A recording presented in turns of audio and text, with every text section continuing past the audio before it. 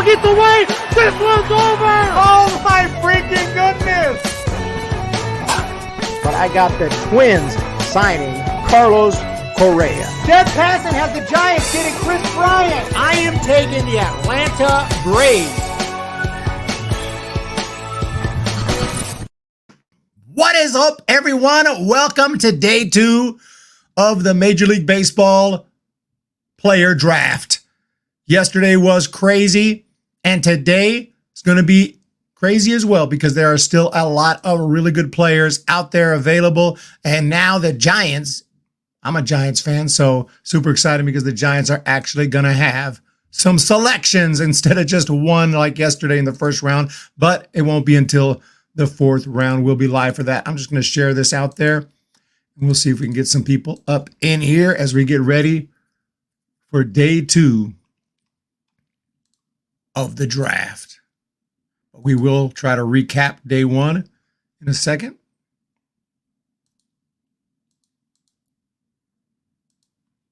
Just going to share this out there.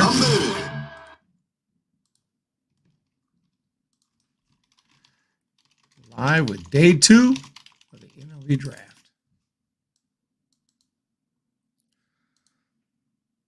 All right, we got Logan, of course. Alec, what's going on? Oh my goodness.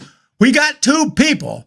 And thank you for jumping in. You guys are going to have to keep the chat. I don't know how many people are going to show up. Actually, last year, quite a few people showed up for day 2, if I remember, here on Hum Baby Prospects.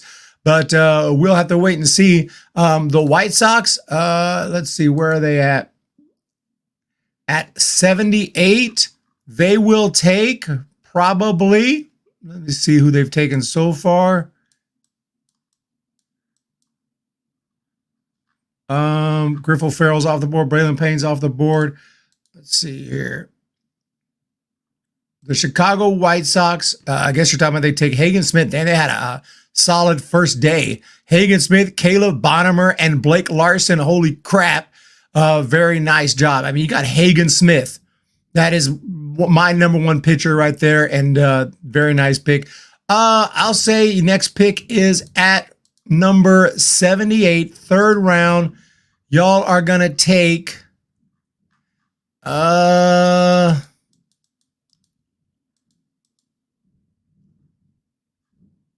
Tegan Coons, pitcher. I'll just throw that out there. High school pitcher.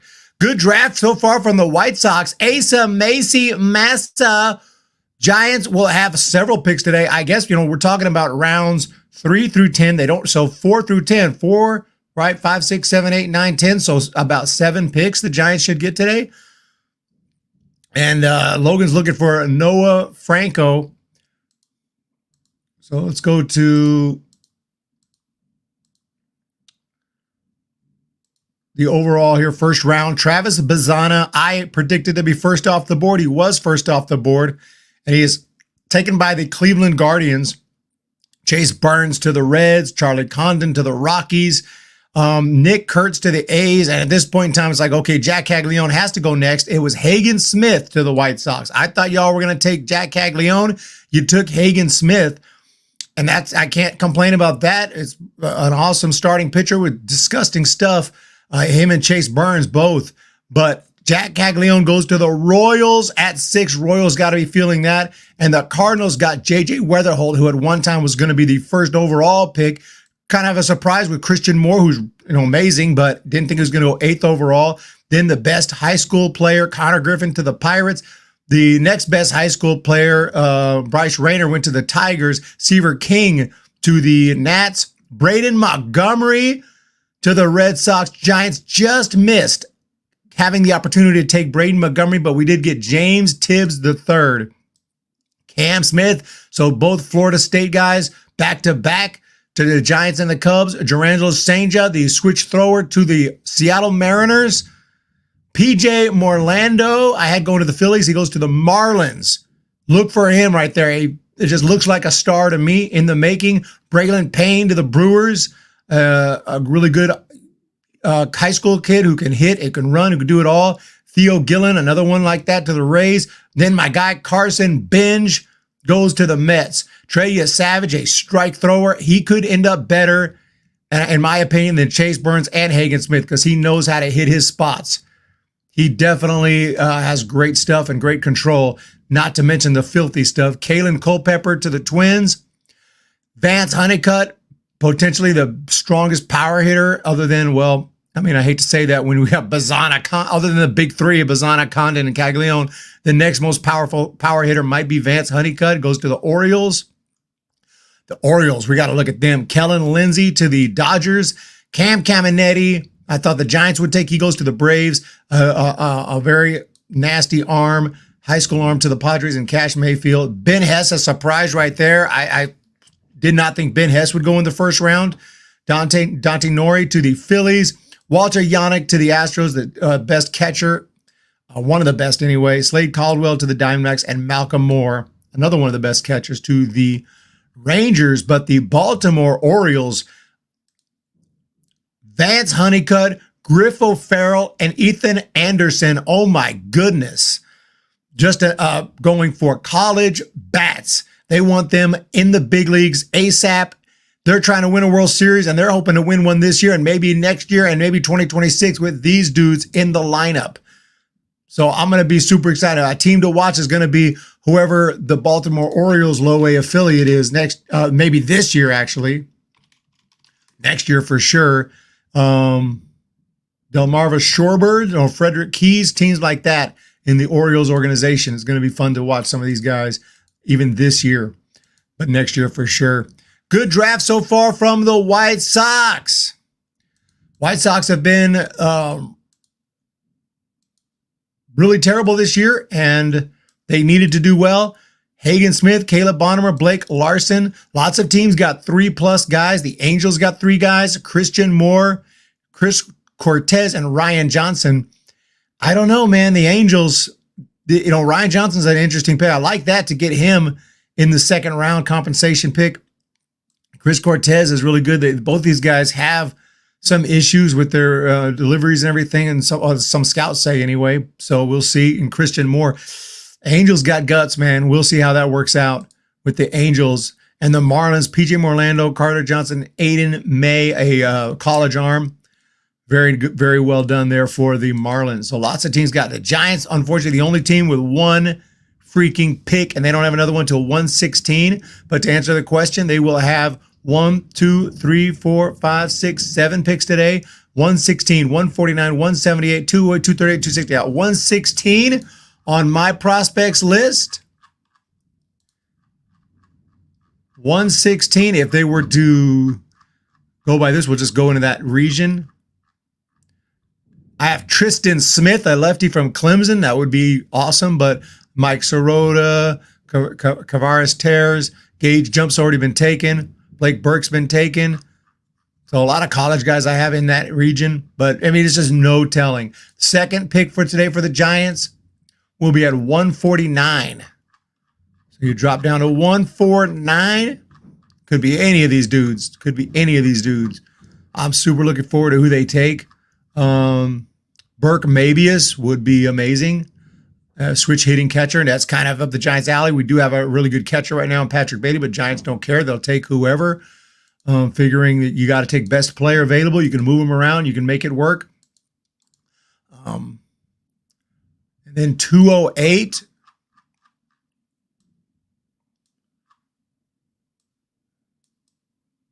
A lot of these guys are off the board down here. Oh, Devin Obie. If we get Devin Obie, oh my gosh. Love his swing. Just a beautiful batting stance. Well, he has my batting stance, so of course I think it's beautiful, but open stance and just a quick cut, and Devin Obie's going to do big things. Whoever takes him, I'm looking and wondering where he's going to go in the draft this year. But Giants have 208 and then 238. That's about as low as my list goes. I got the top 250 here. 238, Anthony McKenzie. Just out of curiosity who I got at those numbers, but doesn't really correlate at all. We'll have to wait and see, and it's going to be interesting. The Giants, we're underway already. Okay. Are we underway already? Here's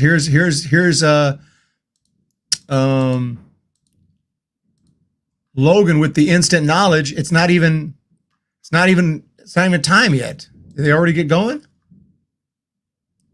How do you know this stuff so, like, genuinely, how do you know so fast? I don't know what kind of information you got, but it's pretty impressive. Joshua Kuroda-Grauer. I did not know when he would be taken, but he's going to the A's. It's one of the, let me bring up the draft board here.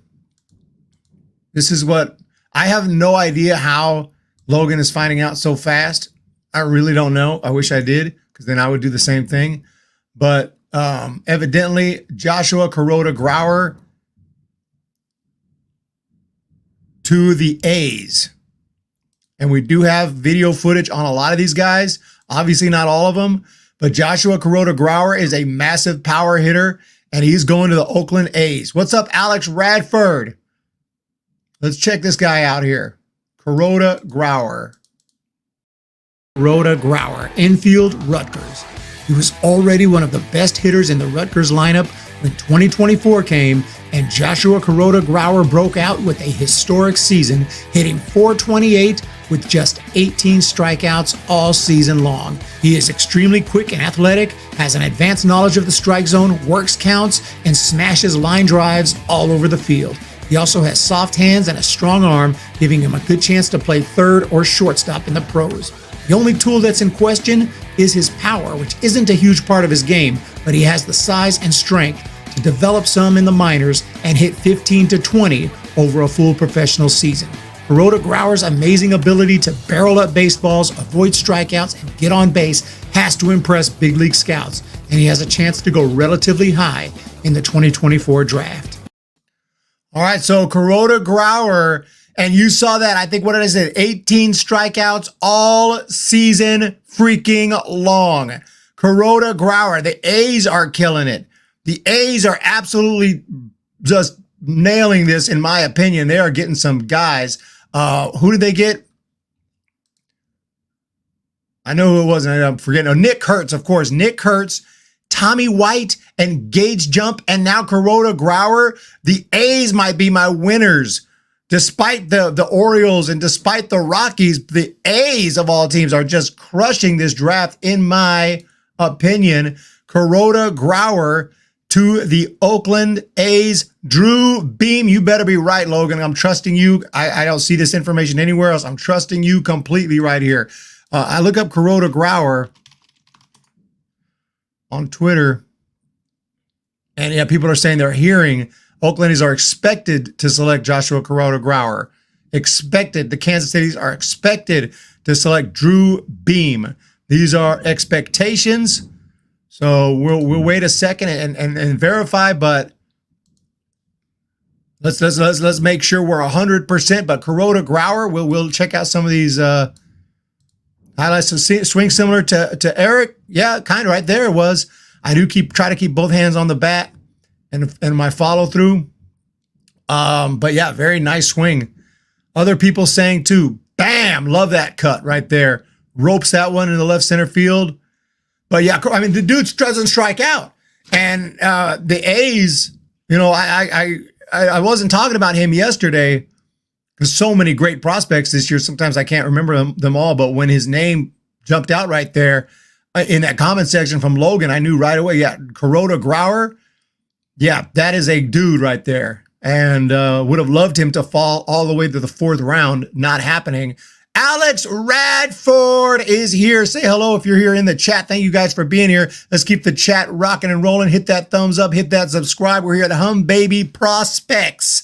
And this is Joshua Kuroda-Grauer, who evidently has been drafted or will be drafted by the A's. It is time, and it is indeed Joshua Kuroda-Grauer. It is official. The Oakland A's have selected him at the 3rd round, pick number 75. Unbelievable. Very nice pick right there from the Oakland A's, and they are killing this draft.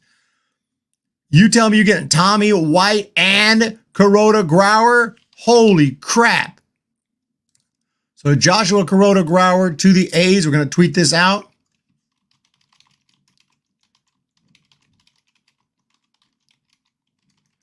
Kuroda-Grauer.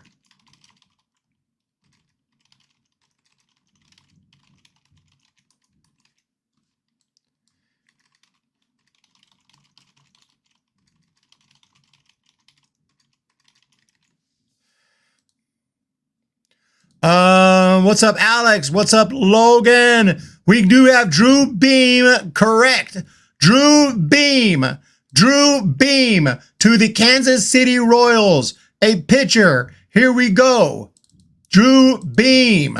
Right-handed pitcher, Tennessee. One of the most talented starting pitchers in all of college baseball over the past 3 seasons has been Tennessee righty Drew Beam, who brings consistency, experience, and lots of physicality with his 6'4", 208-pound frame. In the offensive-heavy SEC, Beam has maintained an ERA around 3 his entire collegiate career with a 23-7 record through 33 starts. His stuff is electric and includes a fastball that sits around 93 to 95, but can hit 97 when he reaches back, along with a solid curve and deadly changeup that he has slowly improved throughout his 3 years at Tennessee. He has an insanely high ceiling and could fly through the minors with quickness, landing in an MLB rotation as early as 2025.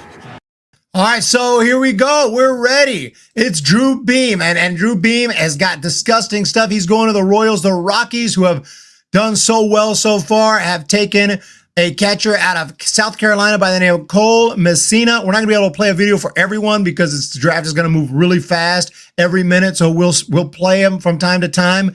But Cole Messina is a catcher who is kind of a power first, power arm, power bat, really excellent defense.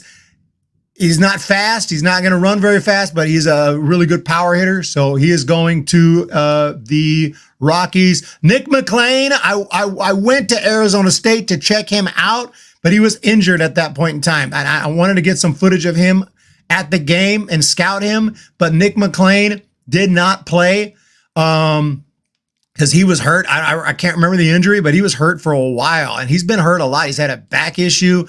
He's had, I think it was some kind of a broken bone. I don't remember, but it was something serious. So he's kind of fallen quite a bit. He's a smaller guy, left-handed hitter. Or actually, he's a switch hitter. But yeah, Nick McLean to the White Sox. I don't know if I love that pick, McLean. Just so many injury issues. Smaller guy. Kevin Bazell to the Washington Nationals. Now, this guy I scouted in person, and he actually played. He played, and I got video footage. Don't I?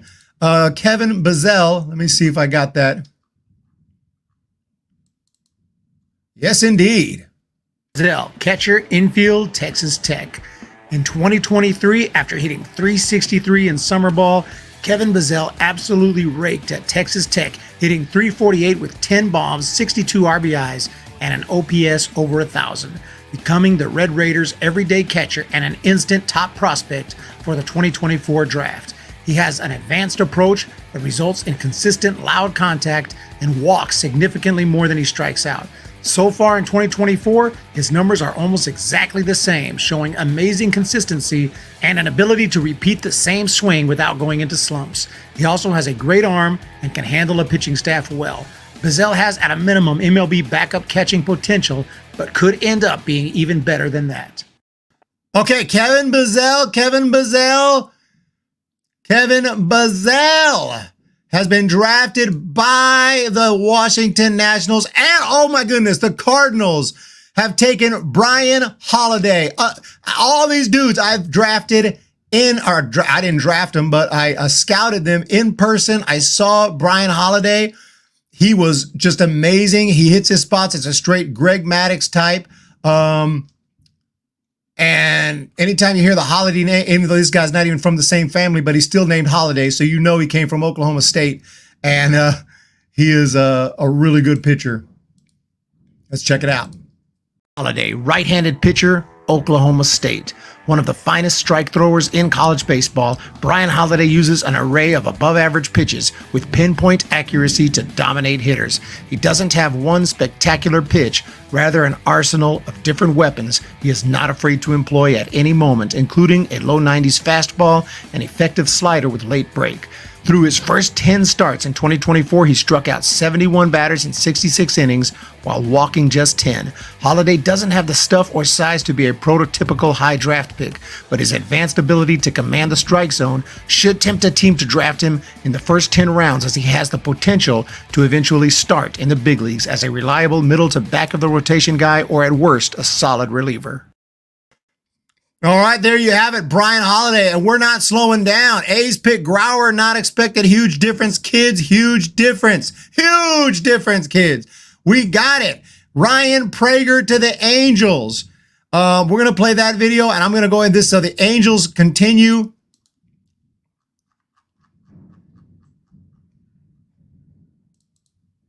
to improve pitching. So let's check out Ryan Prager, and I'm going to tweet out some of these videos. Left-handed pitcher, Texas A&M.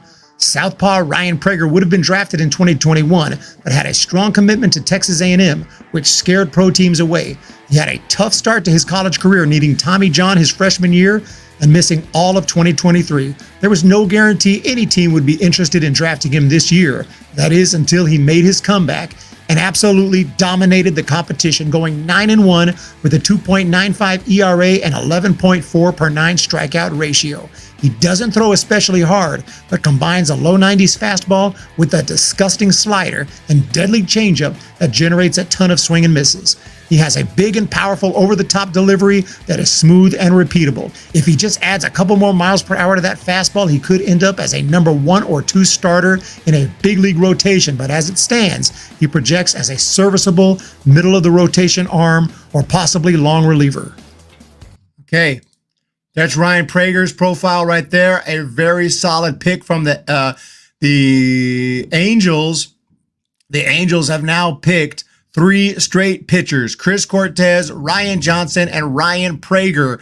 Like I said, I'm a little bit worried about the Angels, their selection. They're really got guts, going for some guys that maybe underslot a little bit. But at the end of the day, these are all really good pitchers right here. Cortez, Johnson, filthy stuff. Prager, you just saw, he can hit 97. And then Christian Moore, really exciting infielders. So it's going to be interesting to see how those guys develop. Joey Oakey to the Cleveland Guardians. Joey Oakey, and we'll recap the last couple as well, but I've been waiting to see Oakey's name.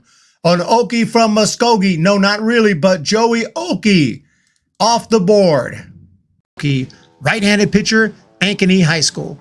Iowa commit Joey Oakey jumped up the draft boards at some of the high school showcase events as he completely dominated some of the best high school hitters. His 96-mile-per-hour fastball and disgusting slider were both basically unhittable. He won the Iowa Gatorade High School Player of the Year award and has a chance to be drafted high enough to consider foregoing college and jumping right into the minor leagues. He might need to further develop his third pitch, the changeup, that he currently doesn't have the confidence or need to use very often. He'll have to implement it more in the pros. He has a decent size with plenty of room to grow and build more strength, with the potential to eventually land as a number 2 or number 3 in a big league rotation. Joey Oakey to the Guardians. Let's recap some of these picks. They're coming in quick. They're coming in hot. So I like this Joey Oakey pick right here. What's going on? The Cali Oakey connection has made it. Logan is here. We have some peeps here. Asa Macy, Alec. So thank you guys for jumping in. 22 people in the stream right now. Jumping back a little bit, I talked about Brian Holliday to the Cardinals, Ryan Prager, Nate Dome to the New York Mets, a right-hander out of Mississippi State, another guy with a premium fastball, premium stuff. He's still working on his changeup. One of those guys just got to get that last pitch going, and he's good. Josh Hartle from Wake Forest. Pitchers. 1, 2, 3, 4, 5, 6, 7 straight pitchers. Holy crap. Josh Hartle to the Pittsburgh Pirates. YouTube user. Love that name. Josh Hartle to the Pirates. So the Pirates are having a pretty dang good draft. Let's check out Josh Hartle. Left-handed pitcher, Wake Forest. Originally projected as a first-round pick, Josh Hartle's draft stock fell a bit after a somewhat rough 2024, in which he went 6-3 with a 5.79 ERA, still striking out 9.8 batters per 9. In 2023, he absolutely shut down the competition, going 11-2 with a 2.81 ERA and 12.3 Ks per nine. He has an array of pitches, including a fastball with sinking action that is very tough to hit, mixed with a slider, cutter, and changeup. Hitters seem to pick up all 4 pitches better this year than last. Still, the stuff is undeniable, and Hartle should be taken in the first 2 or 3 rounds. He could be a big steal if he reverts back to his 2023 form when he hits the minor leagues.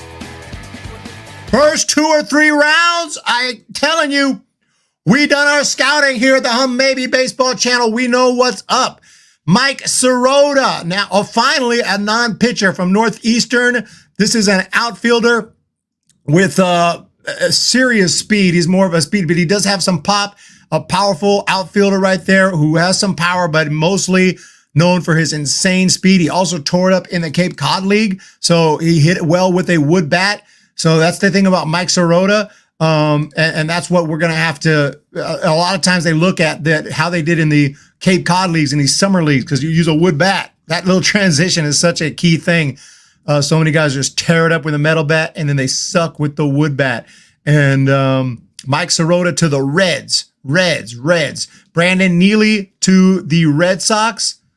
Brandon Neely to the Boston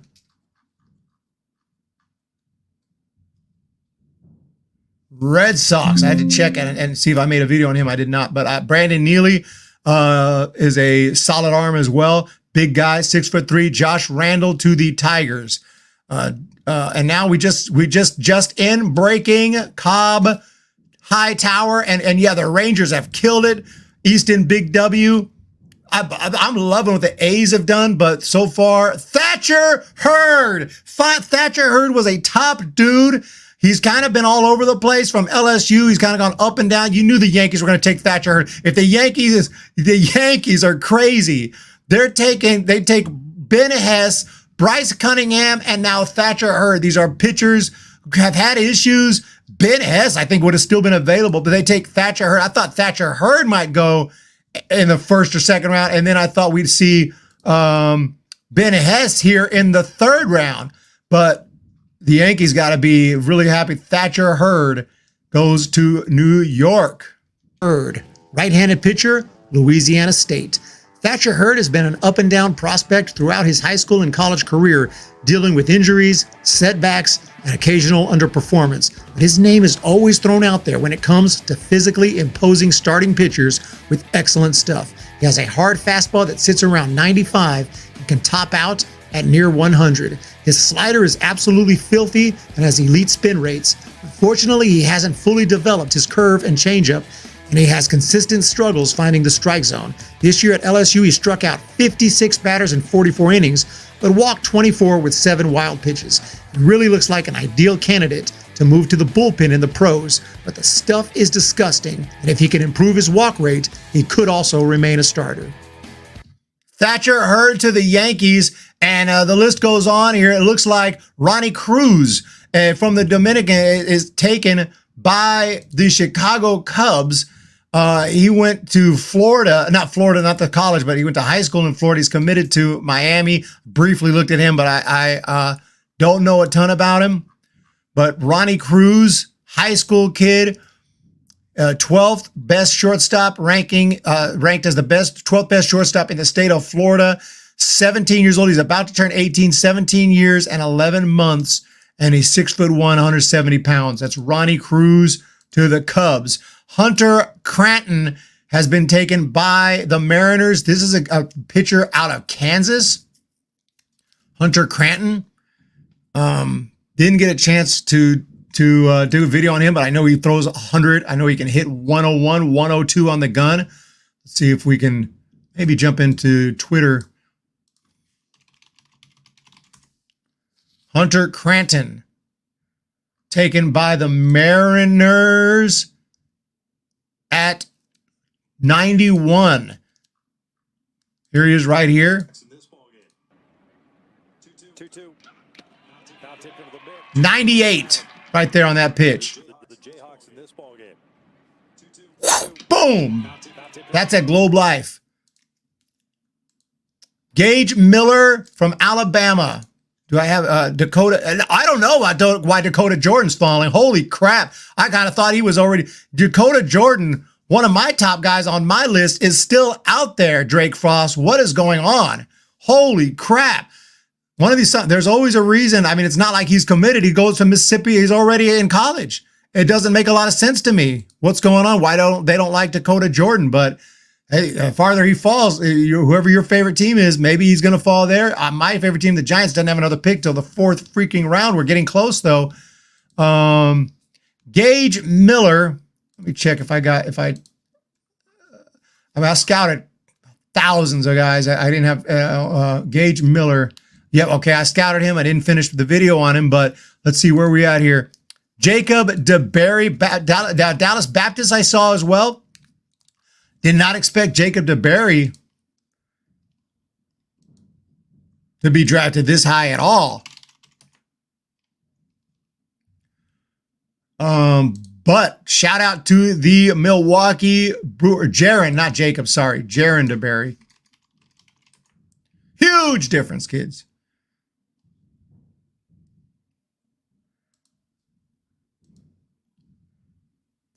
Let's check him out here.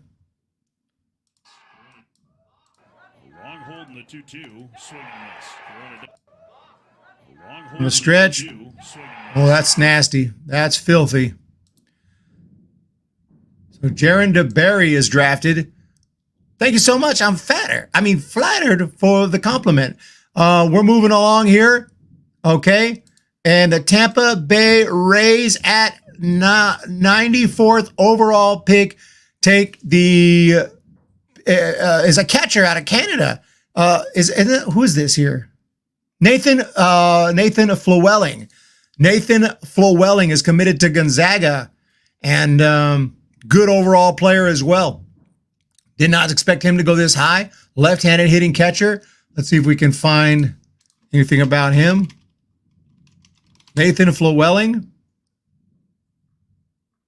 Here he is right here. Here's his swing. Bam!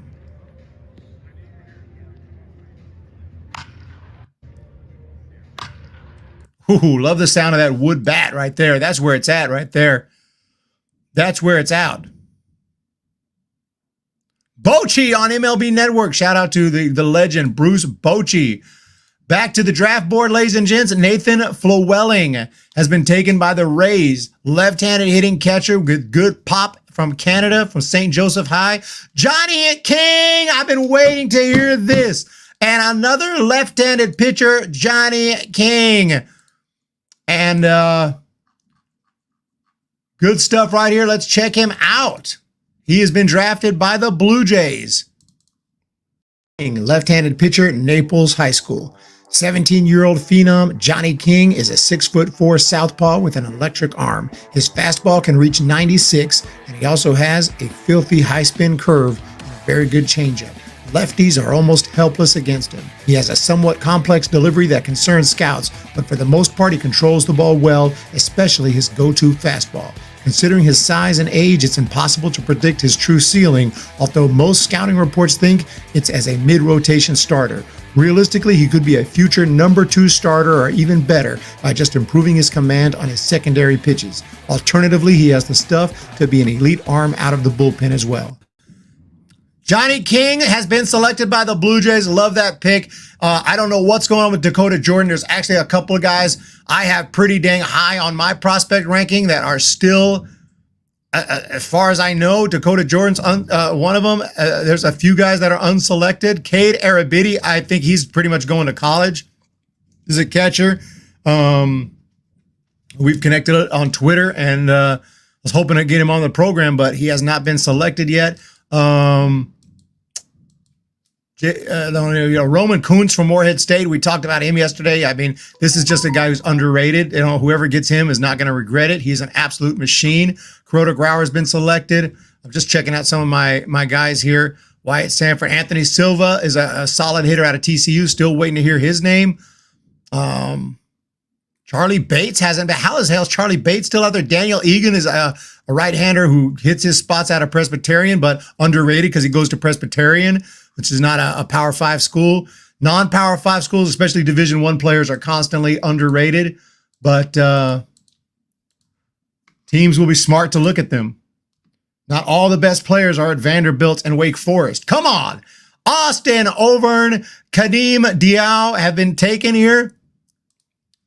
Austin Overn out of USC, 6-foot lefty. Good bat right there. Mainly a speedster. He's one of the fastest runners in all of college baseball. Austin Overn is. William Schmidt, yeah, he's going to college. He's going to college. Noah Franco, where do I have him ranked? 99. 99 on the Baby list out of IMG Academy. What are we talking about again? Chase Harlan to the LA Dodgers out of Central Bucks East High School, Pennsylvania. Now, I did not make it to Pennsylvania. Didn't have a chance to draft him. I watched a few videos on Twitter. I know he's committed to Clemson. I was a pretty tall guy. And just overall, across the board, big, strong, good stuff. Just, not one killer asset, but across the board, a dude can play. Okay, who do we got here? Okay, I saw an Indiana game earlier this year, but this guy didn't pitch. Luke Sinnard. But I know he seems like, I don't recall him having very good stats, but I could be wrong on that.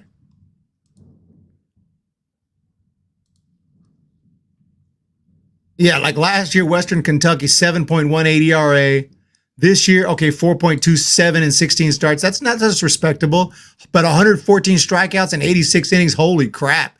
So this guy kind of fell through the cracks for me, but he's got some pretty good stats there at Indiana. Logan, the Cali-Okie, Easton, Big W, Drake Foss. Everybody's here. 29 people in the chat. And Oklahoma, the pride of Oklahoma, John Spikerman at 100 has been taken by none other than the Philadelphia Phillies. Dang it! I wanted this man. Spikerman, outfield, Oklahoma. After stealing 27 bases in 2023, Spikerman was already one of, if not the fastest runners in college baseball when he had a breakout season with the bat in 2024, hitting .368 with a .971 OPS. He smashed 12 doubles and 4 triples using extra strength he built in the offseason. Spikerman struck out just 25 times in 190 plate appearances and also played excellent defense, although his arm strength is about average. He hit only 8 home runs throughout his college career, but has the size and bat speed to develop more power in the minors, although speed and hitting for average will continue to be his main strength. He has the tools to be a potential leadoff hitter or versatile fourth outfielder at the MLB level someday, although it will all depend on how he can handle the bat against professional pitching. Congratulations to John Spikerman, the first player from OU off the board. And that is very nice. Ryan Forcucci, UC San Diego, a great arm. And now finally from Presbyterian, Daniel Egan. We got to play videos on these dudes. These are my dudes right here. My dudes are falling off the board. I wanted Egan to fall to the Giants. I was hoping Forcucci might not happen. And there's still some guys. But let's check out Ryan Forcucci, a great arm, a big guy. From UC San Diego. Very nice pick right there from the Astros. Forcucci, right-handed pitcher, UC San Diego. Forcucci entered the 2024 season as the Tritons' opening day starter. He was fantastic in 23, striking out 11.6 hitters per 9 coming out of the bullpen and starting. Has a fastball that can touch 97, but usually sits around 93 with late life and multiple off-speed pitches that keep hitters off balance, including a deadly changeup and slow curve he can drop in for a strike at any given moment. His slider is also a go-to weapon that misses a ton of bats. He started 2024 strong with a 2.16 ERA through 5 starts this season until it ended early due to an injury. He has had some injury concerns in the past, including back issues, and hasn't gone further than 6 innings. Still, many draft scouts love his stuff and clean delivery, although he might end up in the bullpen at the higher levels. Ryan Forcucci, and the other guy that just got taken is Daniel Egan. Egan goes to Presbyterian. Presbyterian is like literally nobody gets drafted from there. I mean, nobody who's gotten drafted has made it to the big leagues. The last time somebody from Presbyterian actually pitched to the big leagues, I think was the 1950s. I think I talk about it here in this video that I made from my man Daniel Egan. I was hoping he would get drafted, and he has been drafted. Daniel Egan, let's go! Right-handed pitcher, Presbyterian.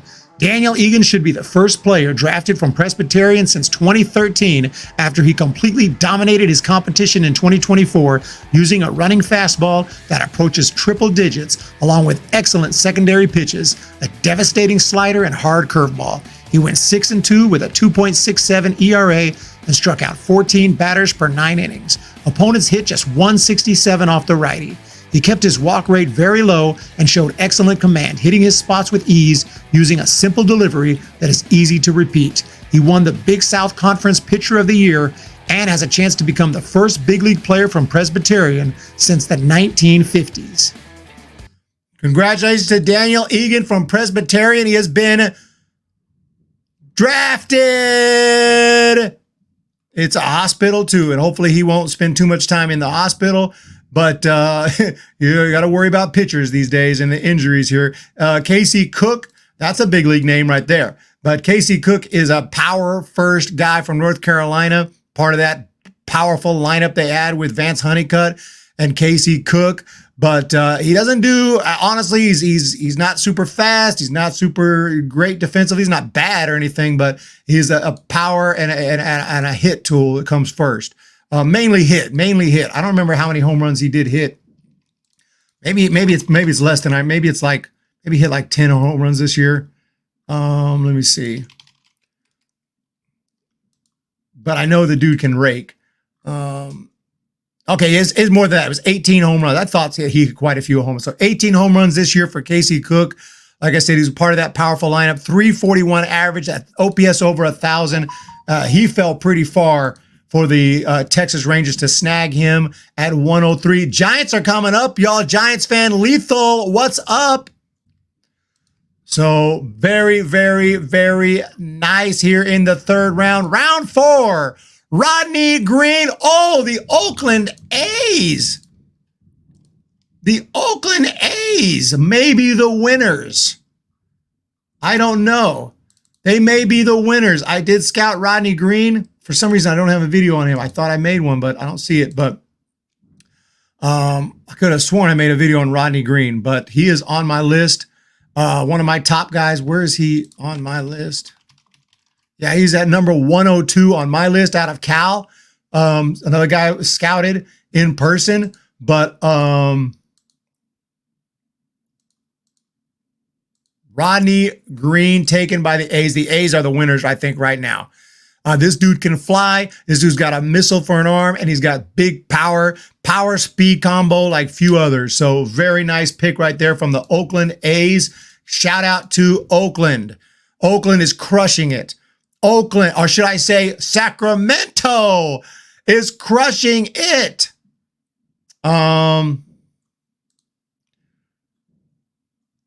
This guy I know about as well. LP from Louisiana Lafayette, but I can't remember how to pronounce his name, and I don't want to butcher it right now, but I looked at him as well, and I thought I made a video on him, but apparently not. B, C, D, F, G, H, I, J, K, LP Langley. No, I have a folder for him, but I didn't make the video. What's up, Lethal? The Rangers so far. Blake Wright, by the way, to the Rockies, a perfect Rockies name right there. Ryan Campos to the St. Louis Cardinals out of Arizona State. Scouted in person, love this dude, great guy too. He's a nice guy, but that won't cut it if he don't rake in the minors and the big leagues, and I think he will. Ryan Campos, awesome dude and a great player from Arizona State. To the Cardinals, Arizona State.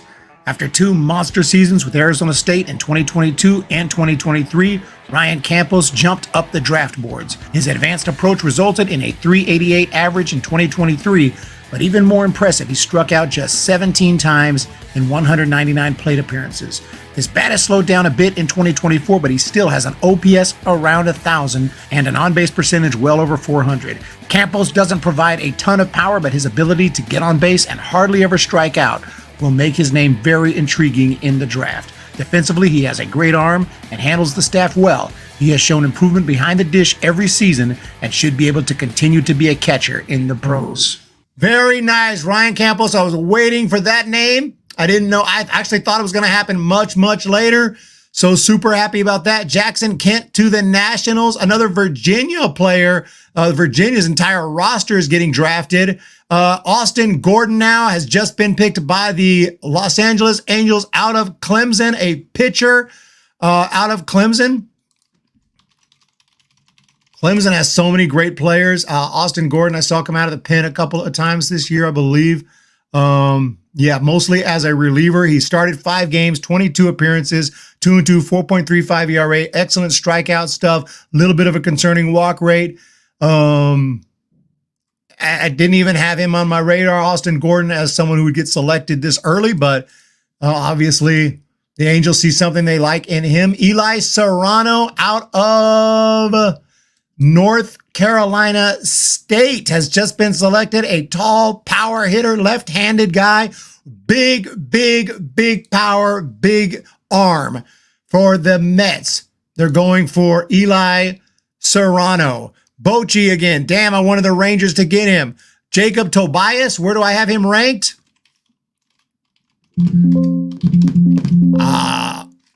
Evidently. Did I not put him on my list? He didn't make my top 250? Tobias, no. Tobias did not make my top 250, evidently. Maybe I fell through the cracks on that one. Eddie Renders has been selected out of Wisconsin Lutheran. Wisconsin Lutheran.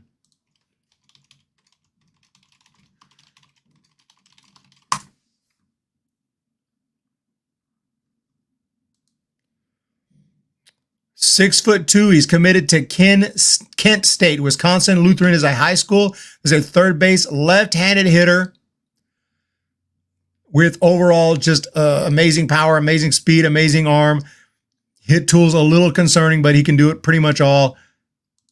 Just an all-around talent right there. So some of these guys are still, I'm just waiting for them to fall off the board. What is up with Dakota Jordan? Can someone explain that? I wonder if they're talking about it on Twitter. Like, is Dakota Jordan hurt?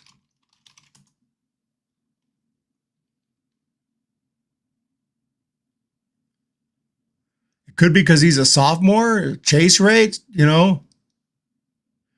Yeah, like Brandon Weatherspoon on Twitter says, no way Dakota Jordan fall that far in the draft. He's 10 times better than some of the people that are being picked at this point. I mean, genuinely, the best player still on the board entry day 2 has to be Dakota Jordan. Bat to ball ability, overall hit tool, the obvious flaw, but it's plus raw. And he does hit. He doesn't even strike out that much. Maybe while I'm talking, he's been drafted, but what's wrong with Dakota Jordan? High whiff rate, sure, but the athleticism and power has to be enticing. You know who else had a high whiff rate? You know who else has a high whiff rate? My friend Aaron Judge.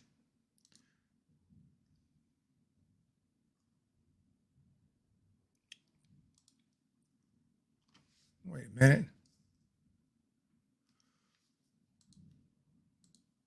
We got another guy off the board here. It is the Cleveland Guardians.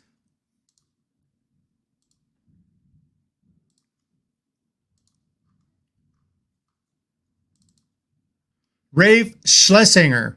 I thought I made a video on him because I have it, but I don't have it. Out of Miami, and then Michael Massey out of Wake Forest. Michael Massey, not the current big leaguer. Isn't there a current big leaguer by the name of Michael Massey? This is a different Michael Massey. Massey, right-handed pitcher, Wake Forest.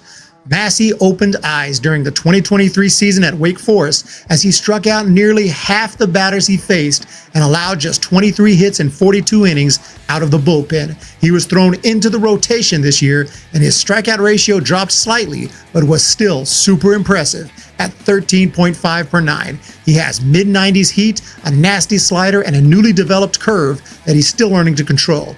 Massey is an aggressive pitcher who attacks hitters, but because he struggled to go too deep into games and has harder fastballs and more strikeouts as a relief pitcher, he might end up back in the bullpen in the pros, but that stuff is nasty and certainly good enough for some team to draft him in 2024, and it could be in the first three rounds. Logan Maxwell, I saw play. I saw him play. He didn't make my top draft list, but he definitely did some damage. When I saw him, I think I have some video footage of Logan Maxwell, but from TCU, right? Is that the one you're talking about, from TCU? I saw him play in a few games earlier this season in person. He had a couple of hits, no home runs or anything. Actually, he didn't do particularly great in the series I saw him, but he did get a couple of hits, and I liked his swing. Now he is the judge. Whiff rate. What's going on with Dakota Jordan? Zach Earnhardt, OSU. And now the Giants the Giants said, we are not playing. Dakota Jordan to the San Francisco Giants. I was about to hype it up and it just popped up. Ladies and gents, the Giants are like, what's going on? You guys got something, a problem with this man? Well, we'll take him if you don't want him. Holy crap. Dakota Jordan has fallen all the way to the San Francisco Giants. Dakota Jordan has fallen all the way to the San Francisco Giants in the 4th round. Dakota Jordan, outfield, Mississippi State. A top prospect out of high school, Dakota Jordan went undrafted due to his strong commitment to Mississippi State, where he absolutely raked for 2 seasons, including a 2024 in which he smashed 20 bombs with a .354 average. His bat speed is off the charts, and he has made massive improvements in his plate discipline, improving pitch recognition and walk rate. Jordan will still occasionally chase breaking balls out of the zone and strike out a little too much, but the upside is insane, and he can absolutely crush a baseball like almost no one else, despite all the amazing hitters in this year's draft. He's also a very fast runner as a former wide receiver, although he hasn't stolen a ton of bases. His defensive chops have improved, but still need some work, and he has an average arm. But Jordan will definitely get drafted for his bat, and it might be in the 1st round. It might not be, though. 4th round. The San Francisco Giants have done it. They have done it. Oh, my goodness. Michael Massey to the Tigers. Zach Earnhardt, which we have video on. We'll check out in a second. Dakota Jordan, Peyton Stovall, and Tyson Neighbors. All these guys I scouted. All these dudes.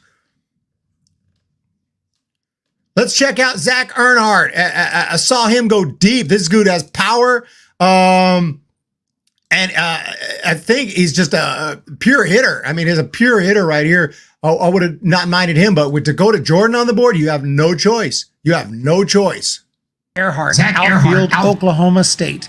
Originally a top high school prospect after hitting .438 with 3 home runs, 12 doubles, 21 RBIs, and 26 steals as a senior, Zach Earnhardt became an instant force for Oklahoma State in 2021. He could hit like few others, but this year, he's also been showing major pop to accompany his blazing speed and elite defense. Earnhardt crushed 10 home runs in the Cowboys' first 40 games in 2024 with an OPS over 1,000. He rarely strikes out and can work plenty of walks, providing an on-base threat with power every time he steps up to the plate. Earnhardt will likely be available in the later rounds and could be a big steal for a team looking for a potential leadoff man with pop who has true 5-tool talent. All right, we gotta get up to date here. So Zach Earnhardt is gone to the Red Sox. Dakota Jordan to the Giants. Peyton Stovall to the Reds, and Tyson Neighbors to the Padres. I have videos on all these dudes right here. This is the sweet spot in the draft right here. I'm loving what I'm seeing here. But let's check out. So we saw Zach Earnhardt. Zach Earnhardt to the Red Sox. Dakota Jordan has got to be the biggest steal so far of the freaking draft. Definitely the best top player who fell the farthest, and the Giants had the guts to go for him. Not to say, oh, no one else is taking him, so we're not going to take him. No, we take him. Dakota Jordan. Peyton Stovall, second baseman to the Cincinnati Reds. Peyton Stovall. And then we have Tyson Neighbors, a pitcher out of Kansas State. I checked him out as well this year. Tyson Neighbors out of Kansas State to the Padres. And then Gage Zeal out of Miami. The Yankees are taking some interesting picks for sure. Thought I heard my phone ringing. I think it is.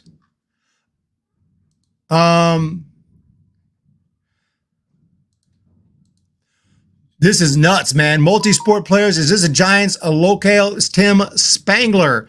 I'm a Giants fan. I talk Giants. I do Giants post-game shows over on the Hum Baby baseball channel. But we do talk all baseball, and I follow all things baseball. We'll have another pick, though, coming up here, but we definitely focus on the Giants here. Ty Southasine from Basic High School. He has been drafted by the Chicago Cubs out of Nevada. That's a shortstop. Little bit older guy, 19 years, not older, but older high school for high school standards. He's 19, a smaller guy, but all around good player, super fast guy, committed to Tennessee. The Cubs go with that. Josh Caron. This is crazy. I totally forgot Josh Caron is still on the board from Seattle. Or not from Seattle. He's going to Seattle now. Now, I did scout him. So let's check out Josh Caron, who has been taken here by the Mariners. Josh Caron, Nebraska. Throughout his 3 seasons at Nebraska, Josh Caron has only improved to the point that he is one of the most impressive college catchers available in the draft. At the plate, he consistently barrels up the ball with impressive exit velocity, resulting in a .308 average and 16 home runs this season. Caron is fantastic in the clutch and set a league record with 6 home runs in 6 games in the Big Ten Conference Tournament. He has some swing and miss in his game, but walked enough to achieve a .388 on-base percentage. Behind the dish, he is above average defensively, but is definitely an excellent blocker and has a powerful arm, although he's still improving with his accuracy. He can also play some outfield if needed. If Caron's bat plays in the pros, he can move through the minors very quickly and become at least a reliable backup catcher in the big leagues. Okay, Josh Caron. Anything but a Caron. Josh Caron. What do we have here? Fenwick Trimble. This must be...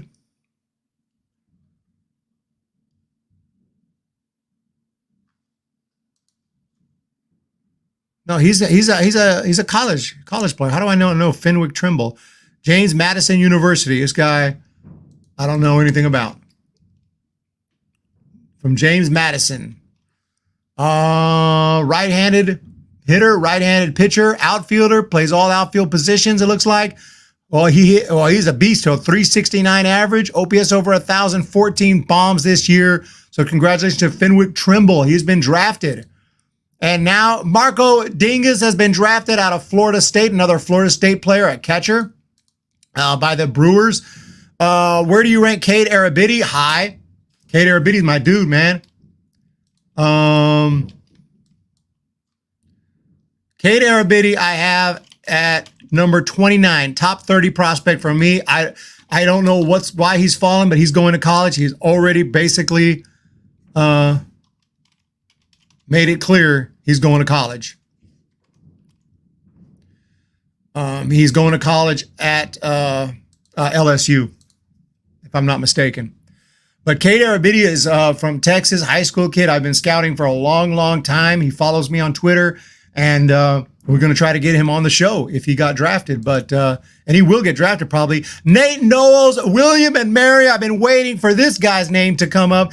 Tampa Bay Rays know how to draft, and they know how to draft guys who are just very mechanically sound, very solid arms that don't go too crazy, don't have a too wacky. There's somebody that they can just bring up and is reliable at all levels. And Nate Knowles. Is this the right video? Right-handed pitcher, William and Mary. William and Mary righty Nate Knowles was a solid starter, but after converting to a reliever, he put together an outstanding 2024 season, going 8-3 with a 2.48 ERA and a 12.6 per 9 strikeout ratio out of the pen. He has a variety of pitches, including a fastball that can touch 95, a hard cutter around 90, and a 70s curveball. He can go into bouts where he struggles with control, as he walked 39 batters and hit 11, which is the reason his 2.48 ERA wasn't even better, as Knowles allowed just 50 hits in 80 innings.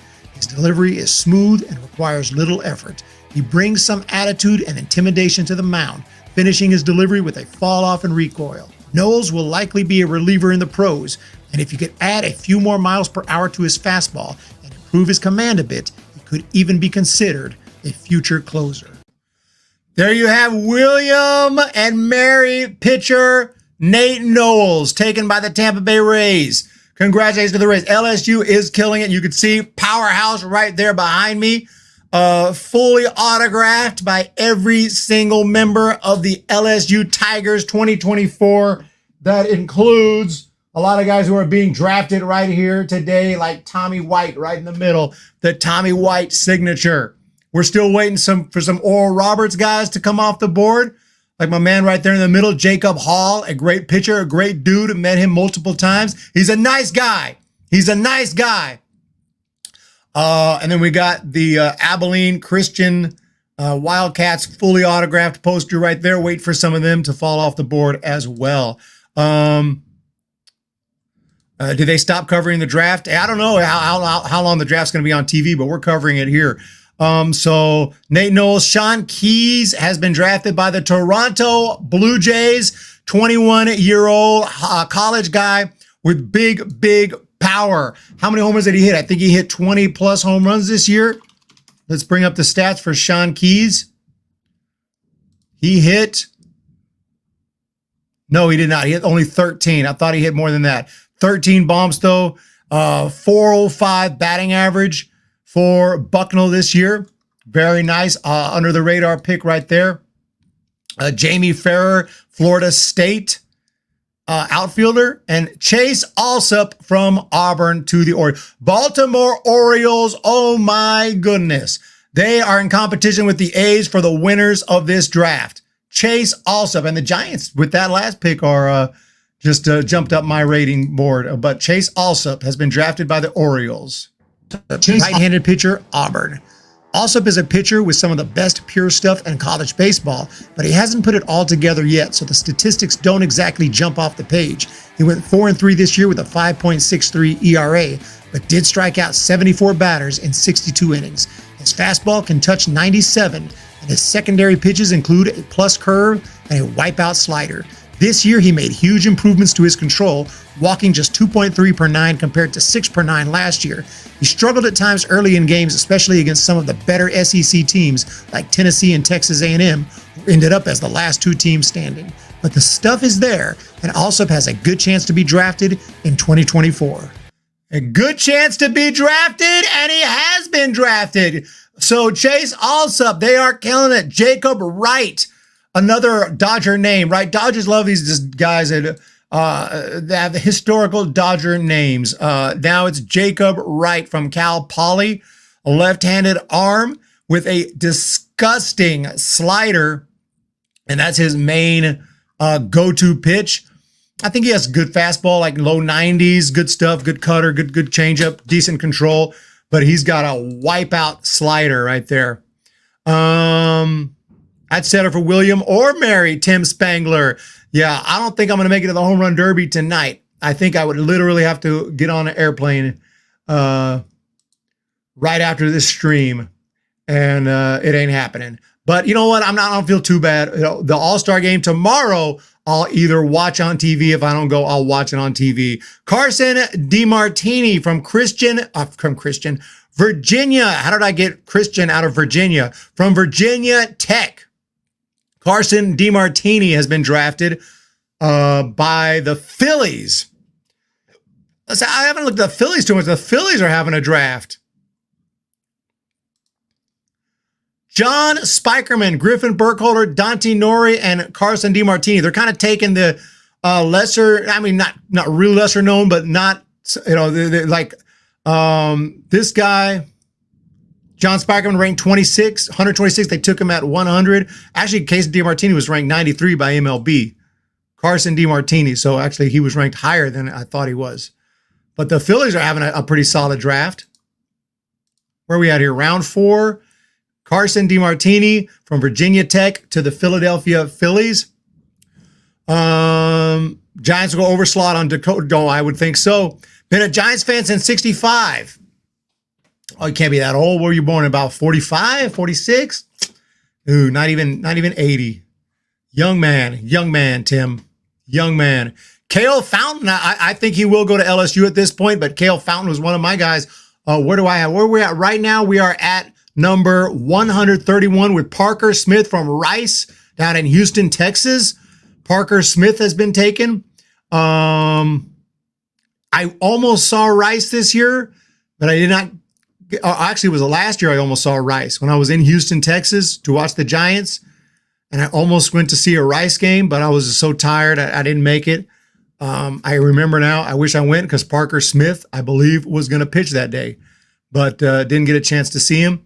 Titus Sissel out of Francis Howell High School in Missouri has just been drafted. This is a switch hitter right here, shortstop. Didn't get a lot of chances to see him in some of the big events you would have had to go to because all those like high school games, and I didn't see him play. So you'd have had to actually see him in an actual high school game, but I have heard good things about him, especially his speed and arm. But, I always worry about the hit tool with some guys who are like, he's so fast. He's a 5-tool talent. He's electric. You got to be able to hit. If you can't hit, I'm not saying he can't, but I didn't hear about how well he could actually hit. Because if you can't hit, you got no chance.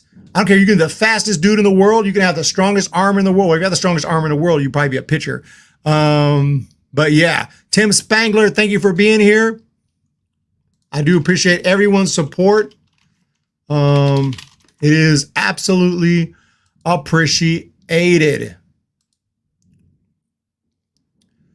We have David Hageman from West Virginia to the Texas Rangers. Any thoughts on Barbary? Yeah, Jackson Barbary from, I think he's committed to Florida, all around absolute machine. He's the best high school pitcher in the state of Georgia. I don't know what's going on. He hasn't been selected yet. He's got a fastball. It sits in the mid 90s, can touch 100, and we should see. But he'll probably be going to. I imagine he'll be going to college. If you get drafted too late, some of these guys they go to college. I personally go pro. First chance I get. But we can live and look at Barbary. Right here, has not been drafted yet. Ranked 99 from MLB on MLB's list. Jackson Barbary. Still waiting on him. Still waiting on his name to be called. Are we in the 5th round now? No. Are we still in the 4th round? Where are we at? 4th round compensation? What's going on right now? Okay, Kavaris Terrors is on my list. Clark Candiati from Arizona they're both on my ranking right here. So 2 good picks right there from the San Diego Padres. They got 2 consecutive picks, and they went for an outfielder, a college outfielder, and a college arm in Clark Candiati. And yes, we recognize that name, longtime baseball fans, from the Dodgers knuckleballer.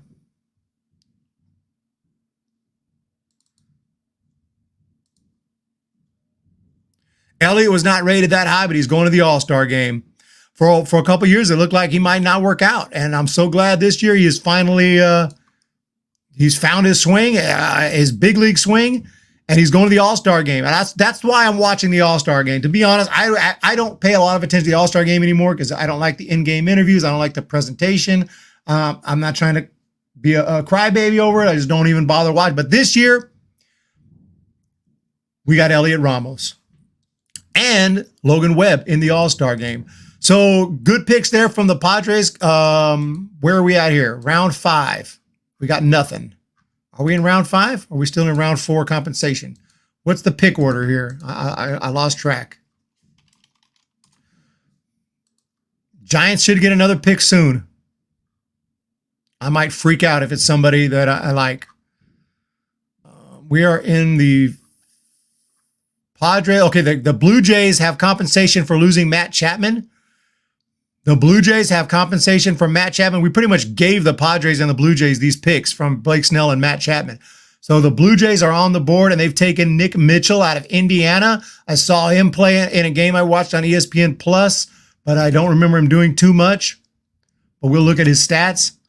Nick Mitchell has been drafted out of Indiana. I watched an entire Indiana game on ESPN Plus earlier this year. I remember Nick Mitchell playing. He didn't do much that game.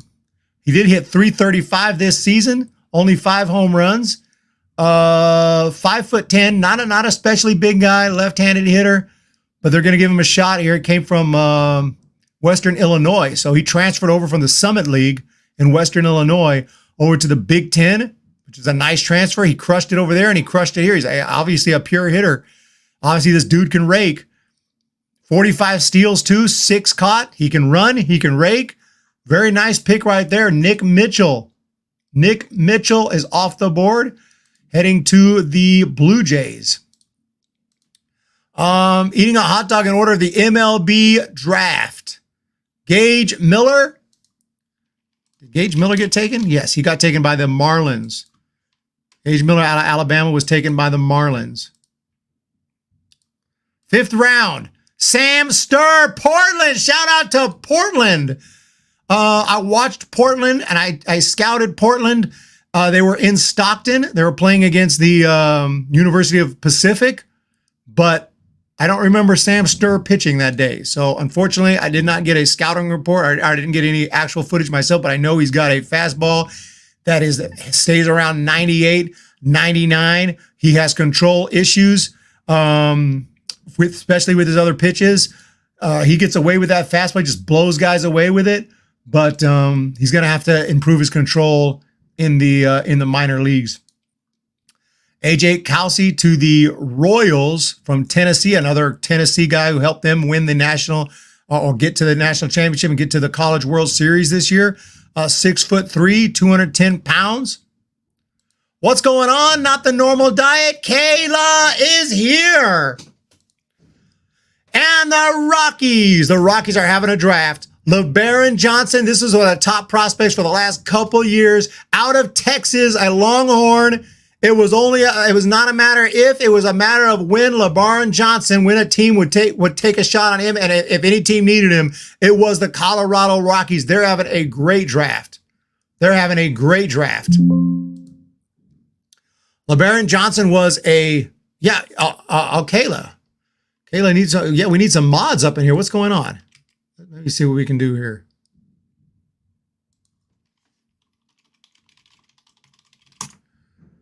LeBaron Johnson has been a top prospect for, it seems like a couple years now. Last year, and he fell in the draft. He went back to college.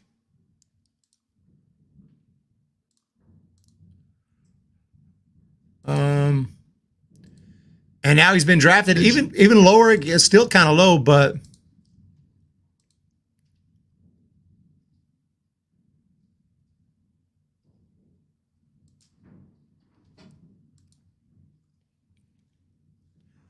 we have the meat, Arby's. Sam Antonacci. This dude is one of the most pure hitters. Sorry for screaming. One of the most pure hitters in baseball. But he went to a smaller college for a while. It might have been D2, but I don't remember. Or maybe it was just junior college. I think it was actually like D2 junior college, like a real small school. And Sam Antonacci ends up transferring to Coastal Carolina and has continued to rake there. And that's when teams started to notice him. And the White Sox take Sam Antonacci as the 140th pick in the 5th round. Watch out for this dude. He's going to move. He's going to get to AAA. I can guarantee that. I don't know if he'll get to the big leagues, but Sam Antonacci will get at least to AAA. And if he keeps raking there, he will make it to the big leagues. I believe he'll be a minimum AAA player and possibly a big leaguer and a good big leaguer at that. Sam Antonacci. Infield, Coastal Carolina. Sam Antonacci was one of the best players in his division in 2023, but because it was a Division II junior college division, he didn't get a ton of draft hype. Still, his numbers, which included a ridiculous .515 batting average and .618 on-base percentage, forced D1 teams to notice, and he transferred to Coastal Carolina, where he absolutely raked, hitting .367 with an OPS over 1,000. He is a master at waiting for his pitch, never chasing, and absolutely crushing the baseball when he decides to swing. He walked 50 times this year and struck out just 40. He doesn't hit too many home runs, but with that type of production and on-base ability, he won't need to. He can play all over the infield and also handle himself in the outfield if needed. His defense and speed are good, but nothing extraordinary. He'll be drafted for his amazing bat-to-ball skills and could end up being a leadoff man in an MLB lineup. Sam Antonacci is so glad to hear that he has been drafted by the White Sox. Giants are coming up soon. Randall Diaz out of Indiana State, a shortstop, has been drafted by the Nationals. Braden Davis out of Oklahoma, a pitcher, has been drafted by the St. Louis Cardinals. And Dylan Jordan out of Vieira High School in Florida has been drafted by the Angels. When are the Giants coming up next?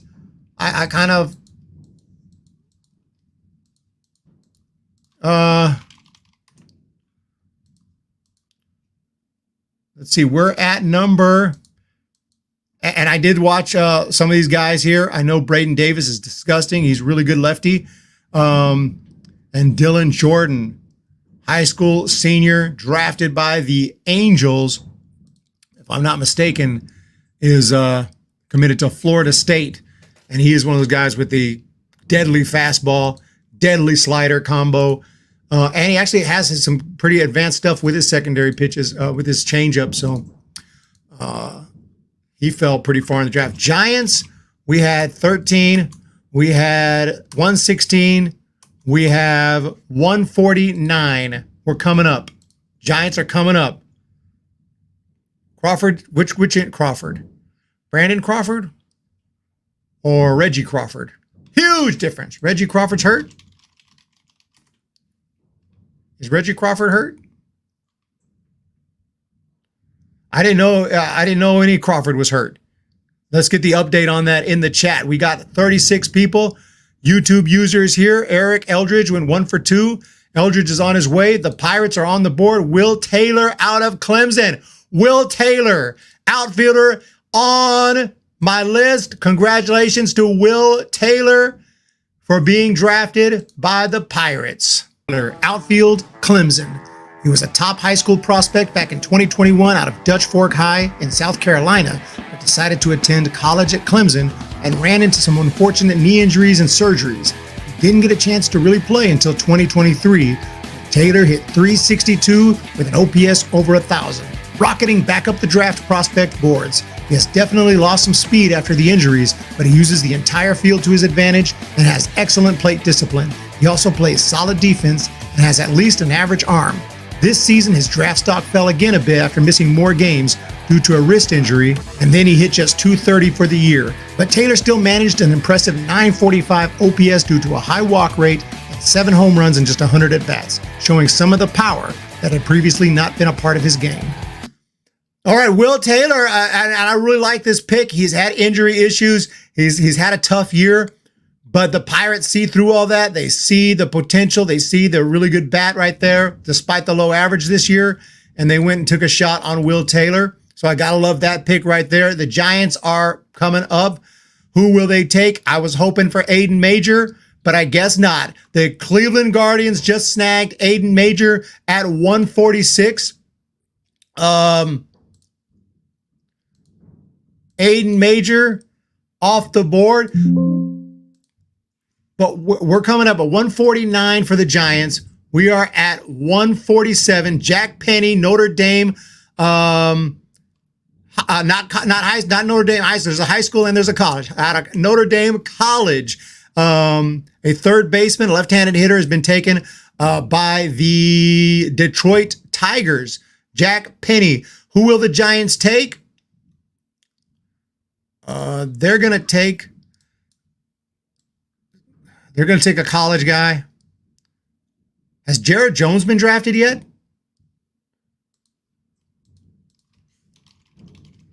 No. Jared Jones out of LSU. Let's go with that guy. Let's go with that guy.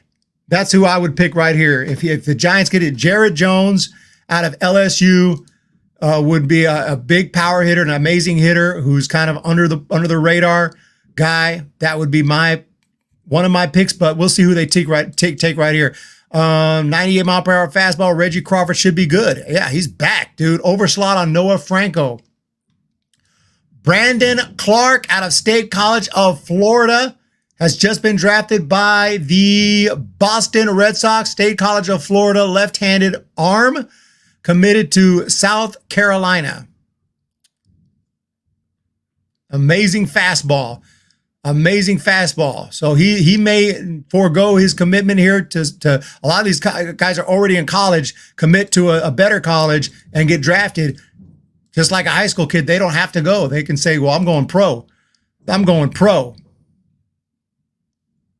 Tim Spangler, the Karaoke Giants on the board. Jacob Christian out of the University of San Diego. And I don't know. I know who this is. I know who this is, ladies and gentlemen. And I have a folder for him. I have information on him. I watched video on him. I didn't make a video, unfortunately. But Jacob Christian is another big guy, right-handed hitting outfielder. We're going for outfield. We're tired of not having power hitting outfielders. So this is a super power bat. Let's check him out. Jacob Christian is on my list. I found this dude when I was looking for power hitters, and he can hit everything. Check out this swing right here where this pitch is. Wait a second.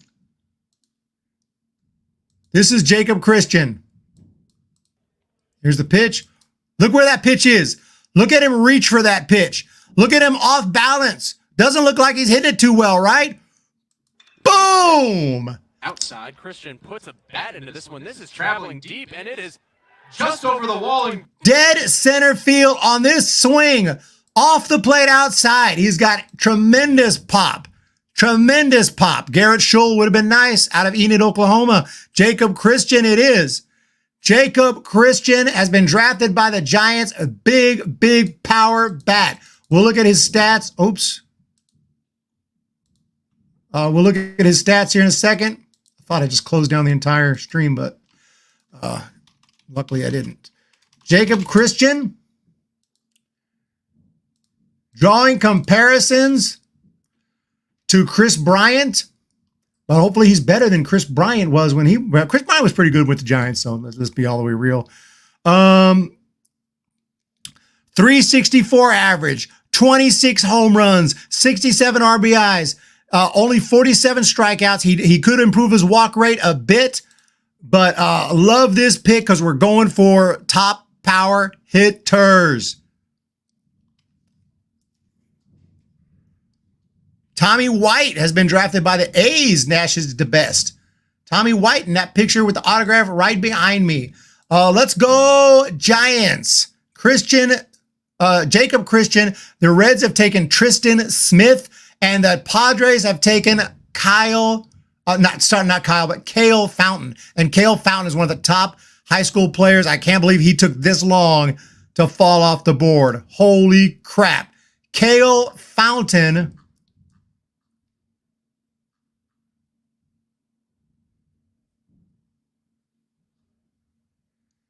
Kale Fountain to the Padres.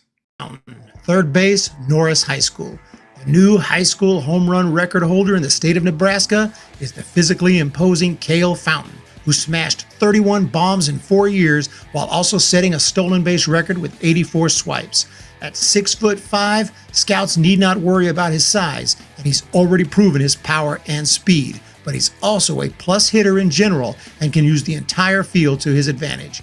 Fountain has a strong knowledge of the strike zone and can work a walk if he doesn't get his pitch. Defensively, he has a plus arm and fields his position well at third base, but will also likely play some first base and maybe even outfield in the pros.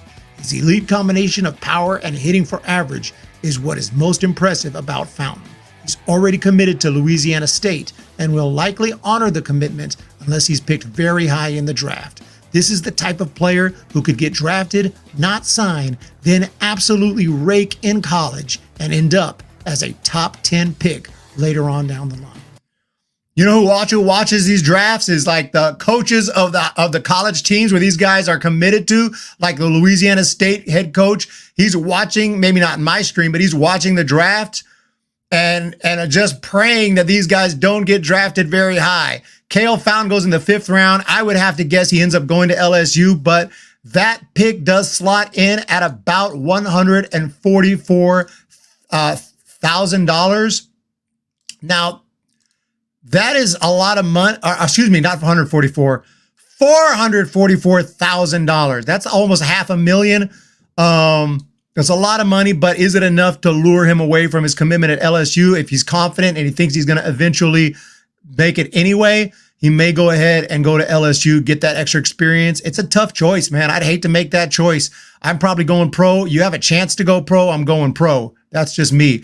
Grayson Carter from Vanderbilt, a pitcher to the Yankees. Ariel Armas, a catcher from the University of San Diego, has been selected by the Chicago Cubs. Charlie Bielenson, it's Charlie Bielenson from Duke, has been drafted by the Mariners. Charlie Bielenson is an awesome pitcher, a great relief pitcher out of Duke University, and Grant Shepherdson from Mountain Vista High School of Colorado to the Marlins. Let's check out, we don't have time to play all these. I got videos of most of these guys. Charlie Bielenson, though, very nice pick right there out of Duke. Let's check him out. Bielenson, right-handed pitcher, Duke. After 3 years at Brown with limited opportunities, reliever Charlie Bielenson transferred to Duke and thrives, taking over the closer role in 2024 and saving 12 games with a 2.01 ERA and 92 strikeouts in 62.2 innings. Pitching exclusively out of the stretch, he has a powerful delivery that produces a lively fastball in the low to mid-90s, but he also equips a deadly mid-80s changeup that he throws with a high level of confidence. He can occasionally mix in a hard slider as well to keep hitters off balance. He has improved his control dramatically throughout his college career and walks just 18 batters all season. Bielenson is built reasonably well, although he's not huge, but has enough physicality and strength to get the job done as a mid-innings reliever or possibly a setup guy in the professional ranks. If his changeup is as effective in the pros as it is in college, he could even be a closer. So Charlie Bielenson, I scouted him in person. They're drafting a ton of guys. I also watched Garrett Schull at a high school showcase that had some of the best high school players. And Garrett Schull looked like an absolute machine. Everything he hit was loud. I don't know where he goes at this point. You think he would have been picked by now? Jacob Kamatz has been taken out of Oregon State by the Rays.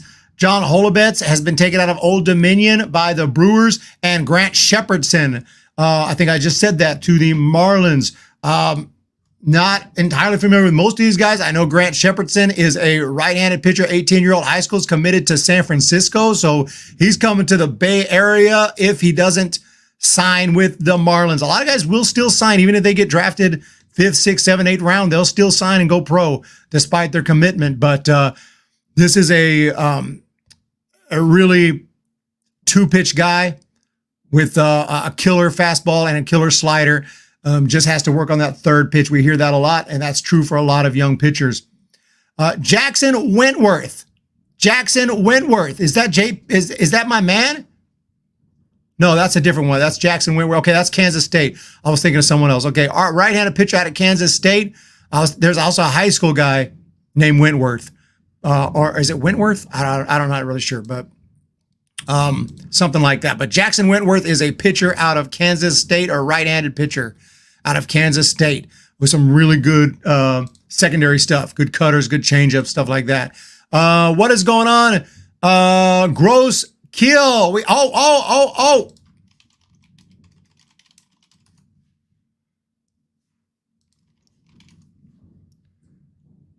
Let's check this out here. I'm sorry. We got maybe Tim Spangler. Nash is the best. Thatcher Hurd's already been taken. Overslot on Garrett Schull. If Giants take Garrett Schull, I'm going to lose my freaking mind. Yeah, Terrence Keel, Atlanta, Georgia, outfielder, utility guy. One of the better outfielders, one of the top high school outfielders in the state. Just waiting not to hear his name. But that guy's an overall talent. I believe he committed to Texas A&M, but you might be a family member. So we should be hearing his name at some point, I hope soon as well. Caden Kendall out of the University of California, Irvine, has just been selected by the Twins. He was not on my ranking. We'll have to check out his stats. Caden Kendall.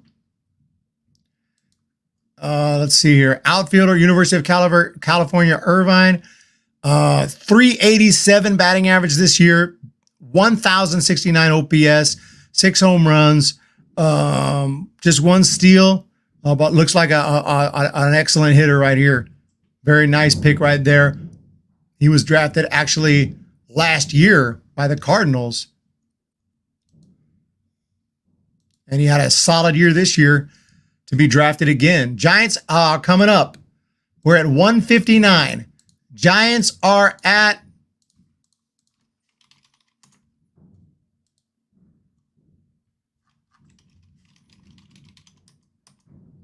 149. Did we pick again? No, Jacob Christian. No, we have not picked again since Jacob Christian. Ryan Stafford out of Cal Poly to the Orioles. Nick Montgomery, high school arm out of Cypress High School, has been picked by the Atlanta Braves. I saw that logo. I almost said Alabama.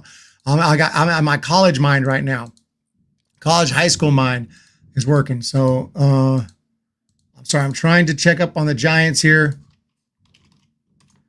and when their next pick is coming. Got a lot of Giants fans in it. Let me know what your team is. We'll check out how they've done so far. I'll give you my opinion on who they've taken thus far. Just let me know their next pick. When is their next pick?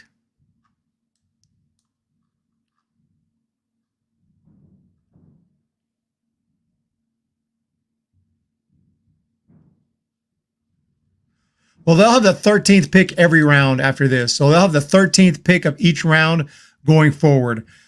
Carter Matheson out of Indiana. Again, I watched Indiana this year.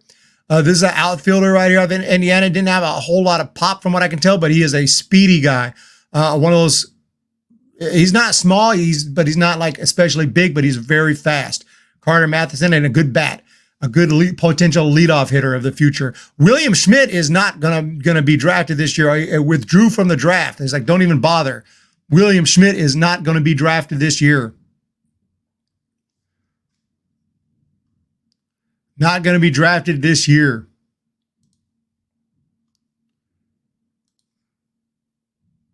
Grant Shepardson is committed to San Francisco. Right-handed pitcher. Committed to San Francisco, University of San Francisco. So he's like, dude, don't even bother drafting me. So we're coming up towards the end of the 5th round, ladies and gentlemen. Cole Hertzler has been drafted by the Houston Astros out of Liberty University, a right-handed arm out of a school called Liberty. This guy has good stuff across the board, but especially a deadly, deadly changeup. And the Astros have taken Cole Hertzler. If we can see Cole Hertzler out of Liberty.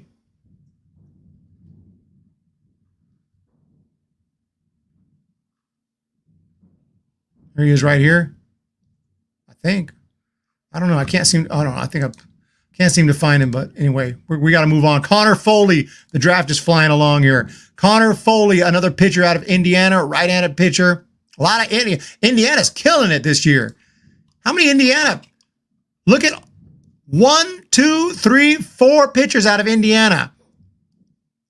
Connor Foley, Carter Matheson, Nick Mitchell, and Luke Sinner. Not 4 pitchers, but 4 players. They are knocking it out the park. Jumping back into round number 5, Connor Foley. William Schmidt's going to LSU. A lot of players are going to LSU. Dakota Jordan was a steal right there for the Giants. I'm glad they had the guts to make that move and not try to be like everyone else. They're like, no one else is taking him.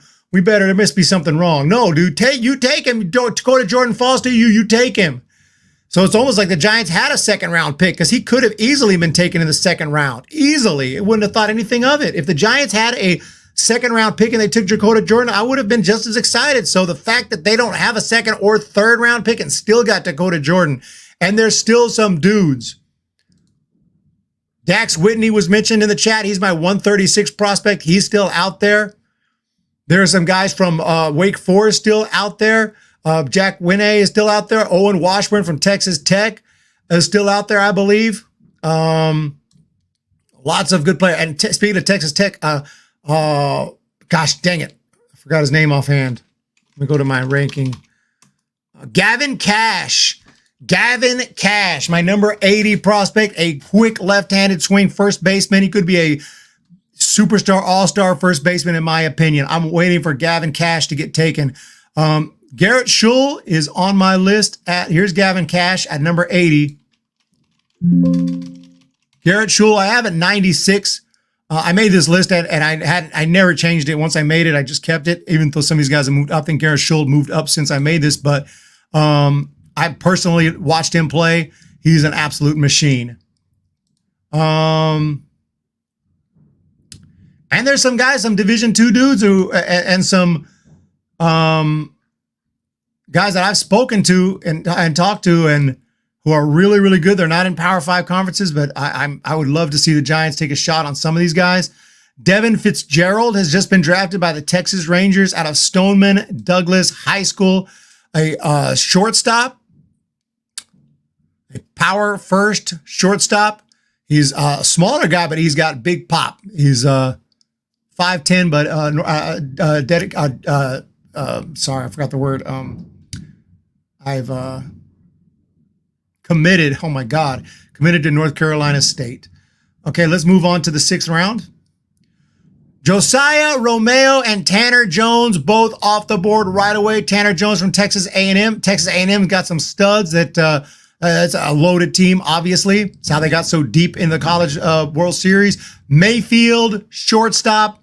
Mayfield SS. Josiah Romeo has just been drafted by the A's. This guy's committed to Florida State. The guy with excellent stuff all around. Good, strong fastball, upper 90s fastball. Anthony Silva, I think I got like 80 something. Scouted him in person. Anthony Silva. Oh, now I have 39, Logan. I have him at 39. He really jumped up when I saw him play because he just raked. He just hit everything. Love Anthony Silva. Great player. Connor Eaton out of the Rockies are nailing this draft. Connor Eaton out of Georgia Mason has been drafted by the Colorado Rockies. We haven't played a video in a while. Do I have this video? Let's do it. No, I don't have the video. I thought I did have a video on Connor Eaton. I don't. Sorry about that. We're gonna play one here. Jackson Appel out of Texas A&M. Texas A&M is nailing it. Texas A&M has now drafted 1, 2, 3, 4, 5. Ali Camarillo has not been drafted. What's going on?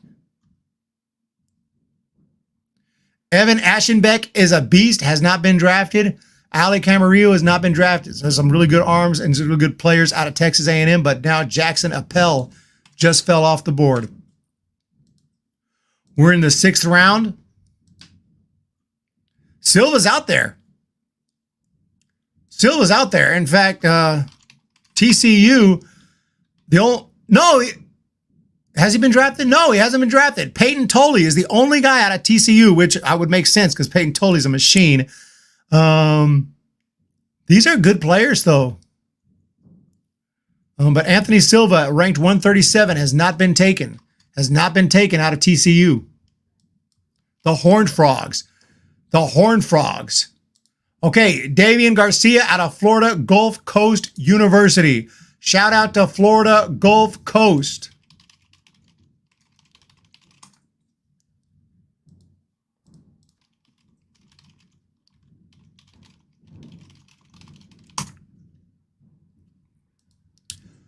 I'm trying to see if we can find something on this guy. This is Division I. Florida Gulf Coast is in the Atlantic Sun Conference.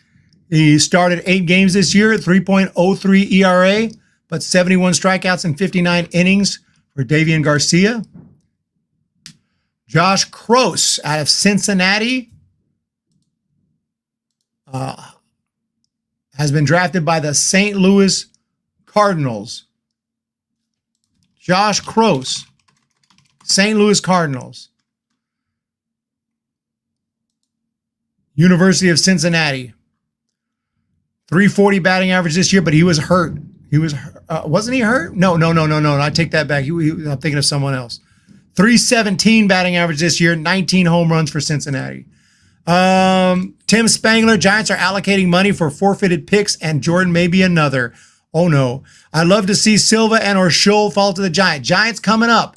13. So we're at 1, 2, 3, 4, 5, 6, 7 with the Angels, taking another pitcher out of Miami, University of Ohio. This is Peyton Olejnik. I don't know how to say his name. Peyton Olejnik has been drafted. I've read his name, but I've never heard it said.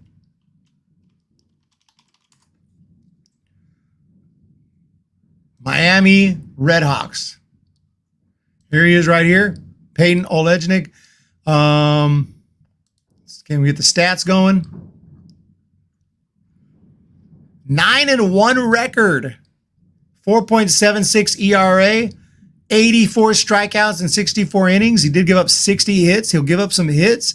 He kept hitters to a 244 average. It's good, not insanely good, but good. So it sounds to me like a quality arm. Didn't get a chance to watch him pitch this year, so only way you're getting Scholl now is to overslot by a lot. You got to pay the money. Corey Collins out of Georgia. Holy crap, he was still out there at 173. Corey Collins. Now, he was ranked up there. Corey Collins, I have 170 by MLB. I have him at 46, if y'all are wondering. Corey Collins, I'm really high on. So I love this pick right here. The New York Mets are also a team that's doing very well. Now, we have to have a video on Corey Collins. Let's check it out. Scouting report for the New York Mets. Text messages are coming in. Corey Collins has been picked. Collins, catcher, first base, DH, Georgia. Collins hasn't been able to stick to a position for long and has mostly been a DH and first baseman this season after spending time as a catcher and even some time in the outfield.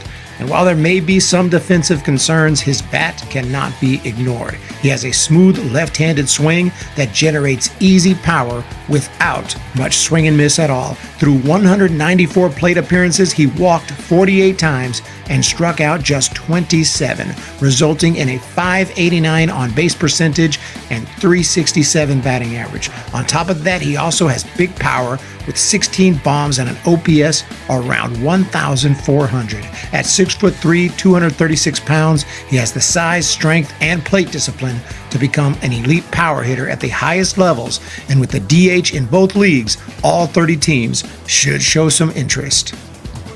Man, I thought he'd go sooner than that, but it is what it is, ladies and gents. Let's check out this draft. It is Corey Collins to the New York Mets. Giants are coming up if you're interested.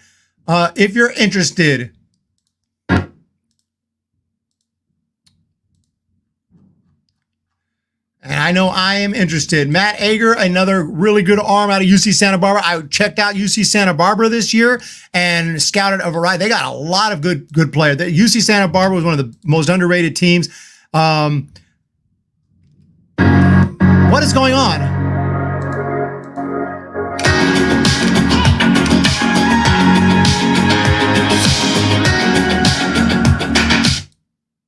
I don't know where that music was coming from.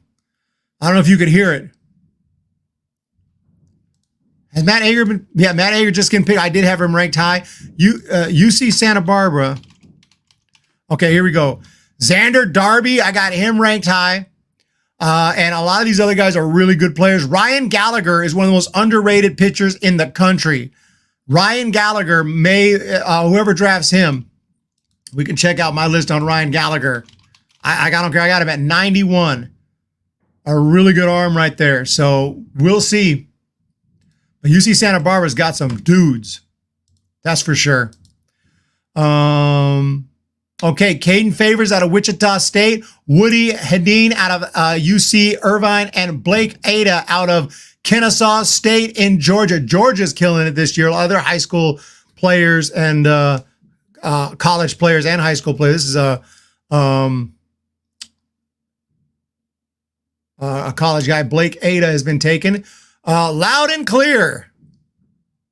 Yeah, the music just went off here. I was like, what the freak is that? I couldn't tell. I started closing a whole bunch of tabs. Obviously, I opened a website that had an ad, a pop-up ad, a musical pop-up ad. Super annoying. Super freaking annoying. Is it the Giants time? I believe the Giants. Here we go. 1, 2, 3, 4, 5, 6, 7, 8, 9, 10, 11, 12. Giants, who we got? Who we got? Robert Hipwell out of Santa Clara. Yes, he was on the list. I looked at this guy. The Giants are nailing this thing. Holy crap. At least for me. Another power guy, but this guy can play third base. We got enough power outfielders. We're going for the long ball. We're going for the rocket arms. We're going for the full physicality. 6'3", 220. Robert Hipwell. Let me double check that I don't have. I don't think I made a video on him, but he was definitely on my list. I had a list of about like 1,000 play. Robert Hipwell. I got a folder. Dang it. I didn't. They're killing it. Robert Hipwell is the pick. Trust me. Let's go get some video on this guy. It's so weird because I had him on the list and Robert Hipwell. Breaking news. I won't say that, but Robert Hipwell. Let's see. We got him here. Here he is. Boom! Boom!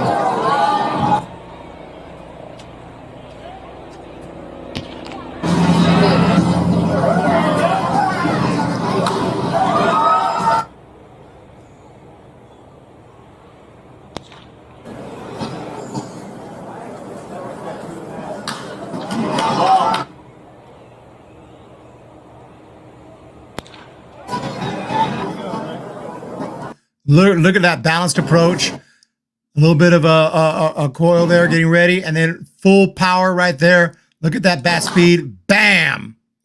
And ready to go. Very nice. Love that pick. Robert Hipwell out of Santa Clara University.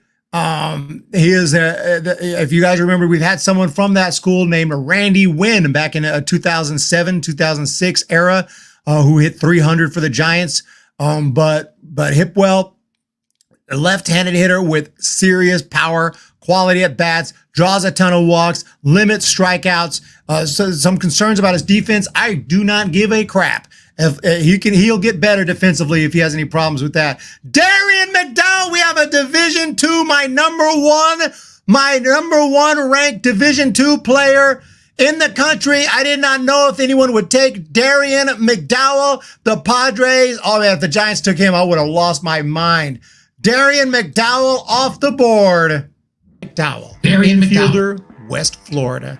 After setting his school's single-season home run record of 14 bombs in 2023, Darian McDowell returned this year and shattered his own record, crushing 27 big flies while hitting .442. He was an absolute force to be reckoned with, using patience and an advanced knowledge of the strike zone to wait for his pitch, and when he got it, he rarely missed. He walks significantly more than he strikes out and can use the entire field to his advantage. He has an extremely simple approach, using a slight hitch to time up the ball and then an explosive swing that nearly always results in elite exit velocities. He also plays solid defense and has a plus arm, but it's his bat that will get him drafted. Teams may pass on him this year, waiting to see what he does in 2025 as a senior, but some MLB team might want to pull the trigger on him this year, as the talent is through the roof. Although as a D2 player, he hasn't been tested against consistent elite pitching as of yet.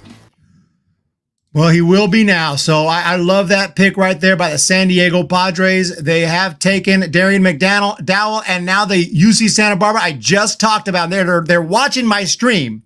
Ryan Gallagher, I just said, is not ranked by MLB, but some team needs to take Ryan Gallagher. He is an absolute machine from UC Santa Barbara, and 3 minutes later, the Chicago Cubs take Ryan Gallagher. What is going on? Oh my goodness.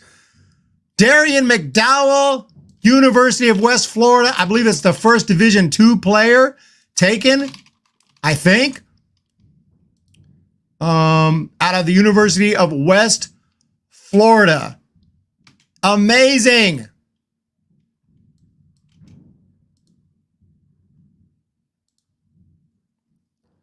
So congratulations to Darian McDowell. Congratulations to the great Ryan Gallagher and Grant Knipp to the Seattle Mariners out of Campbell University, a two-way player machine. Peyton Green. All the names are falling out. Jacob Friend, I just passed right over him. He went to the Cleveland Guardians, and he's on my list as well. When I say they're on my list, it means I put them on my top, or I had about 1,000 names I looked at, but probably about my top 500 is when I started to try to make videos on. I made several, about 300 videos, but this is super exciting. We have 47 people here, but congratulations. I just tweeted out Darian McDowell has been drafted. Congratulations to Darian McDowell, drafted by the San Diego Padres with my video. MLB team scouting your channel. Oh, it got to be. They got to be. If they're smart, they're going to check it out because I know what's up. But they actually have probably millions of dollars of people on computers and stuff like that. So maybe just, you know, what's the expression? I forgot. I forgot the expression I was going to say. Great minds think alike. That's it. Great minds think alike. Can he hit well? Chandler Welch, Tulane, Louisiana, drafted by the Milwaukee Brewers. By the way, Peyton Green out of Georgia Tech is an infielder at shortstop with all-around great power, great defense, five-tool talent right there. Has been taken by the Miami Marlins. The Marlins are having a draft. The Marlins are doing a very nice job, I think, if we can find them. Look at the Marlins right here. They got a ton of dudes. PJ Morlando, one of my top high school bats, future superstar in my opinion. Carter Johnson, elite shortstop. I mean, they're going high school, high ceiling. Aiden May out of Oregon State, Gage Miller, Fenwick Trimble, Grant Shepardson, and now Peyton Green. I'm telling you, all these dudes are players. All these dudes are really good. I mean, are they all going to make it to the big leagues? I mean, obviously not, but I think a lot of them will. I think the Marlins are having a really good draft this year. So Chandler Welch out of Tulane to the Brewers. And now finally out of Oklahoma State, the Cowboys, it's Jansen Keisel to the Tampa Bay Rays. As I'm talking about teams that are having a great draft, Tampa Bay Rays are in my freaking brain. And they are just picking everyone, all of my top guys that I scouted. Jansen Keisel to the Rays. Right-handed pitcher, Oklahoma State. With a deceptive release and fastball that can touch 98, Jansen Keisel has been one of the key starters in the Oklahoma State rotation this year and has a chance to be, at a minimum, an effective reliever at the MLB level. As a starter, he usually stays in the mid-90s and can fool hitters with an occasional sweeping curve and slider. His control with those secondary pitches is sometimes erratic, which is something that will have to improve in the pros. Keisel doesn't typically go too deep into games, with 4 or 5 innings being the max, but the strikeout stuff is legit. He threw 5 scoreless innings in 2 of his first 3 starts this year, and on April 2nd against Oral Roberts, a 2023 College World Series team, Keisel threw 4 shutout innings, allowing just 1 hit with 4 strikeouts. So he might end up in the bullpen, but the dude is filth. And if he can stretch out enough, he could still stay a starter, but he could be a long reliever. Another UC Santa Barbara player, catcher, Aaron Parker. And now these are dudes. Aaron Parker has just been selected by the Blue Jays. Derek Bender, another Coastal Carolina player. Derek Bender, first baseman and a catcher, has been selected by the Minnesota Twins, who had an insane season. Bender might be a catcher, but he can run. He may not fly, but he can run. He knows how to steal bases. He's a very smart baseball player and a great catcher, and he really works well with the pitchers. Derek Bender could be like a Kurt Casale, like a good solid backup guy who can also hit pretty damn well with some pop. Very nice. Yeah, Rays are doing it. Yeah, and he does have some nice hips and nice hip motion there. He uses his hips well. There's no doubt about that, about hip well. So clearly that's why that's his name. Names don't just happen for no reason. There's always a reason. DJ Layton, high school player out of North Carolina, has just been drafted. Let's check out his perfect game. This player has been drafted by the Baltimore Orioles. They are having a great draft, but I'm not familiar with this guy. Derek Layton is committed to University of Southern Mississippi. 8.5 on the perfect game grade. That makes him a potential draft pick and our excellent college prospect. So looks like he's the 7th best shortstop in the state of South Carolina. 6'1", 175.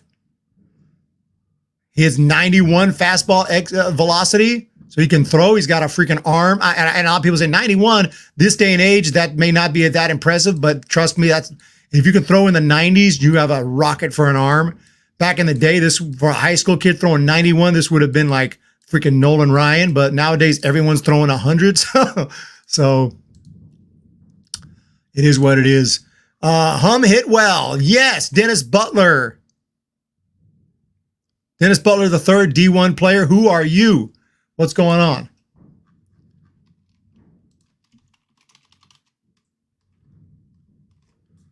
Somebody just got picked. Okay. Not familiar with this guy. I don't think. Oh, okay. Oh, Mississippi State. Okay.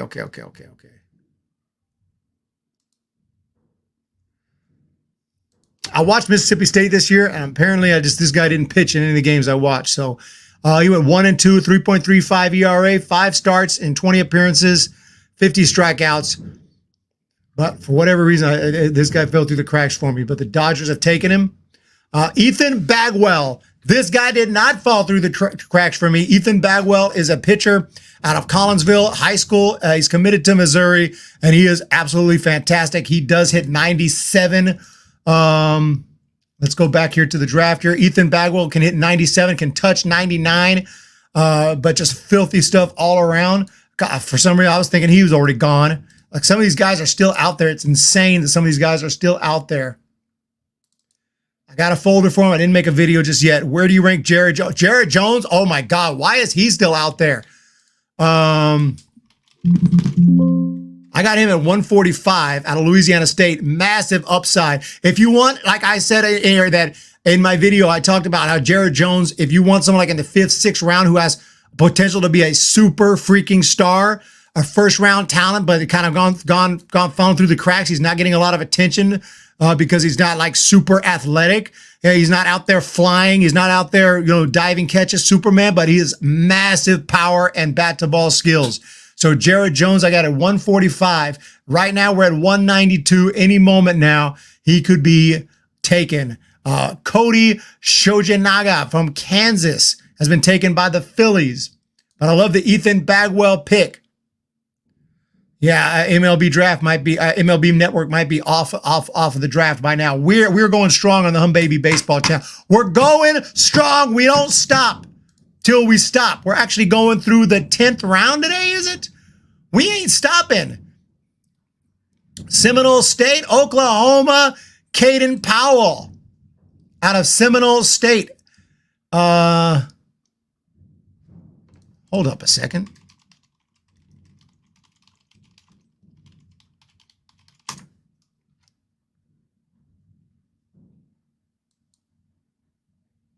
That's like a That's a junior college, Region 2. I was like, Seminole State.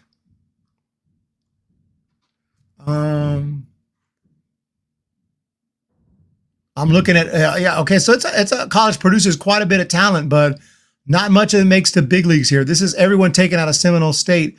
It is a junior college. Abraham Toro went there. And there have been some guys drafted and signed but not since 2019. So first guy drafted from there since 2019, Mac Chambers. Most of these guys never got out of the minor leagues.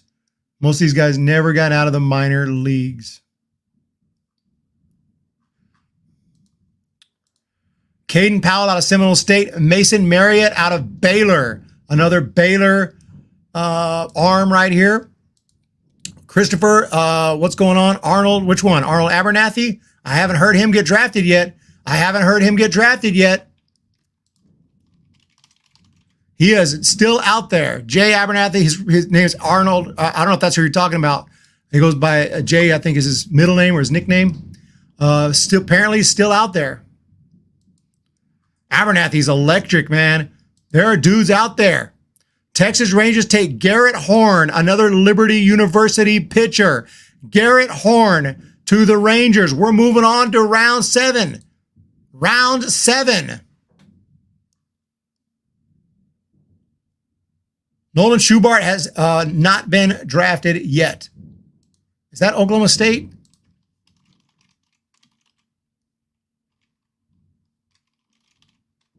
He's not even here.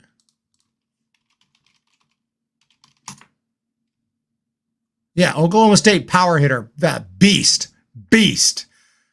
Nolan Schubart. I think his name is pronounced Nolan Schubart, if I'm not mistaken. Nolan Schubart has not been drafted yet. Is he eligible, though? I don't think he's eligible, bro. He's not in the draft because he's only a sophomore. He's only 20 years old. Nolan Schubert's not in the draft. Oh, he's your cousin, Christopher. Oh, man, dude. Abernathy, if we don't hear his name, I'm going to go ahead and play it for you because I scouted him. And just in case he doesn't go, we're going to watch some Arnold J. Abernathy videos. Abernathy, shortstop, North Cobb High School. Left-handed hitting shortstop, Arnold J. Abernathy is a speedy and athletic player with a quick and efficient swing that produces a ton of base hits. He has a textbook swing that produces line drives and a few home runs, although he's not really a power hitter. What he does best is bring absolute electricity to the field with amazing speed and first-class instincts. He's not afraid to be aggressive and take an extra base when the pitcher isn't paying attention. He'll also play plus defense at shortstop and has a great arm. He's already committed to Tennessee, but there's a chance he gets drafted in the 3rd or 4th round in 2024. Oh, yes. I'll hope to hear his name, man. That's your cousin. We got any family members in here? Let me know. We got any actual prospects in here? Let me know. If you want to jump in here, let me know. We got any prospects in here? I got some that I've connected to on Twitter, but I know they're waiting anxiously, so I'm not going to bother them right now. But Mark Schallenberger, I want to shout him out. I've been talking to him and his dad for a while now, and they've sent me a ton of videos. Mark Schallenberger out of Evansville, absolute machine. He's still out there. What happened? What happened? Did I go full, did I freeze up? Did I do if I do that, I was frozen? Holy crap. Holy crap. Anybody seen a movie called Frozen? I bet probably everyone in here has seen that movie. I haven't seen the movie or Frozen 2. Haven't seen it yet. Have not seen Frozen. Garrett Horn to the Rangers. We're in round 7. We're just waiting. Is there a break in between rounds? We got no results here in round 7. So far, Diamondbacks have been extremely busy. Slade Caldwell, Ryan Waldschmidt, J.D. Dix. I'm loving their draft. Daniel Egan, they got Egan. Trying to remember who went where. Just going to recap this. Braves have really gone pitching other than Nick Montgomery. They got Ethan Bagwell, Carter Holden, Cam Caminetti. But the Orioles are one of my favorites draft. They really focused in. on versatile players, different positions. Vance Honeycutt, big power. Griff O'Farrell, shortstop. Ethan Anderson, a catcher. Austin Over in another outfield. Then they got a pitcher in Chase Alsop, a catcher in Ryan Stafford. They're just loading up their team for the future. Got to appreciate that from the Orioles. Red Sox took Braden Montgomery at number 12. How that happened, I have no idea, but it happened.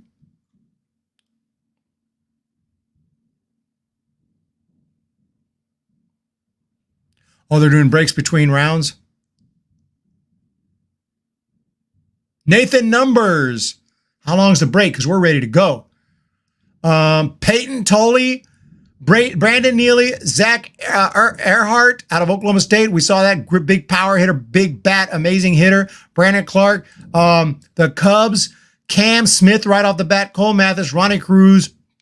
And they also got Ryan Gallagher. I'm really high on Ryan Gallagher. White Sox got some dudes here. Caleb Bonnemer, Hagen Smith, obviously one of the best pitchers in the country. Nick McClain, Blake Larson, Sam Antonacci, a pure hitter there. A lot of teams really did well. A lot of teams really did well. The Reds go with Chase Burns as the second overall pick. That is insane. And they got some big talent. Luke Holman all the way down at 71. The Giants so far, I've only got 4 dudes, but they're 4 dudes. James Tibbs III, one of the best college hitters in the game. Dakota Jordan falls all the way to 116. And Jacob Christian. This could have easily been rounds 1 through 4. I wouldn't have blinked an eye if you told me James Tibbs round 1, Dakota Jordan round 2, Jacob Christian round 3, and Robert Hipwell round 4. I wouldn't have blinked an eye. I would have thought, awesome. That looks great. So the Giants really did a nice job of recovering after losing 2 rounds, in my opinion. Reds are a sneaky good draft.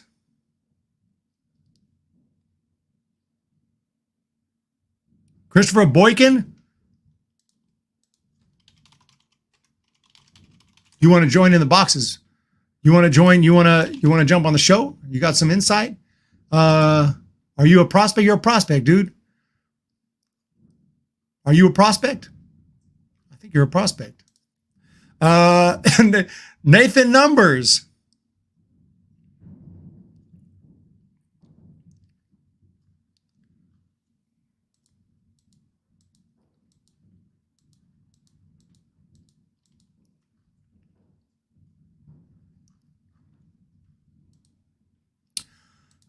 I'm still waiting on round 7. Nothing's happening. Let's check out some of these teams. Cleveland Guardians. Obviously, they had the first overall pick. They got Bazana, Braylon Dottie, Jacob Kozar, Joey Oki, Rafe Schleitz. I mean, they're going upside right here. They're going the best that they can get, and I like that.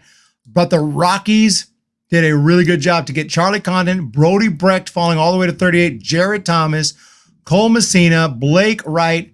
Then they get LeBaron Johnson, who's somehow still there, and just now Connor Eaton. I think the Rockies have had an amazing draft so far. Then the Tigers have gone super young, a lot of high school. At least the first 3 picks were high school. Bryce Rayner, Owen Hall. Owen Hall, I saw him pitch. He is freaking electric. Ethan Schiefelbein, another guy who's absolutely electric. So they're going for youth right there before they jumped up to some college players. Astros have done pretty well with Walker Yannick, Brian Forcucci. Yankees, I'm a little concerned of the Yankees. They're taking some risks here with some of these guys. Honestly, I mean, these are good players, but like Ben Hess in the first round. What's your thoughts on Ben Hess in the first round? Anybody, Logan or anybody? Ben Hess in the first round for the Yankees. I wonder what Yankees fans are thinking. I'm curious. I don't think I'd like this if I was a Yankees fan.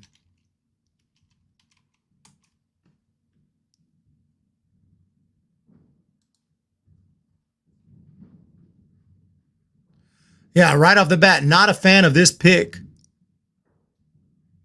ERA can be high. It doesn't always matter as much in college, but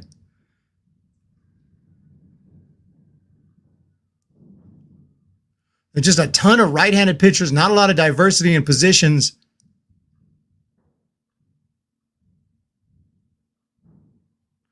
Ben Hess at 26 is by far the worst pick of the draft. The Yankees scouting department is something else.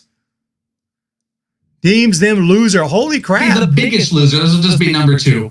Well, this won't be the biggest loser. This will just be number 2. I will say the New York Yankees. I don't like the Ben Hess pick. I think they took floor and they took a pitcher that they felt can be a starter and doesn't have relief risk. But I think there's some injury concerns that are out there with Ben Hess. 5 ERA doesn't make me feel good. It's just solid stuff. But the injuries and the inflated ERA, they passed on Brody Breck. They passed on some really good players. So I was not happy with what they did, and maybe they'll make. Well, I'm going to know that I'm not the only one tripping, because I'm like, and I know no hate to Ben Hess, but I think he would have been available in the 2nd, 3rd, 4th round. So just kind of a weird pick by the Yankees, and it doesn't look like anybody likes that pick. People seem to agree with me what I'm saying. For all I know, Ben Hess goes and wins the Cy Young Award, goes to the Hall of Fame, and I look like a dumbass. But anyway, I digress. Back to round 7, nobody. You want to check out the Braves, Christopher? You want me to check out the Braves? Yeah, Braves have gone hard pitching, which makes sense. They're when you think of the team with the best pitching historically, going back to the 90s, it's the Atlanta Braves. Once they got John Smoltz, Greg Maddux, and all those guys in that rotation, and Tom Glavine, etc., they never slowed down from there. And they just, even when those guys all retired and moved on, they just continued to have a stacked rotation. And they're going to continue to have one. Cam Caminetti is going to be in the big leagues.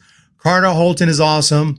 And these other 4 guys are all really good. Nick Montgomery, but Ethan Bagwell, a big ceiling. And all these are like they went through the Carter Holton is like comparing him to Tim Lincecum, a left-handed Tim Lincecum. But Ken Caminetti has just got the filthiest stuff, and he can hit. He could end up being a 2-way player, or he could end up, switching to a position player if he struggles for whatever reason. Dodgers suck. Halos so far. Christian Moore, it's a little bit of a surprise. Don't get me wrong. Christian Moore's first-round talent. I didn't think he'd go at 8, but the Angels see was something they like in him. Christopher Cortez is that awesome pitcher out of Texas A&M. Love that pick here in the 2nd round, but then the fact that they still got Ryan Johnson, one of their premier Division I arms, out of Dallas Baptist, filthy stuff. He's got a kind of wacky delivery at 6'6", hard to pick up the ball, but he dominated. And you still got Ryan Prager, another powerful arm out of Texas A&M. Any of these 3 guys could have gone, late in the 1st round or early 2nd round, and they got all 3 of them. And then you get good pitchers: Austin Gordon, Dylan Jordan, and Peyton Olejnik out of Miami University. So I'd say the Angels are killing it so far with pitching, obviously. Now, offensively, they haven't done much. Christian Moore's it. And we don't know if Christian Moore, we can't rely on one guy to make it. So they probably need to go and get some more offensive players for sure. Round 7 begins. What network is the draft on? The Hum Baby Baseball Network right here. Debo's backpack. Other than that, I don't know, but we're going to be doing it right here. Ben Hess, better than Rudolph Hess. Round 7 is underway. And the A's, who have had a great draft so far, they go straight to high school with Dylan Feen.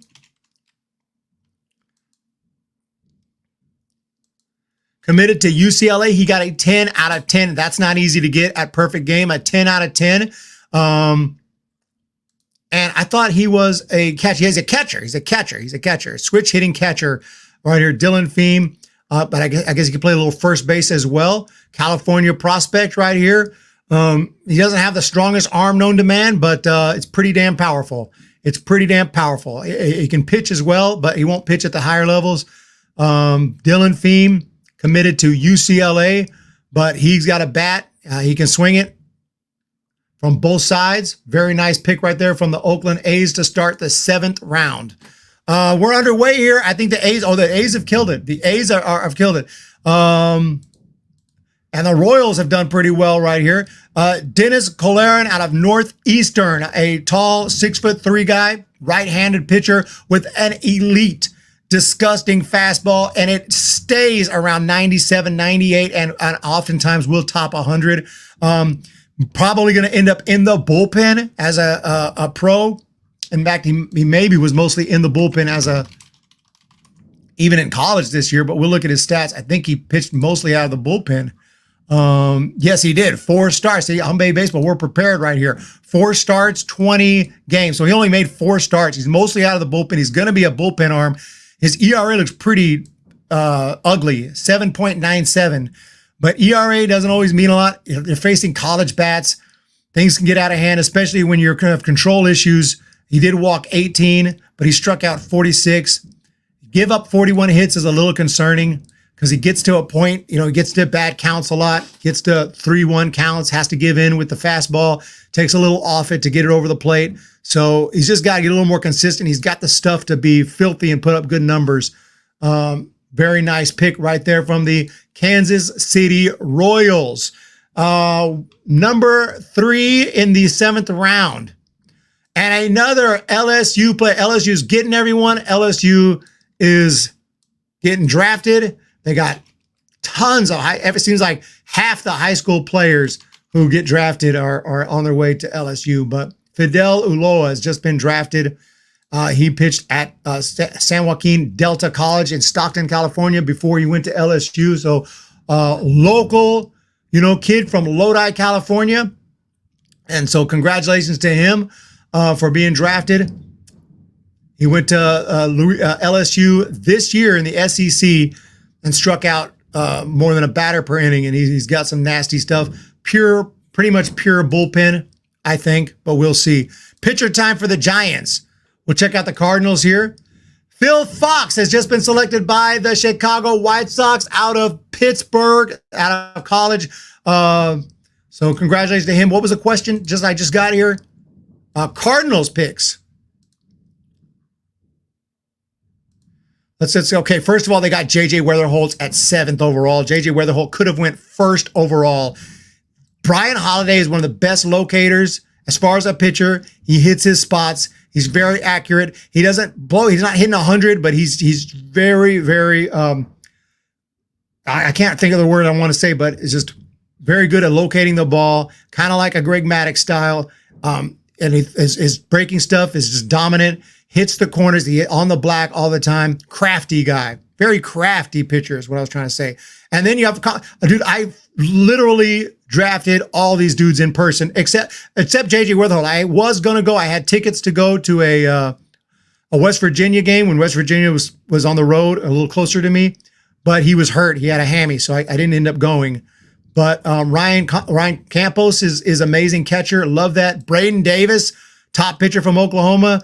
And they just now, holy crap, Andrew Dutkovich, the 4th. Is this just happening? Speaking of the Cardinals, holy crap. They just improved it a lot. This is another really good arm. It's hard to say his name.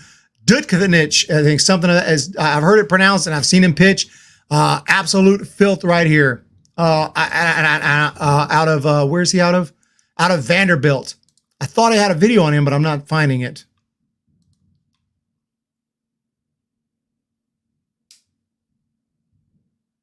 But yeah, no, the Cardinals are crushing it. The Cardinals are crushing it. Bridger Holmes, let's check out Andrew Dutkovich from Vanderbilt. I watched his videos. I could have sworn I made a video on him, but I can't find it.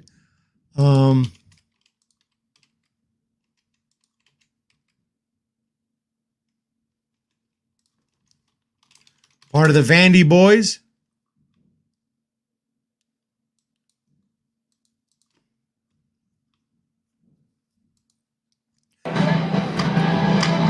Giants coming up.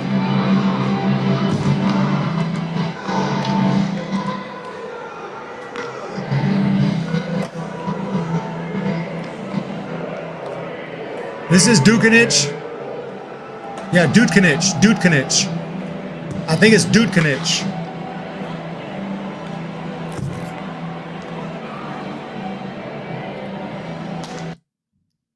I think it's Dutkovich. Andrew Dutkovich, the 4th. But See, he's hitting in the radar gun, 94 consistently in the mid 90s. Will Watson out of USC is heading to the New York Mets. Will Watson.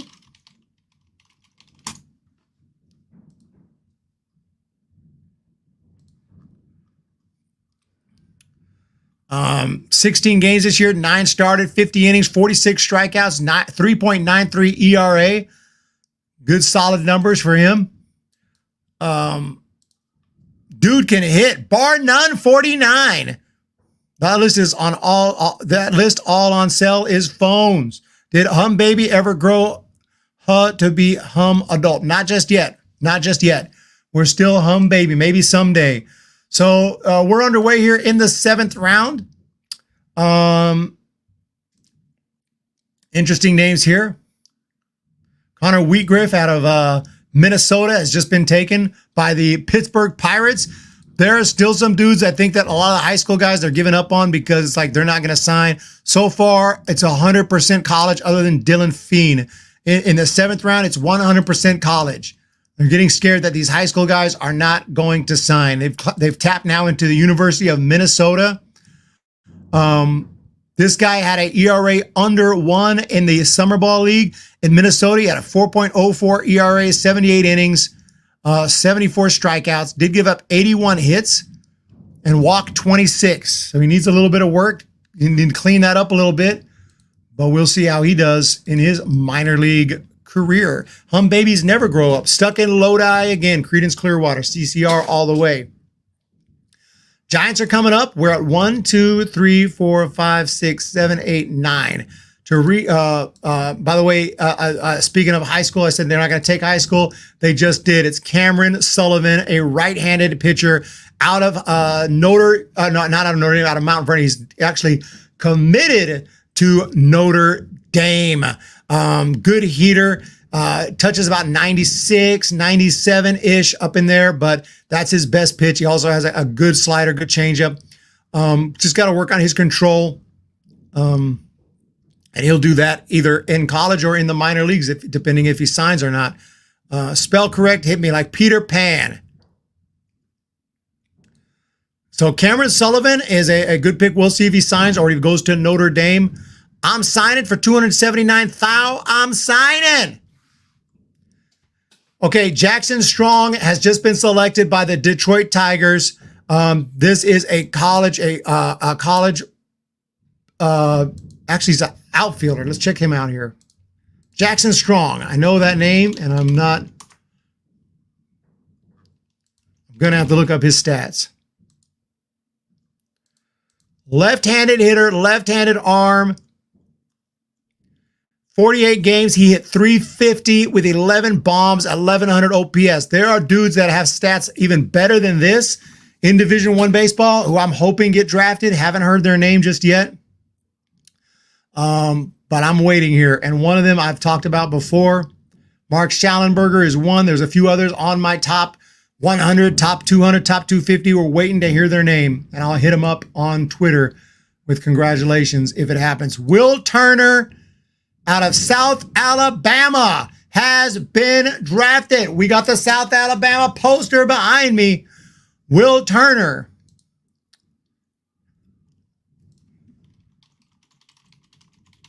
So definitely have watched Will Turner play in the past. Not a big power hitter. More of a speedster, kind of he's 6'1". He's not like tiny. So he's about my height, maybe a little bit taller, but he had a monster year last year and was moving up the draft boards. And something happened this year, and he kind of struggled. He had about 218 this year, but last year he had about 350. 3 letters to blame high school kids for being drafted recently. NIL for not being drafted recently. Yeah, player likeness. Yeah, they can make some money selling that merch. Drake Foss. Moving on to college, sell that merch. Okay, the Giants' turn is here, and ladies and gentlemen, who will they draft? Who will they draft? They're tapping into Alabama. It's a pitcher from Alabama.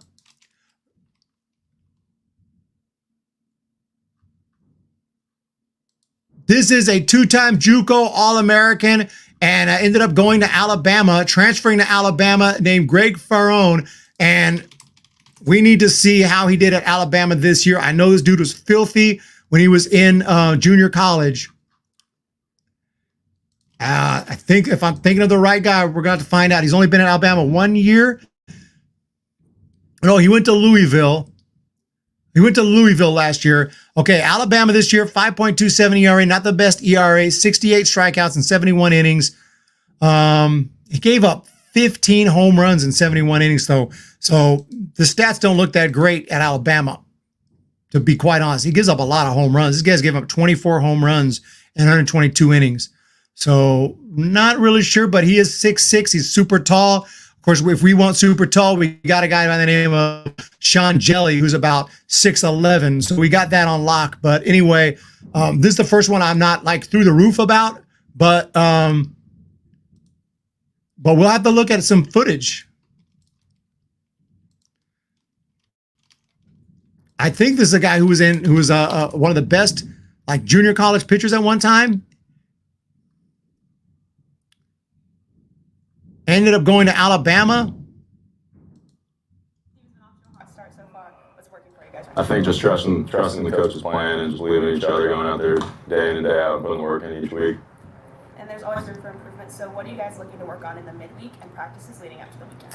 I think just trying to get better all around, playing better defense, sounding better, playing the plate, and just attacking the zone as a pitching staff.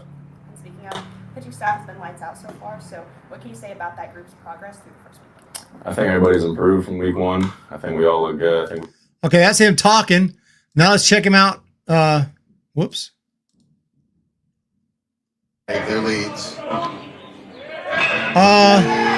a good one on the front of the mound. That's not him. The sidearm it and throws it down the line.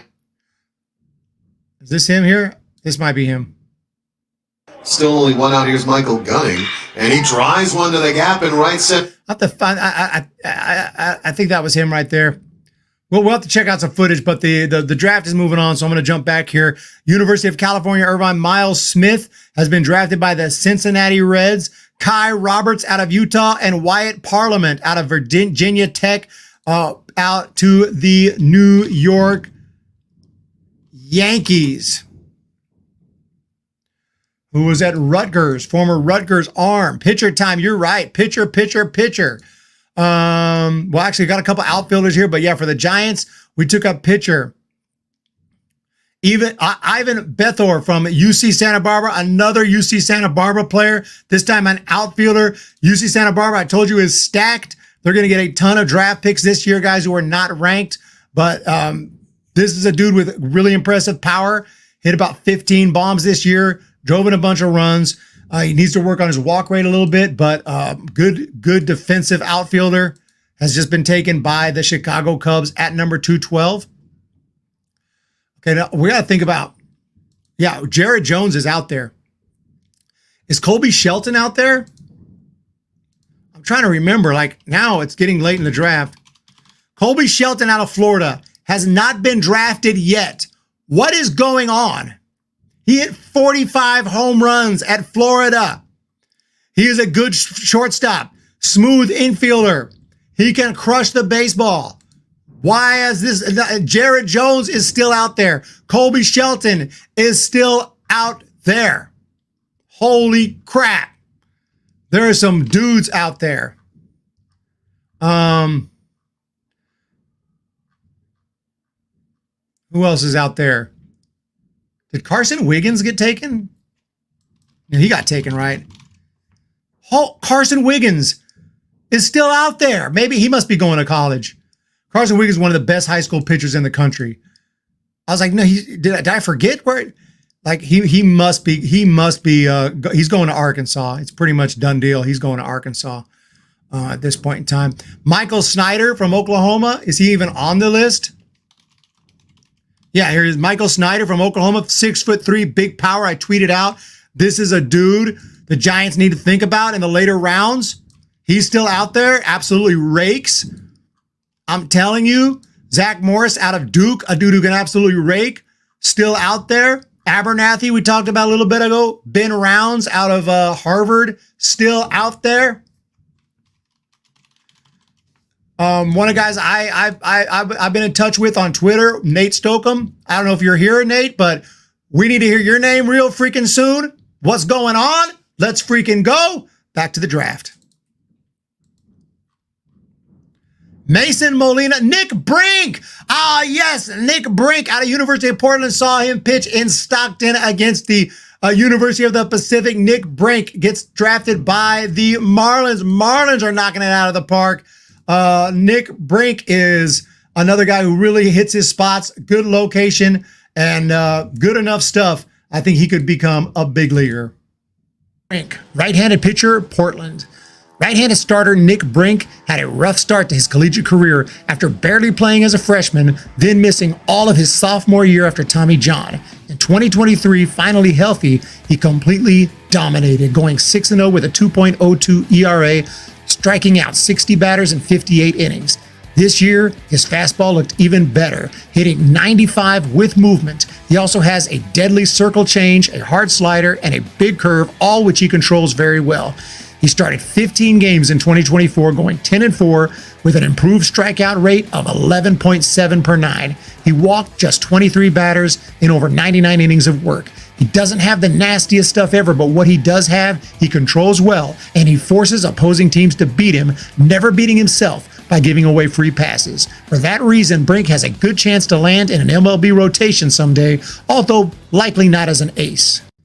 Yeah, I mean, it's not probably going to be, you know, a number one starter, maybe. I mean, depending what team he's on, which we know what team he's on now, the Miami Marlins. Ryan Andrade has been picked by the Rays. Mason Molina to the Brew Crew. Brock Moore out of Oregon to the Seattle Mariners. So we got to talk about some of these guys. Mason Molina, a lefty out of Arkansas. We may need to take a look at his stats. He's had some injuries. He's had some control problems, but he's got one of those elite changeups that's such differentiation from his fastball that it just fools hitters, and it's pretty deadly pitch. He lives in the low to mid 90s.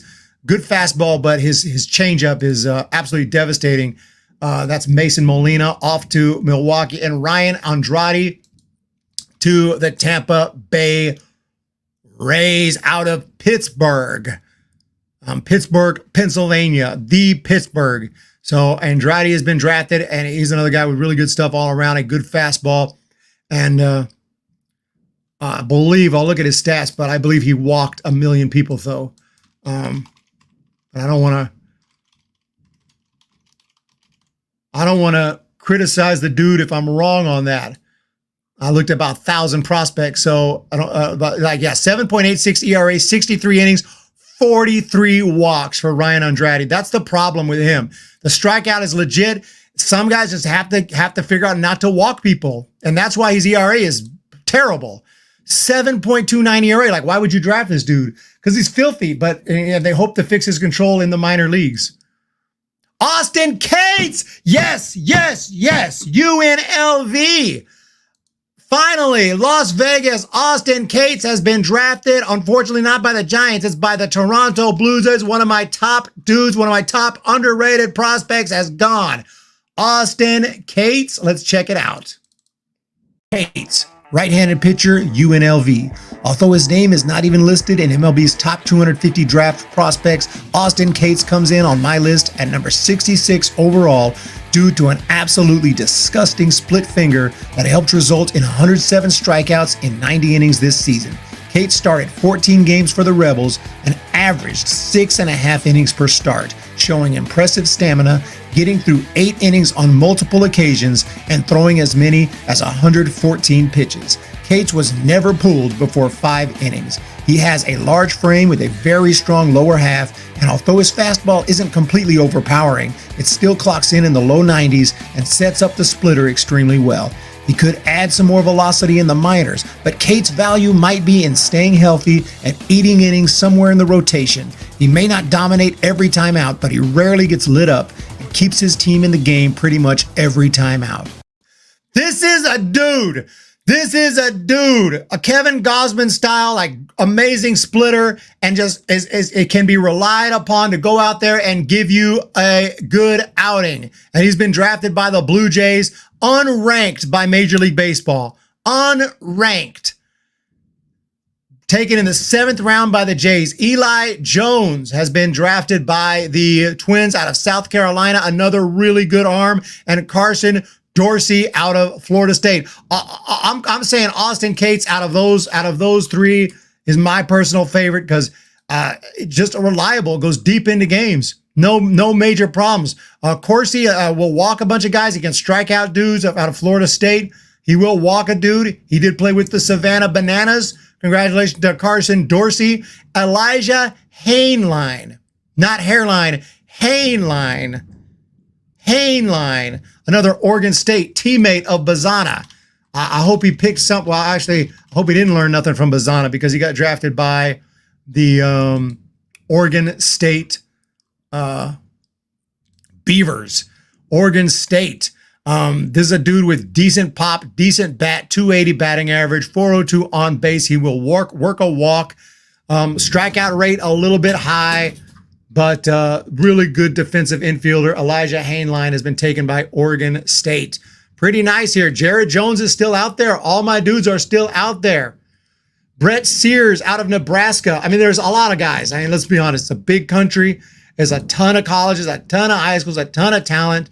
So who I drafted doesn't mean these particular teams drafted. There's guys, there's diamonds in the rough.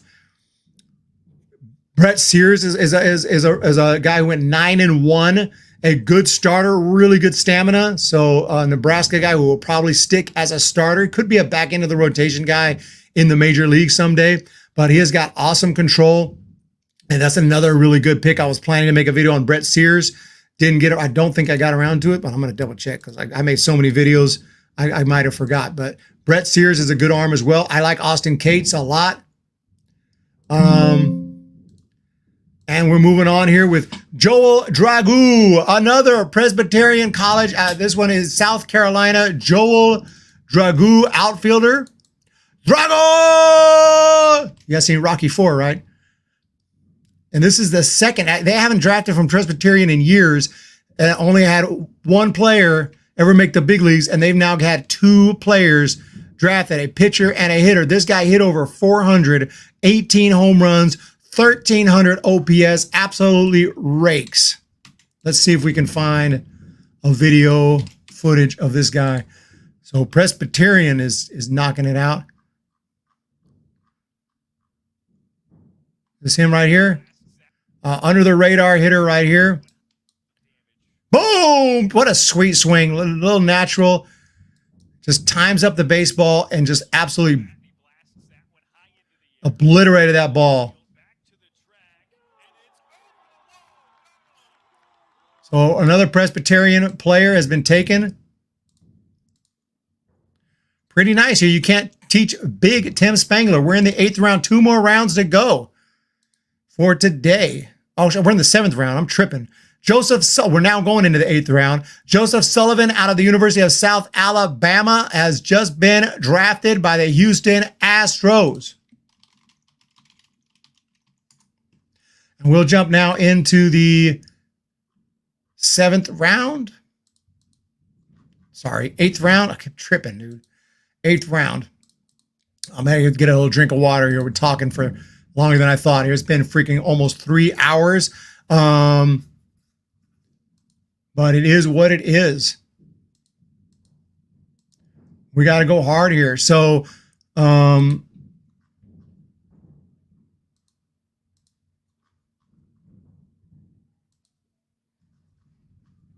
to clean up some of the tabs here. Pretty nice here. We're going to the 7th round. We'll be right back, ladies and gents. Thank you guys so much for being here. I do appreciate it. We got 48 people in the chat. Please hit that subscribe button if you're not subscribed.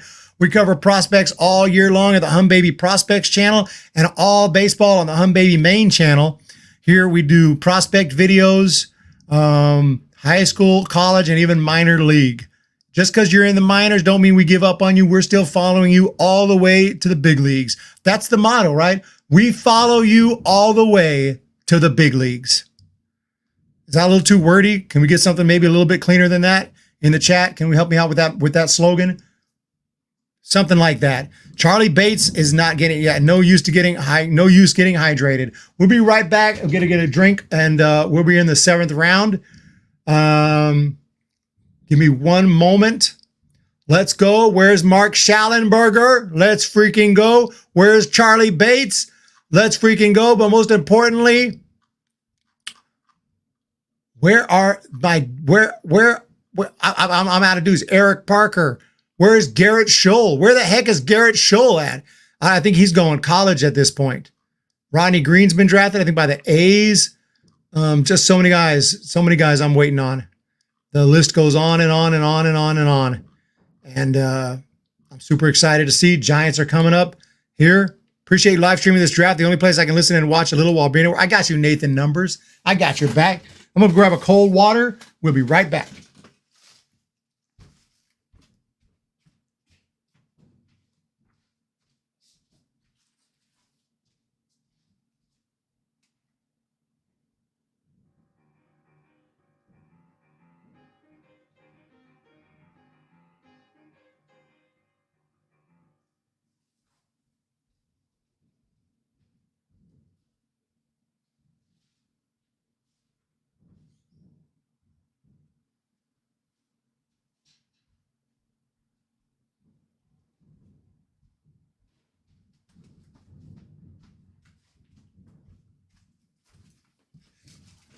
We're back. Following you all the way to the bigs. That's a good one. That's a good one. Following players all the way to the bigs. Today's video is brought to you by Skittles water flavors. If you're trying to stay off the sugar, this stuff is sugar-free, but to me it tastes good, not like diet soda. You heard the Charlie Brown. I didn't know if the mic would pick that up or not. Had to get had to stretch my fingers a little on the piano.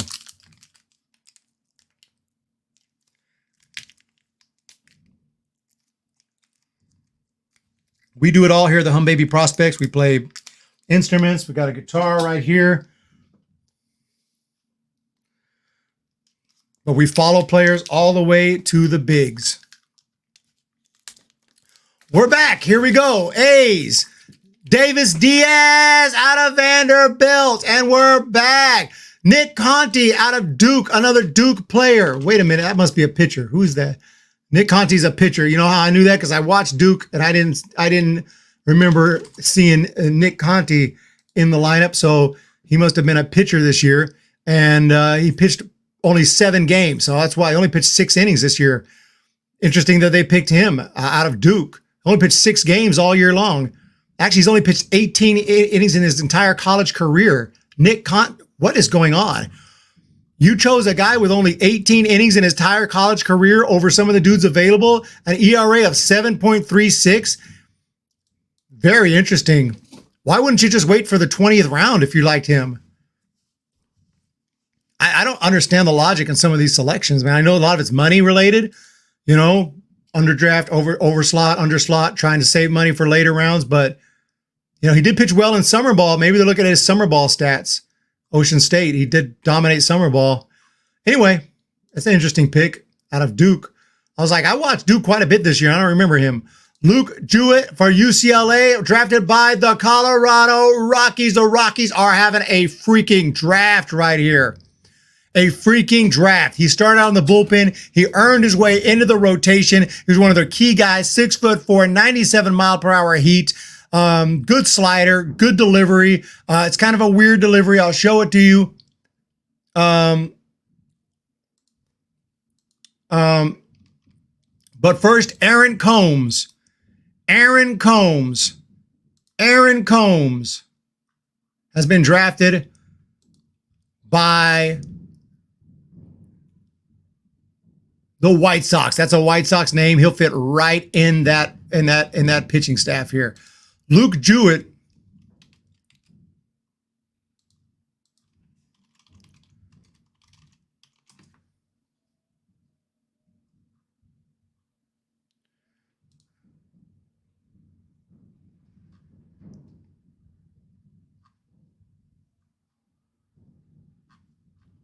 Is that him? That's not him. I don't think that's him. That's him. That's him right there. That's Luke Jewett here. Boom. That's Jewett right there. He's just been drafted by the Rockies. Sam Peterson out of Iowa has been drafted by the Washington Nationals. We're moving through here. Round number 8. I got to get some to drink. Outfielder out of Iowa right here, the Hawkeyes. He's a guy with massive speed, super fast guy here in the Big Ten. Tore it up in the Cape Cod League. Can swing a bat, can hit home runs, and could have a decent ceiling here for such a low pick. A lot of these guys, usually 8th round picks, don't make it, but some of them will. Some of them will. And this is the time. This is the time to get creative and find real talent.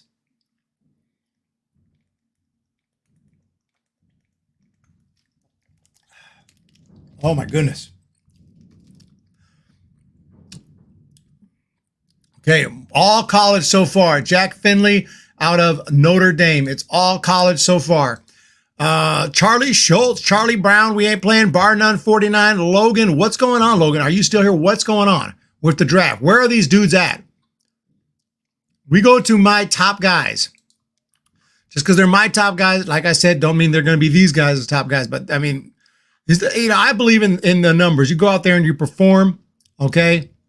That's what I want to see. And most of these guys, I haven't heard their name yet. Haven't heard a lot of these guys' name yet here around 100. Noah Franco, that Logan you were talking about, he's still out there.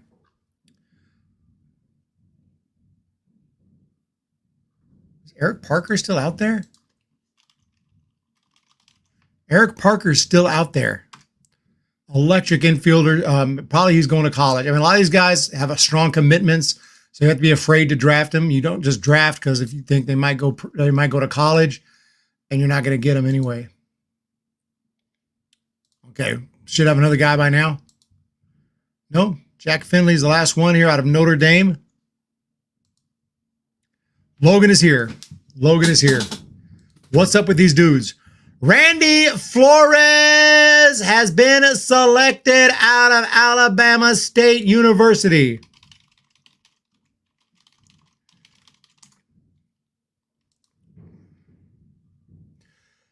This is Division I. They do not get many draft picks. It's been a while, and I don't know if they've ever had a big leaguer since the 1950s out of Alabama State University, but Randy Flores,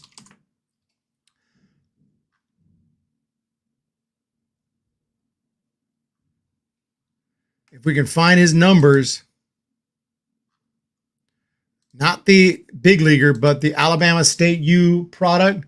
Here he is right here. The Hornet has just been drafted. He's a senior. Hit 341 on the season. He had just 10 home runs, not bad. Let's see here. Strikeout. He struck out just 22 times all year long, and he walked 32. So he could walk a little bit more, but he's got great ball to bat skills. Doesn't strike out a lot. And Randy Flores has been taken. Congratulations to him. Randy Flores, and now Ryan Lambert, another pitcher out of Oklahoma. Ryan Lambert, another boomer Sooner, is off the board. Ryan Lambert, drafted by the Mets. Now, I was going to check out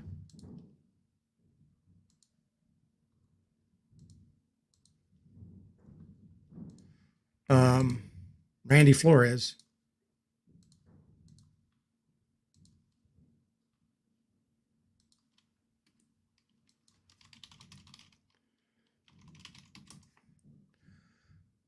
The Angels have selected Randy Flores out of Alabama State, the 8th round. Very nice.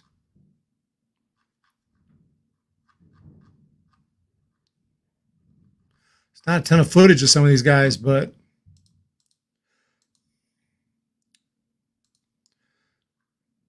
Gavin Adams, Florida State. Gavin Adams has been taken at number 234 by the Pittsburgh Pirates, a pitcher out of Florida State.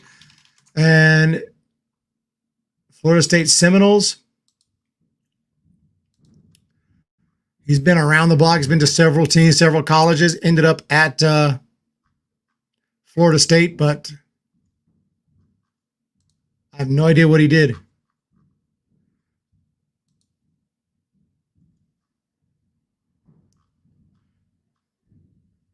He was drafted last year by the Nats.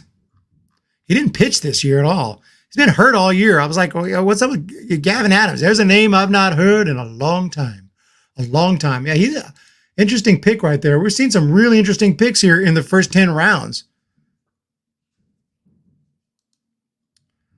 Okay, we're getting close to 13. 1, 2, 3, 4, 5, 6, 7, 8, 9. We're at 10. Donovan Zach out of Rutgers.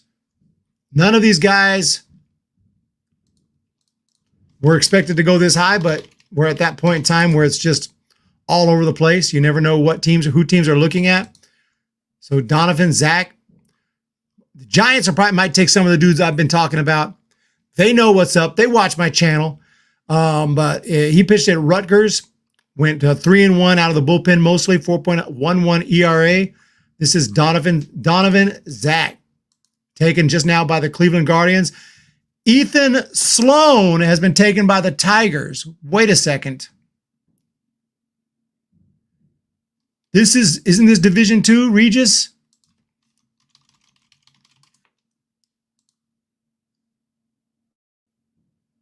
Yes, Division II. Another Division II player out of the Rocky Mountain Athletic Conference.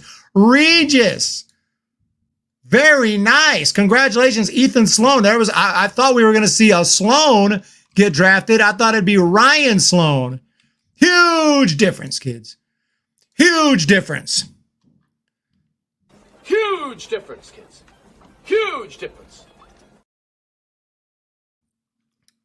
I thought we'd see Ryan Sloan. We see Ethan Sloan, who, like I said, Division II pitcher. This dude, or Division II, he's mostly a reliever. That's weird because his ERA is not even that impressive, but they must see. But he did strike out a lot of dudes. 58 strikeouts in 36 innings, 9 saves. 3.96 ERA. This is a very offensive league here in this Division II leads. It kind of like league in sort of the middle of the country. This one in Denver. But we were looking at the Regis roster earlier this year. I remember looking at Ethan Sloan. I was doing a live stream earlier this year. 58 strikeouts in 36 innings, only 13 walks. So this guy was scouted directly. They probably could have taken him at any point, but they wanted to make sure they get him, and the Detroit Tigers have taken him. The Giants are on the board now. The Giants are on the board. Conrad Kaysen to the Red Sox. The Giants are on the clock.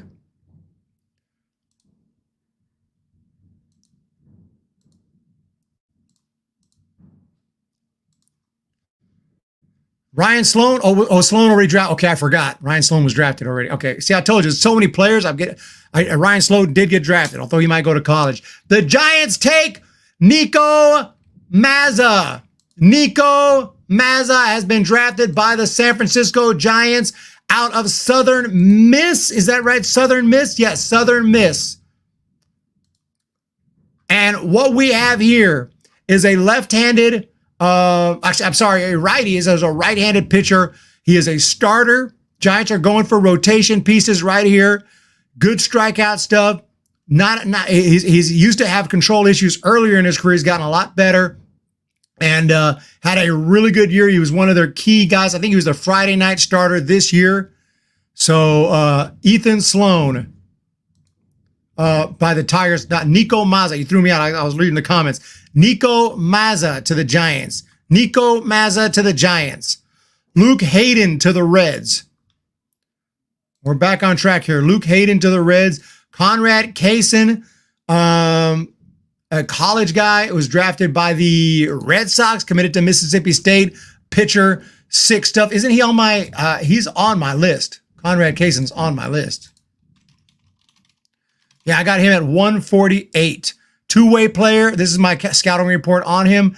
Two-way player in the Georgia Gatorade High School Player of the Year. Conrad Kaysen has talent written all over him. Impressive skills on the mound with the bat. Incredible speed and power at the plate. But scouts love his arm even more. He can consistently work in the mid-90s, deep into games, implementing a sick changeup that misses bats with regularity.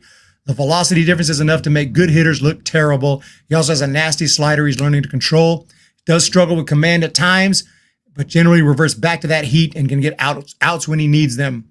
Definitely needs a few more years of development. Currently committed to Mississippi State, but the athleticism and stuff is through the roof, and the sky is the limit. Conrad Kaysen, very nice pick right there for the Red Sox.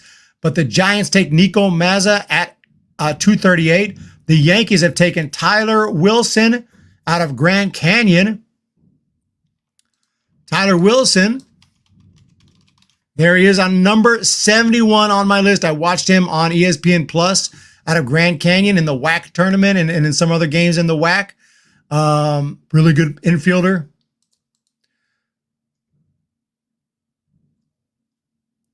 We can try to get some video on Nico Mazza.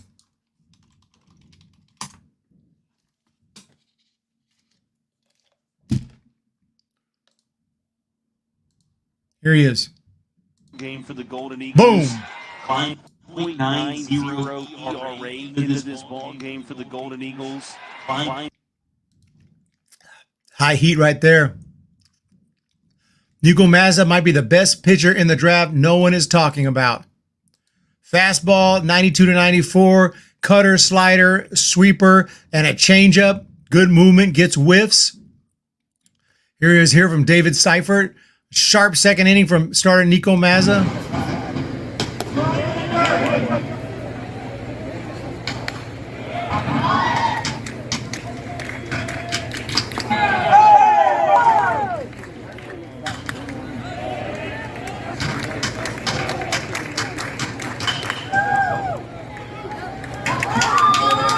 Not bad. Looks good to me. Looks good to me. There he is. He threw a complete game shutout this year.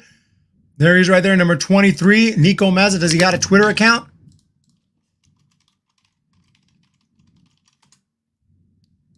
He does. Do I follow him? I don't know. I don't. I do now. I do now.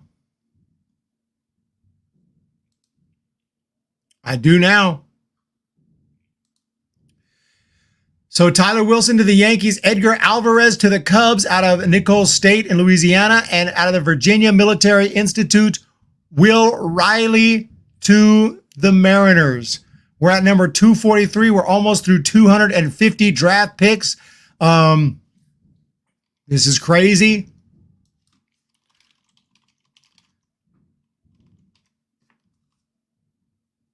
Let's see here. I got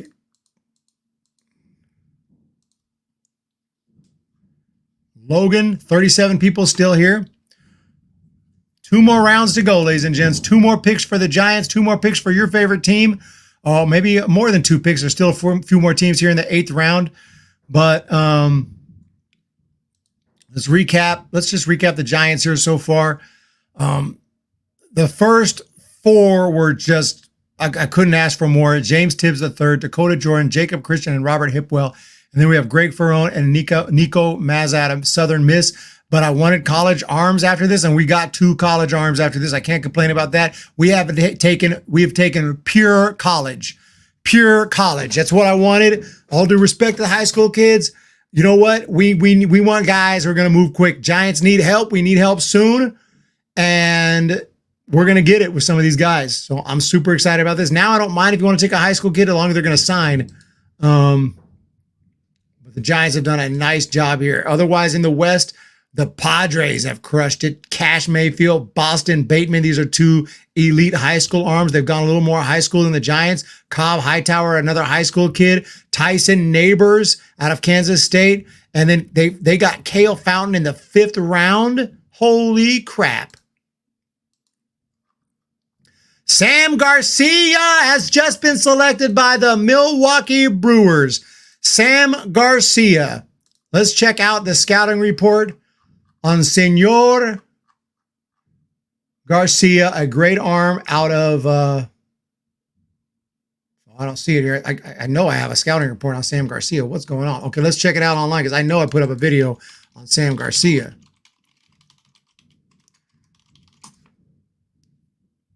Here we go right here. Okay, so I just have the video. I didn't do an actual scouting report, but I did put some footage.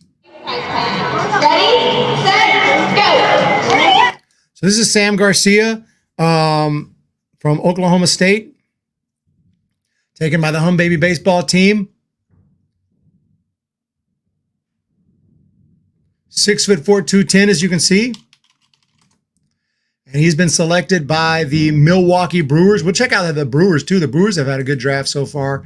But Sam Garcia is a starter. Started this game that you're watching right here. He went 7-3, 115 strikeouts in 89 innings, just 19 walks. Really good stuff. Nasty strikeout stuff. I don't know why he wasn't more highly appreciated. I guess because he was in the Big South Conference before at High Point. He wasn't especially.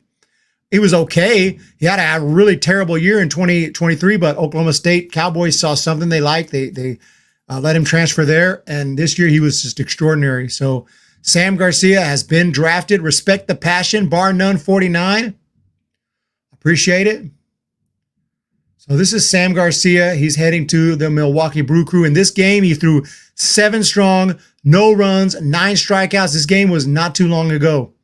And he's facing a Big 12 team at, I think it's TCU. Yes, TCU Horned Frogs right here.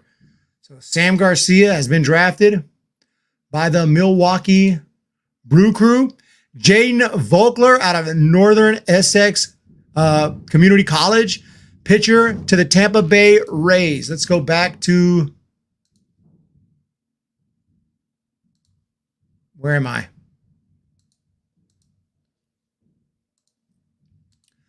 Okay, Jaden Volkler out of Northern Essex Community College. This would be this is a place that Steve Bedrosian pitched at. So we'll see. Obviously, you guys remember Bedrosian, fans of the baseball in the 80s and early 90s. Really smooth delivery from this kid right here. Right-handed pitcher, good hard fastball, but an amazing curve. Barry Zito curveball. Silva. Isn't he still out there? Finally, my man, Jacob Hall has been drafted. The Minnesota Twins get my dudes every year. Last year, they took Cade Bragg. This year, Jacob Hall. He is right in the middle, right there, in the middle. Can I get my finger right there? Right there, in the middle with the mustache. Jacob Hall, number 44. Great guy, met him 3 separate occasions. He's a nice guy. Really, really cool dude, and was hoping that we'd hear Jacob Hall's name, and we have heard Jacob Hall's name.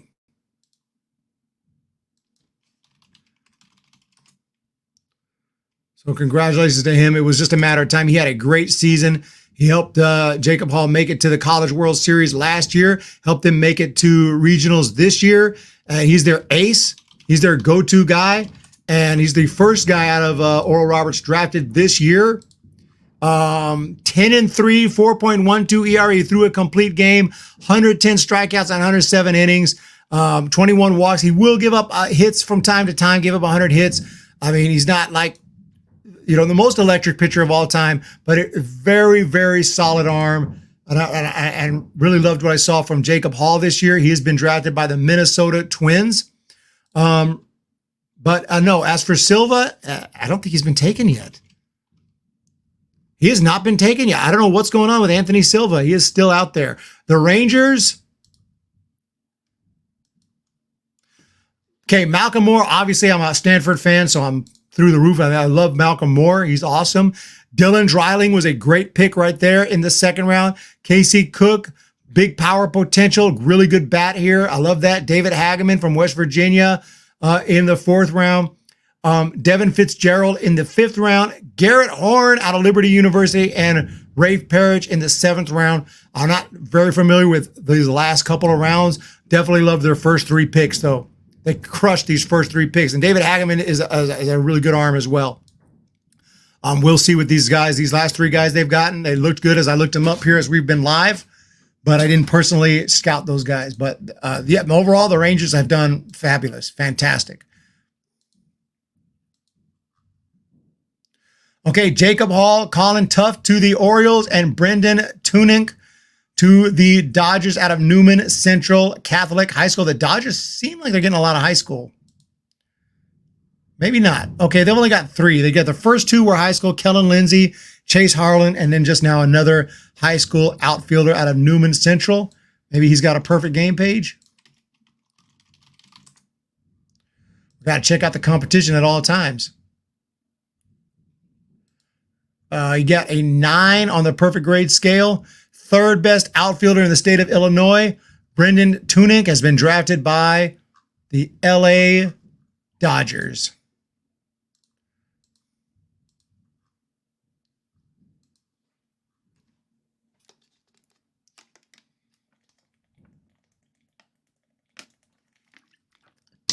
Cardinals fan, born and raised, very nice. I've been to Busch Stadium, got a beautiful stadium there in St. Louis.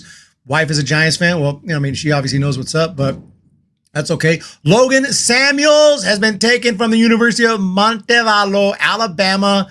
Logan Samuels, pitcher. The Braves are going crazy with pitching. They are going crazy with pitching. This is an Alabama pitcher. He's in the Gulf South Conference and is a starter. And he's got excellent strikeout stuff as well. I mean, pretty much all these guys, they strike out dudes, but we're at that point where some of these pitchers have given up a lot of runs, but you just got to trust their stuff, that they can hone that stuff, hone that control in the minor leagues. And that's the hope on someone like Logan Samuels for the Braves. But the 8th round, typically, if we go back to say the 2019 draft, that was when all these guys who are now in the big leagues doing big things like George Kirby, Corbin Carroll, Adley Rutschman, they were drafted in the 1st round. But if we look at, say,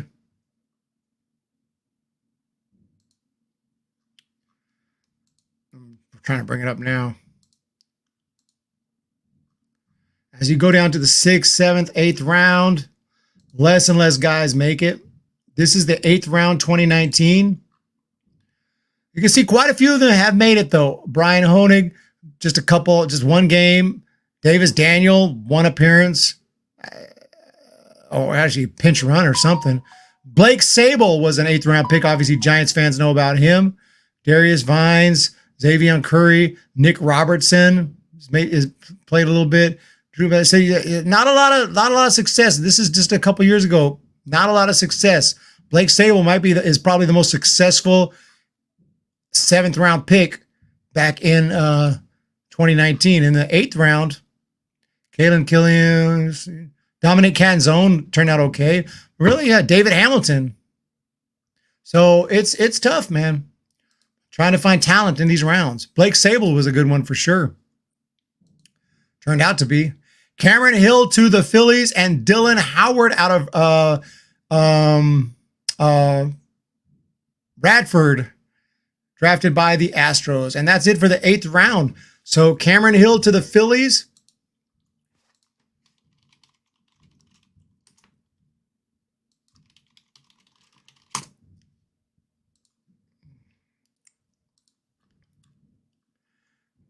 Cameron Hill, 3-1, 5.82 ERA. Again, 44 strikeouts in 34 innings. Big strikeout numbers, big walk numbers. 19 walks, too many walks. 30 hits given up from this guy here, Cameron Hill out of Georgia Tech. Dylan Howard and Travis Garnett. Travis Garnett, another William and Mary. That's a 2nd William and Mary. 2nd pitcher from William and Mary, Nate Knowles and Travis Garnett. Nate Knowles went to Tampa Bay and Travis Garnett to the Arizona Diamondbacks. So that's 30, isn't it? No, we got one more. We got the Rangers. Wait, where are we at? I'm tripping.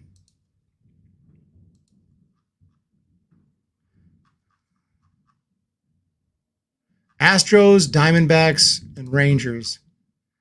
Astros, Diamondbacks, and Rangers. Okay, Anthony Suzak out of Arizona. So that is going to do it for this round. Anthony Suzak to the Texas Rangers. Another pitcher 1, 2, 3, 4, 5 consecutive pitchers to finish out the 8th round. So it is what it is here for the MLB draft. Anthony Suzak is from Sacramento. Another high ERA. Didn't pitch a whole bunch for Arizona this year, but when he did pitch, he did strike dudes out. He looked pretty good. Just gave up too many hits. He gave up a lot of hits this year. I don't know what's up with that. But Anthony Suzak. All right, we're almost done, ladies and gents. We're in the 9th round now, and we're still moving. Jared Sprague Lott out of Arkansas College. Jared Sprague Lott has just been drafted by the Oakland Athletics out of Arkansas. He is a Razorback, obviously. I watched the Razorbacks, scouted the Razorbacks this year, but I didn't think this guy stood out too much, but I'm looking at his numbers right now. He hit 290 this year. He hit 9 home runs, 28 driven in, so he's had a nice year, but coming off of Richmond, he was at Richmond in the A10, the Atlantic 10 Conference, played there for a while. It's solid stats. I mean, there's guys I'd prefer. I think I have better numbers than this, but it's not bad. Not a lot of speed, though. Jared Sprague Lott. But the A's have had a killer draft so far. I'm not going to lie on that here. The A's have knocked it out the park so far in this draft, in my opinion. And it's a catcher, Canyon Brown, a catcher. Isn't that a color? So I'm going to paint my house. What color? And we're going to put a little Canyon Brown on the roof today. Canyon Brown to the Kansas City Royals out of North Carolina AT&T. What the heck?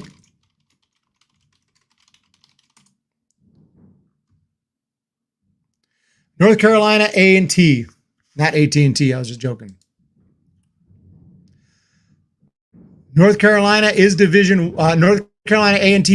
1. It is in the Colonial Athletic Association. Forgot name, Karaoke Nico. We're coming back to the Giants quick. We're moving fast. Boom, boom, boom. 1 minute for each pick. Canyon Brown to the Kansas City Royals out of Carolina A&T. Jared Sprague Lott out of Arkansas to the A's. Where are my dudes? Where's Tyler Wilson? We need to see some of these guys. We look at my ranking. We go to the lower guys now because now anybody can be taken. We go down to 250. These are guys that I've scouted. Ethan Bagwell was taken. So I guess John Gazdar, okay? Beast. Kyle DeGroat, I haven't heard his name. I think this guy was drafted. Maverick Rizzi. Edgar Alvarez. I don't know. Did Edgar Alvarez get taken? Did I miss him? Did he get taken?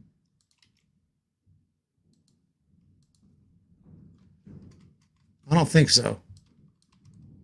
He did get taken. Oh, I totally, I mentioned his name, but Edgar Alvarez is an absolute beast. He got taken by the Cubs. I didn't think he was going to get drafted this year. So good job by the Cubs. I just kind of overlooked it when his name popped up. I didn't realize who that was until I'm now looking at my draft board. Anyway, let's get back to the draft. Okay, Tommy Hopp out of Fresno State to the Rockies. Fresno State continue to kill it. Jack Young out of University of Iowa. Jack Young to the White Sox. William Schmidt must be going to college. He's already, I think, withdrawn from the draft, and he's going to college. This guy, I was just talking about Edgar Alvarez. His numbers are, is Nicholls State? I want to double check. It might be Division II. I can't remember. No, it's Division I. It's Division I, Southland Conference. Shout out to Nicholls State is Division I. But Edgar Alvarez is a machine. A machine. Also, Edwin De La Cruz, Arkansas Pine Bluff. I'm waiting for this dude's name. This guy crushed, I don't know how many home runs this year. He's just a big power hitter. Aiden Major got drafted. Jay Woolfolk still out there. There's our man, Robert Hipwell, the Giants. Anthony McKenzie. These are some of my guys here. Jacob Christian, the Giants. I told you, I scouted these dudes, and the Giants were all over him. Nick McLean, Nico Mazza. There he is. He's on my list, too. All these guys are on my list. Very nice.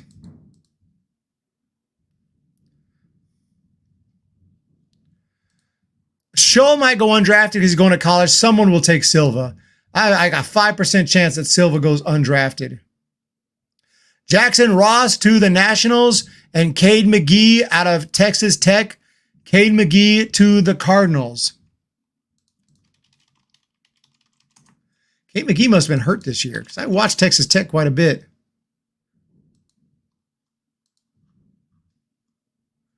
Well, he did play in 57 games. He had 282 with 15 home runs. I don't remember seeing him too much this year. Cade McGee, drafted by the Cardinals. Angels go with Derek Clark out of West Virginia. We're going D1 college right now, over and over and over. Good arm right here. 3.23. I think his ERA was around somewhere like 3.23. Here he is right here. 8-3 record, 97 innings, 83 hits, 91 strikeouts. Kept batters to a 227 average. Just a smooth pitcher. Threw a shutout this year. And he only threw one wild pitch. I mean, this means something. One wild pitch all season long. 14 starts, or 14 appearances, 13 starts, and one wild pitch is actually not. That's not bad. Derek Clark. Speaking of Clark, there's a guy named Clark. His name is Trip Clark out of Angelo State. Where's Trip Clark at? Jackson Jelkin from Houston to the New York Mets. Another pitcher, righty. It's moving along fast. Hey, what's up, Jim Thorokill? Who we got? James Tibbs III. Huge, massive power bat from Florida State. Dakota Jordan somehow falls all the way to 116 to the Giants. They say he has strikeout issues, but he does, but at the same time, he's an amazing power hitter, and he does have bat-to-ball skills. He can hit the ball, he can crush the ball, and he will work a walk. He doesn't strike out. I mean, he strikes out, I guess, too much for college. We'll see how it translates to the pros, but at the end of the day, so did Aaron Judge. Let's see what we got with Dakota Jordan. He's a beast. Jacob Christian, I was super excited. Another big power bat right there. 3 power outfielders. We could have Tibbs in left, Dakota Jordan, or maybe Dakota Jordan in center, in left, Tibbs in center, Jacob Christian in right. Holy crap. Robert Hipwell at third, another power bat. Then we finally go to pitching with Greg Ferrone and Nico Mazza. I'm loving it, as they say at McDonald's, and I may have to go to McDonald's just because I'm loving this draft so much.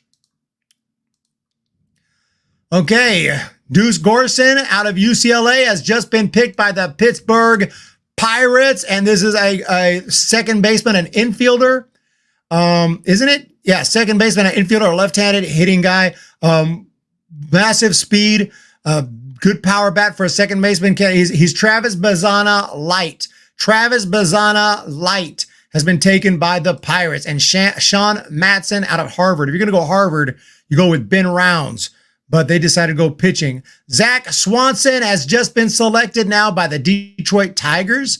This is a high school kid, and he can pretty much do it all. But he's mainly a pitcher, committed to Oregon State. Good hard fastball, and we'll see what he can do. He gets a little bit iffy. He's got a quick release. He works really fast. He will go get a little wild, get a little. He'll walk some dudes from time to time, but Zach Swanson's got the tools. He's going to be in the minors for a while if he signs. He is committed. What did I say? He's committed to Oregon State. What chance you have? I think I already answered that. Almost zero chance. Any D2 or D3? Yeah, at least a couple of D2 guys have been drafted. Darian McDowell, an absolute power bat out of West Florida, I think, and he was drafted. Darian McDowell, University of West Florida, Division II. He was drafted. There's not really a place to just say Division II somewhere. I wish they had that. I could just click Division II, and they would show me all the Division II. It's only been a couple. I don't think any Division III yet. There's only been a couple Division IIs. And I don't think any Division III. I got a top 5 Division II players. Darian McDowell was my number 1, and he's been drafted. So MLB and I are on the same page there.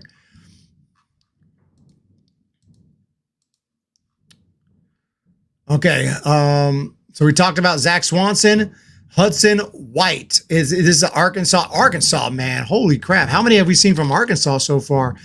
Hagen Smith, Peyton Stovall, Mason Molina, Jared Sprague-Lott, and Hudson White. Waiting on Brady Tigert, and some of these other guys could also go at some point. Arkansas is getting it big. Oklahoma Sooners, John Spikerman, Braden Davis, Ryan Lambert. Oklahoma State, a whole bunch as well. California, Caleb Lomavita, and Rodney Green, a bunch out of Irvine. What's your favorite school? What's your college? We'll check it out. We will check it out. Giants are on the board. Hudson White, and it's Zane Zielinski, a shortstop from University of Illinois at Chicago, has just been picked. Zane Zielinski has been picked by the San Francisco Giants. Ladies and gentlemen, here is Zane Zielinski. Okay. He is one of the top, okay, they made the video, top under the radar draft hitters. And he was on the list. I didn't get a chance to make that video. I wanted to. Next year for sure, we'll make the under the radar list. I was going to do it. That's the one video I didn't get to, but it's okay. Giants have taken Zane Zielinski. We got to look at his stats, though.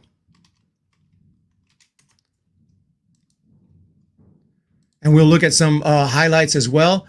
So Zane Zielinski this year, Illinois, Chicago. I think that's Division I, but I will double check that.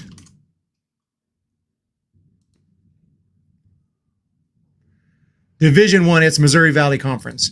Division I. He hit 363, 8 bombs, 42 driven in. Very nice pick right there from Illinois, Chicago. Zane Zielinski. I looked at him this year a little bit. Now we got to see some freaking highlights from this man.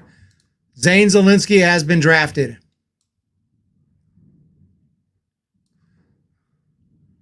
Here he is talking. No, it's just sticking to my approach. Hitting fastball as well, staying on the fastball all day and adjusting to off speed. Worked out today. How do you feel going into tomorrow? Chance to win a series on the road against a really quality opponent. I feel good. I mean, we got Kenny on the mound. He's gonna shove, and our lineup, top to bottom, is gonna get the job done. So I have a lot of confidence going into tomorrow. No, it's just. I like that. Prepare for the fastball, adjust to the off speed. There he is again, Zane Zielinski. And there he is swinging. Oh, flare out toward. There it is. Okay, like he said, adjust to the curveball. He's probably looking fastball. He sees it's a curve. He waits, and he slaps the hit. Oh, flare out toward. Shallow left and flies over the glove of Mata. In to score. Jason Jones. To third base goes Mateo Matthews. RBI. Very nice. Here he is with the power. The 2-0.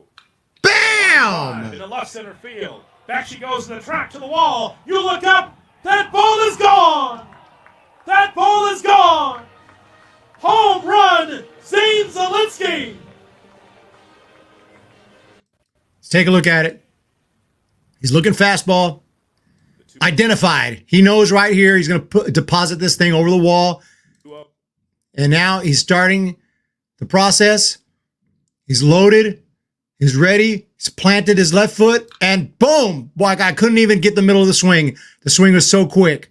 Look at that power he just generated. Zane Zielinski's coming to the big leagues, ladies and gents. Zane Zielinski, drafted by the Giants. Big day. No, not in Modesto. We have D2 Baseball right here. Thank you, D2 Baseball. Darian McDowell has been drafted to the Dodgers, and Ethan Sloan from Regis. I remember, from Colorado and Regis. And Logan Samuels from Montevello to the Braves. 3 D2 baseball players have been drafted, and D2 Baseball kind enough to come in here and give us that update. I appreciate that. Thank you so much. Giants are having a big day. Let's go sports. But there's other dudes. Where are they? D2, Trip Clark from Angelo State. I want to see my man drafted. And many others. Ryan McChrystal from East Carolina. East Carolina got a ton of good players. Drafted by the Reds. Zach Evans from Lenore Ryan University to the Padres. Tanner Bauman from Auburn. Brooks Capel from Lamar. Aiden Butler from Polk State to the Mariners. Brooks Capel to the Cubs. And Dub Gleed from California, Irvine to the Marlins. Irvine is crushing it today. And this guy's got big power. Third baseman, corner outfielder. He is the number one of the last 4 or 5 drafted that I would say is the best shot to make it to the big leagues because he's got really good contact skills right here. Dub Gleed, take a look at him. He's going to be our competition in the West. Actually, what am I saying? He drafted by the Marlins. Padres got Zach Evans. So Dub Gleed will be to the Marlins. Here's Dub Gleed.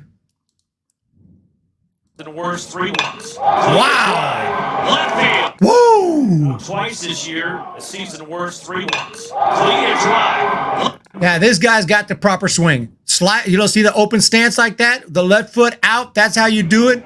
Bat high. Yes. Slide wave. Slide wave. Step in. Then you get the knees slightly bent. Load. Destroy the baseball. This man knows how to swing a bat. Very nicely done. Out, said the ball. Giants having a big day. Garrett Gainey from South Carolina has been drafted. Griffin Tobias from Lake Central High School has been drafted by the Brew Crew. And Garrett Gainey from South Carolina has been drafted by the Tampa Bay Rays. Dub Gleed to the Marlins. Zane Zielinski to the Giants. What arms have the Giants drafted? We have only drafted a couple arms. Greg Ferrone and Nico Mazza out of Southern Miss. And just now got Zane Zielinski out of the University of Illinois at Chicago. D1. These are all D1 players.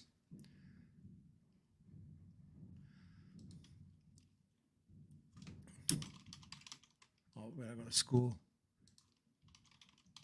Oral Roberts, Jacob Hall has been drafted by the Twins.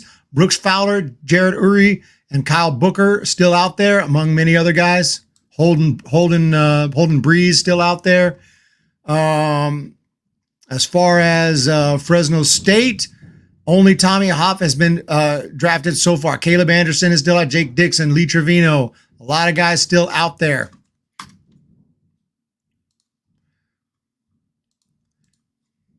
Moving on.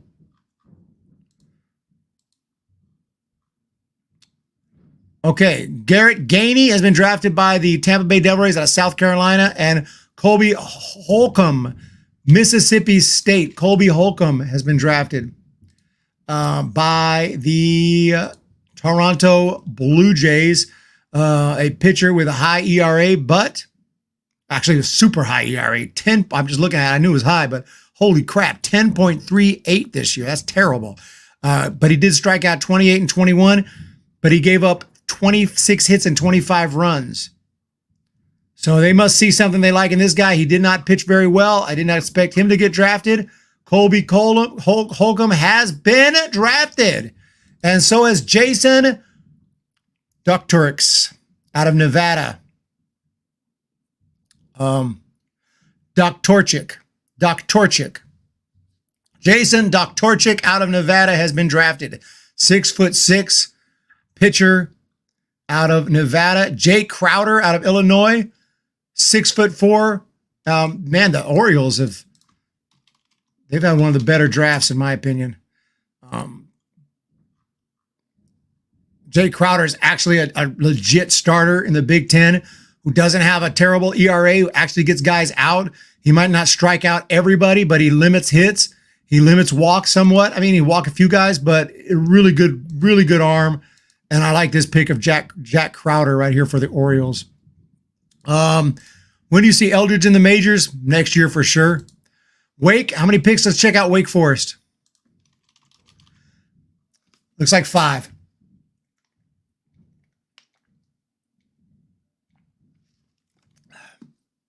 Chase Burns went 2nd overall.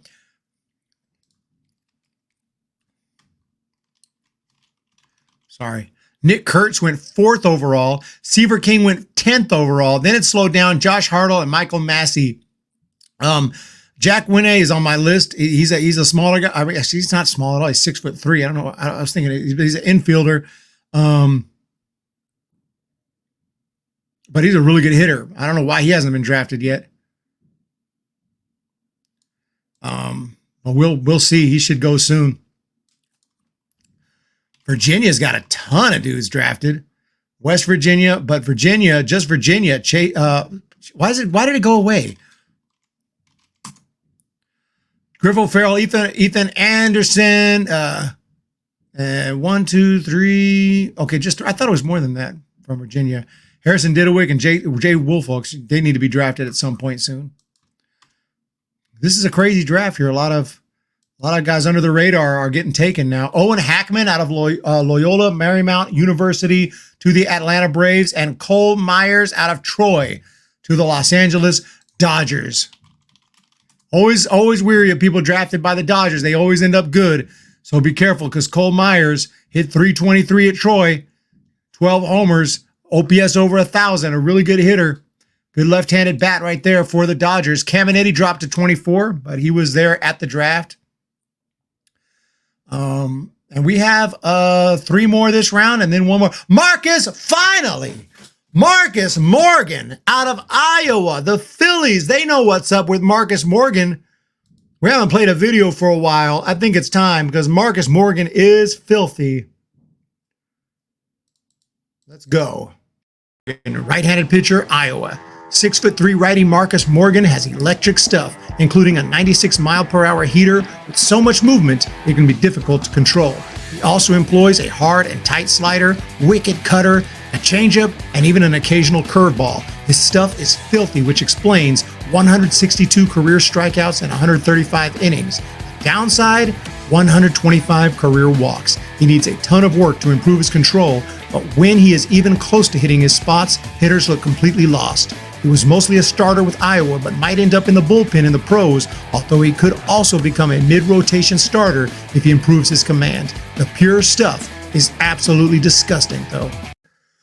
Marcus Morgan, yeah, filthy stuff. Absolute pure filth from Marcus Morgan, and he has been drafted. I can't believe it took this long, but the Philadelphia Phillies pulled the trigger on him. Ryan Smith out of University of Illinois at Chicago has been drafted.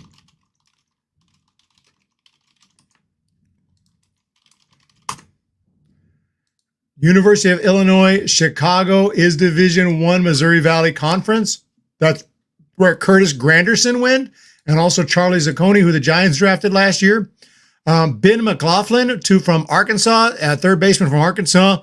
Good, strong hitter. He just got drafted by the Diamondbacks.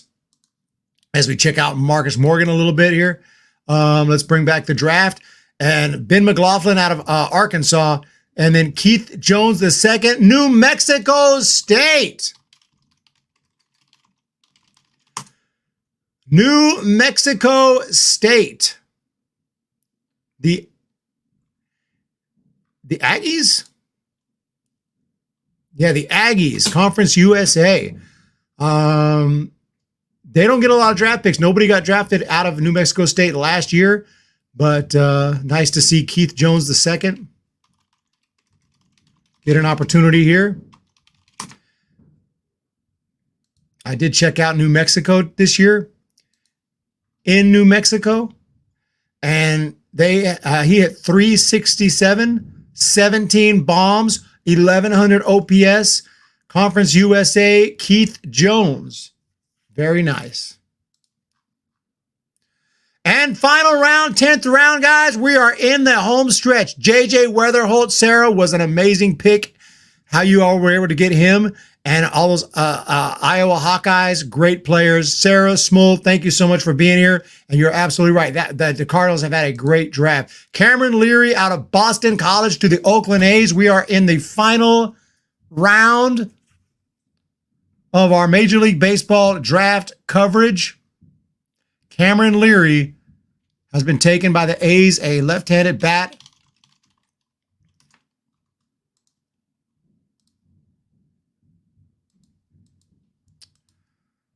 Out of Boston College. He's played his whole career at Boston College as senior. Career batting average only 247. He has 43 career bombs, 129 driven in, 913 career OPS. So it's not like stats flying off the page, but very solid player for 4 years, and it's good that he's going to get an opportunity. There's definitely guys I would have picked before him, but the A's go with Cameron Leary. Nate Ackenhausen from LSU, another LSU pitcher off the board, heading to the Royals. And then Fisher Jameson, another Florida pitcher off the board.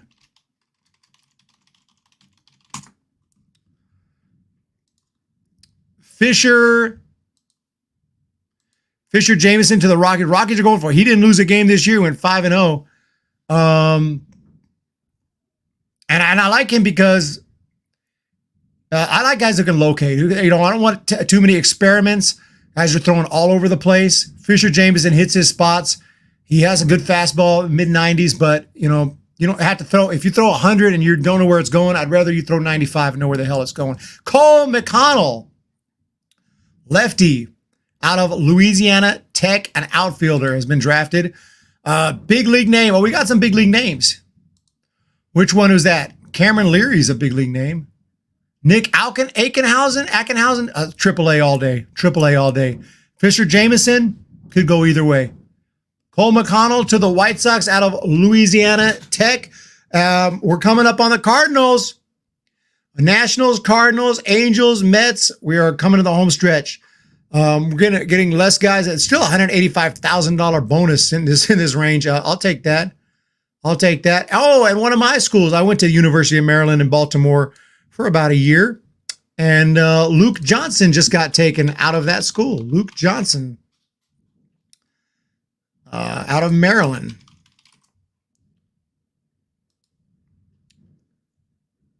Baltimore County. 4 complete years there. He pitched a little bit in summer ball this year, and he dominated. That might have got him drafted. A 0.79 ERA in summer ball this year for Williamsport. May still be playing. I don't know. But 14 games started for this guy at at Maryland. And pretty good stuff. 81 strikeouts in 80 innings. 5-4 record. Texas draft pick. The Dodgers pick. Love J.J. Weatherholt. I'm thinking my cards put Weatherholt at second, move Gorman to third eventually, and Burley to first. Very, very possible. Weatherholt will be on the fast track. Fast track. So I'm curious if we'll get any more guys who I've scouted this round. It's been fun streaming the draft. I appreciate everyone jumping in, hitting that subscribe button, hitting that thumbs up. We went live yesterday on the main channel. Today we're here at Hum Baby Prospects, just chilling. Bryce Madron! It happened! Bryce Madron, I was pushing him last year to get drafted. The Cardinals, trust me, I know you may not know Bryce Madron. I did a video on him last year hoping he'd get drafted, and it didn't happen. He ended up playing a little for the Savannah Bananas, but this dude is a hard worker. And dedicated guy with a great bat. I've seen him play in person. Let's check him out. Bryce Madron, outfield, Oklahoma. Once overlooked for his size, at 5'8", 175 pounds, Bryce Madron smashed 20 home runs at junior college in 2022, followed up by a quick stint with the famous Savannah Bananas, before eventually landing in the starting lineup for the Oklahoma Sooners. He hit .320 in 2023, averaging over a walk per game, finishing the year with 11 bombs and a .463 on-base percentage. He also has great speed, solid defense, and a strong arm with a reputation for playing his heart out every game and grinding out every at-bat. For GMs who want someone who can work a walk and get on base while giving it 110% every day, Madron is the perfect combo of a modern analytical player with old school hustle. Bryce Madron is off the board. I did not know if we would see him get drafted or not. It happened. And we appreciate you, News with Nick. We are covering the draft here, round number 10. Bryce Madron to the Cardinals. And another, his teammate, pitcher Brendan Gurton to the New York Mets. Mets have taken a few guys, I think, a few Sooners, if I'm not mistaken. I'll have to check it out. Ryan Nicholson from Kentucky, a first baseman, has just been drafted by the Los Angeles Angels. Big guy, graduate student, experienced guy. He's already like 23, 24 years of age, but a good solid infielder with a home run. I think at one point this year he hit a home run in 3 or 4 consecutive games. So I know that guy can rake. Ryan Nicholson out of Kentucky.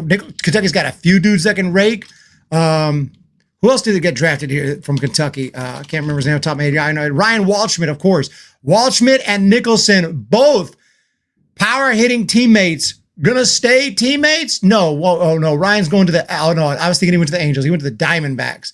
Ryan Waldschmidt to the Diamondbacks and Ryan Nicholson to the Angels, and then Emilian Pitre to the Rays.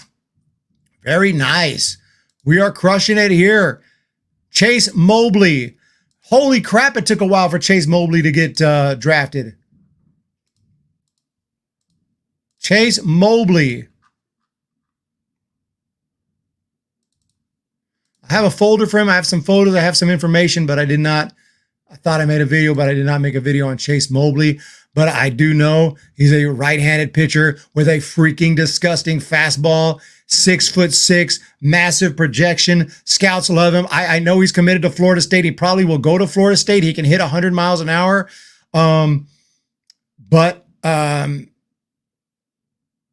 Sometimes he has good control. He stays around the plate. Sometimes he just doesn't hit his spots, so he'll give up some hits and some home runs at times. But Chase Mobley's pretty nasty. I would be not surprised if he goes college, getting taken at 295 when he was ranked at 80. $183,000, kind of hard to pass up. But we'll see. He may go college to Florida State. I find it super risky to go college if I'm a player, because it's like you go college and then you struggle, you get hurt, things don't work out. You're going to have some regrets. But then again, you go pro, things don't work out. Maybe you think, man, I should have went college. RJ Sales, UNC Wilmington, has just been drafted by the Detroit Tigers, a pitcher, Devin Futrell from Vanderbilt. Another Vanderbilt. We are at the Giants now. Get ready. Put your seatbelts on. It's the Giants. Who's messing with me, Logan?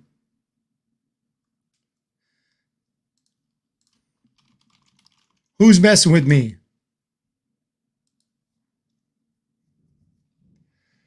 We're waiting on the Giants right now.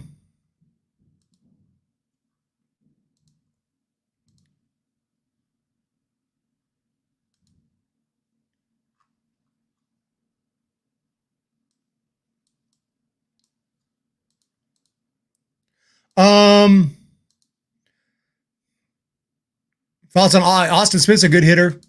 Austin Smith's a definitely good hitter of San Diego. What did he hit? About 315. Decent power. Really good all-around player. Good all-around player right there. I don't know if he'll be drafted here. We only got a few more left for today. But tomorrow, very good chance we could hear Austin Smith's name at some point tomorrow. Can't type good. Keep messing up. Censored. See nothing. You don't see nothing. What do you mean you don't see nothing? I'm not getting very many comments if that's what you're saying. Cade Vernon, Murray State University in Kentucky.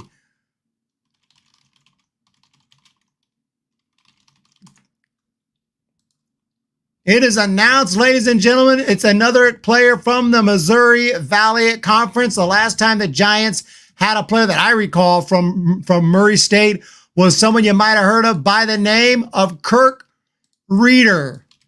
Kirk Reeder Woody, you guys remember him? Woody. We've taken Cade Vernon. And this is a pitcher, a good hitting pitcher, but we're going to probably use him as a pitcher. Pitching in the Missouri Valley Conference this year. He's got very good stuff, good location, gives up a little too many hits for my taste, but Giants obviously like Cade Vernon. If we look at his delivery, it's very clean. I'll show you. 10th round, Giants take Cade Vernon. Can we get some footage? I don't want, this is a prisoner. Hope I gotta be careful on Twitter, dude. Something pops up on here. You never know what you're gonna see. You guys would be scarred for life if I'm not careful. Murray State.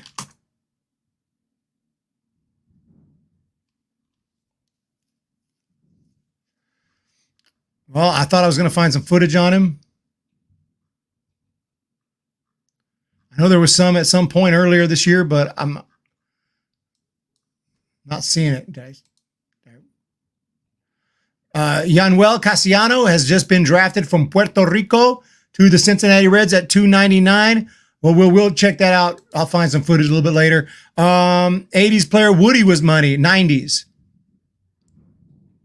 For Kirk Reeder. Was it 90s? Early 2000, 2002, 2003-ish. Yanuel Casiano.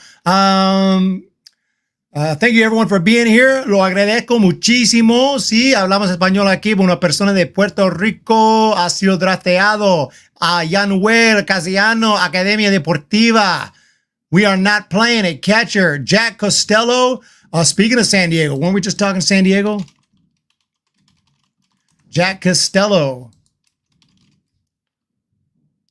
Old school name, new school stuff. And this dude crushed 24 bombs during his career at San Diego, 298 average, 854 OPS. It's time to dive into some Division II. Let's go with Angelo State. Can we do that? Another William and Mary pick, Joe De Los Santos. Joe De Los Santos. This is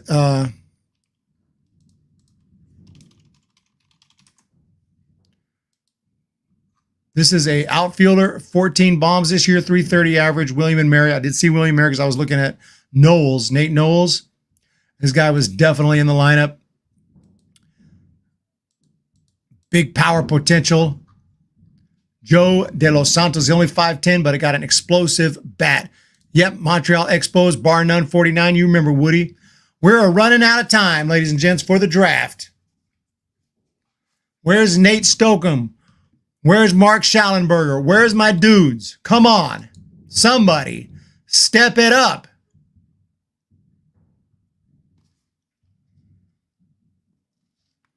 But I appreciate everyone joining today. I am hot. I am hot. Another UC San Diego player, and it is Matt Hallback.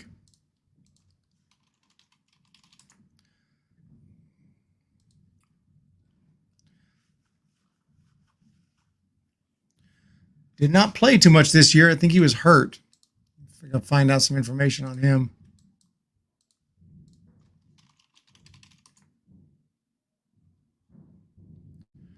Their 10th round, the Chicago Cubs select Matt Hallback, third baseman from UC San Diego. There he is. The base hit up the middle.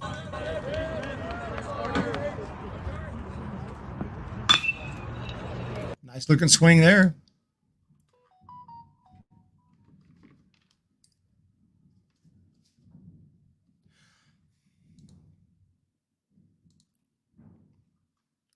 Nice looking swing.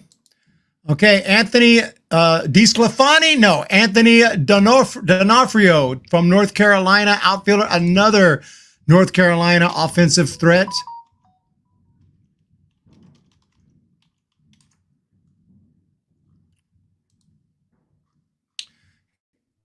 He didn't hit as many bombs as the other two guys from North Carolina. He hit 7 home runs this year, but he does have some power potential. Last year, he played at the Metro Atlantic Athletic Conference, and he hit 16 bombs. He does have some power, 364 average, absolutely raked.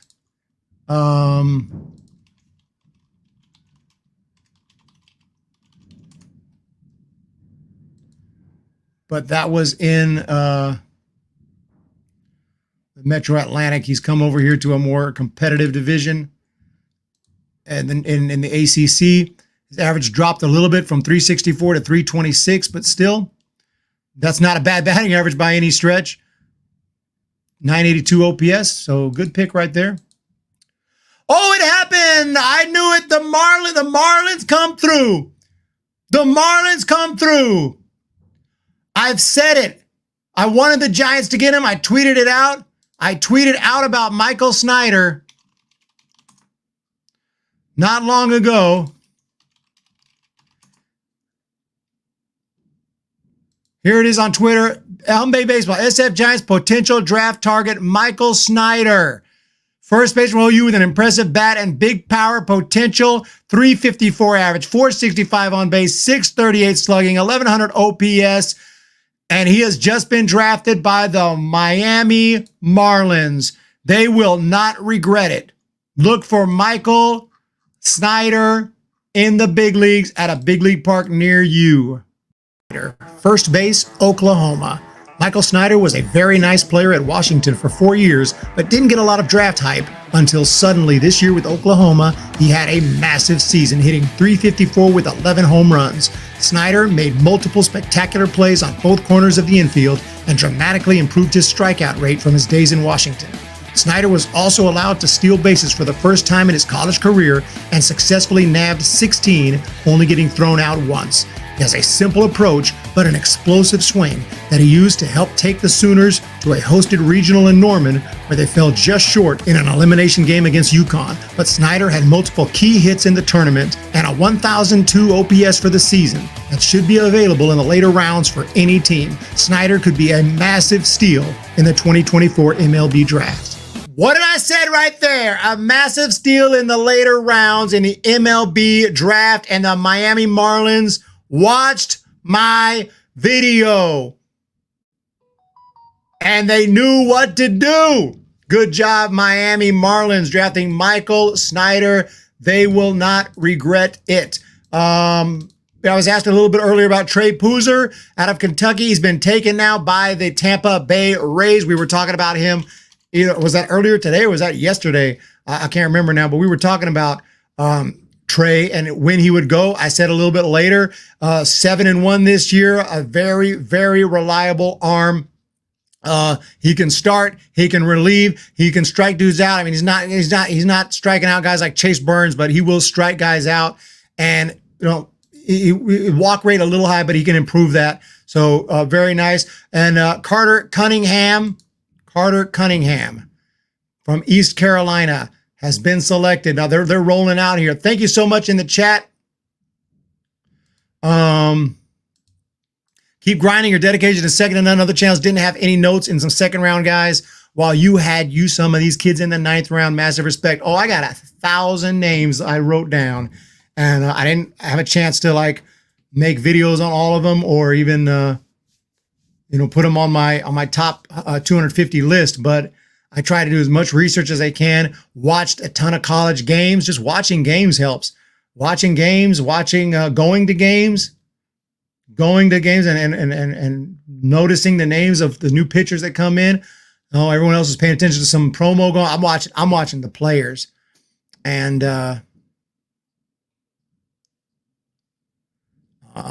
yeah, Michael Snyder. Yeah, I know he's going to be a beast right here.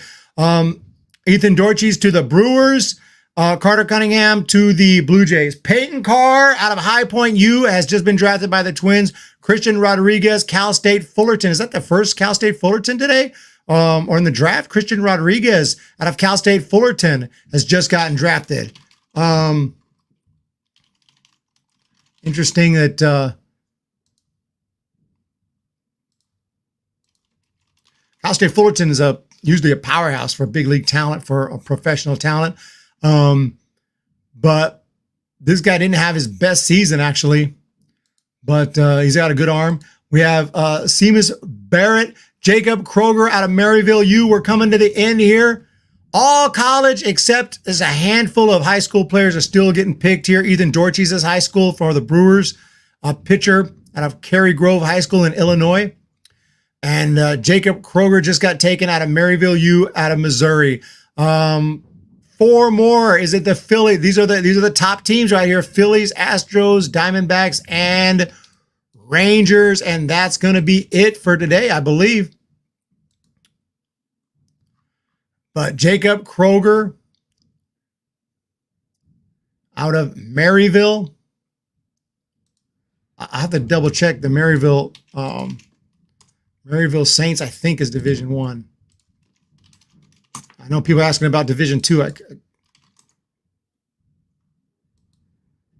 Is Maryville Division 2? It is Division 2. It is Division 2. Isn't it? The Maryville Saints. Is that that's Division 2, right? I think it's Division 2. I think Jacob Kroger's Division 2. Usually you can tell by the website because the Division 2, they all got, yeah, this is what their website is usually designed. Some Division 1s look like this too, but Jacob Kroger, a redshirt senior, just got drafted. That's sick, dude. So congratulations to him. I love to see the Division 2 guys get drafted. He threw 1 game earlier this year, 8 innings, 12 strikeouts. Let's see if we can see anything on Twitter. Nobody's talking about it. What's going on? Where's the respect? Where's the respect? Brady Day, Kansas State. Brady Day out of Kansas State has been drafted by the Phillies. We are almost done. Dude, if Alex Schroeder goes to the A's, they are going to get my best draft pick of, that's a big power D2 bat, just crushes baseballs. Yeah, it's D2. Yeah, Maryville, D2. I thought that was D2. Very nice. Another D2, Great Lakes Valley Conference player has been drafted. Love to see it.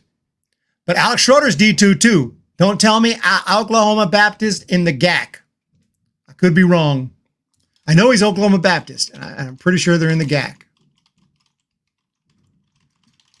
Only one way to find out. We know our college baseball up in here. Great American Conference, the GAC.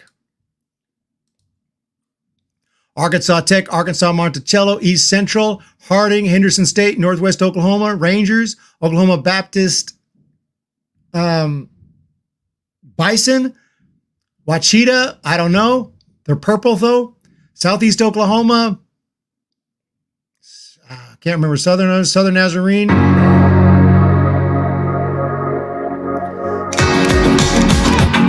Okay, I had to turn that off.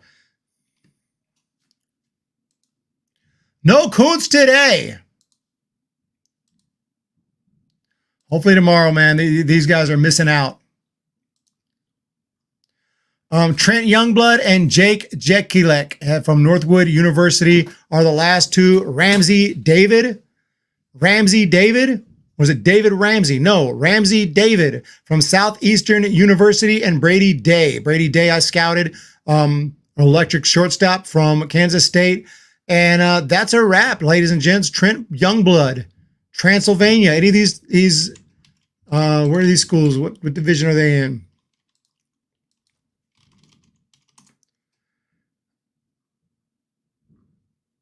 Transylvania, I believe, is not even, are they Division 3? That may be the first Division 2 if you're still here. I think this is Transylvania's Division 3. Trent Youngblood, right? Very nice. But yeah, Kuntz did, okay, Maryville and D2, Transylvania. Yeah, Transylvania University. Well, go to Wikipedia.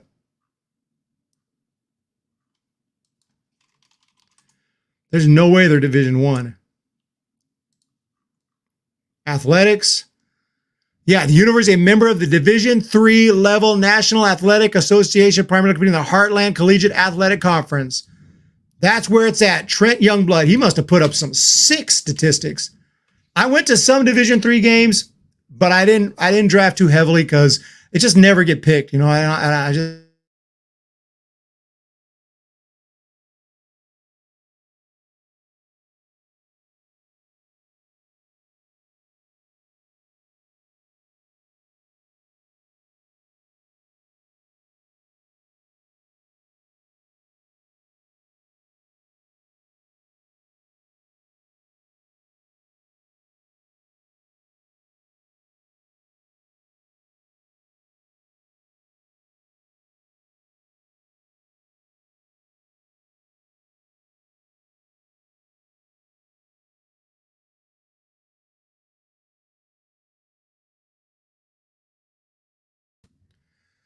Am I live right now? 4 hours live. I don't know what just happened. My computer went to shut down, and it might still shut down, so I might need to hurry up and finish. Let me know if you can see me right now. My computer went to shut down. It went shutting down. I'm like, why is it shutting down? And I went cancel, cancel, cancel, cancel. It started closing all the programs. I went cancel because luckily there was a cancel option, but it shut down my browser, and I just jumped back in. Luckily we're done. So everything looks stable right here. I don't think it's going to shut me down, but I'm a little worried it will. So that was weird. I'm like super scared to,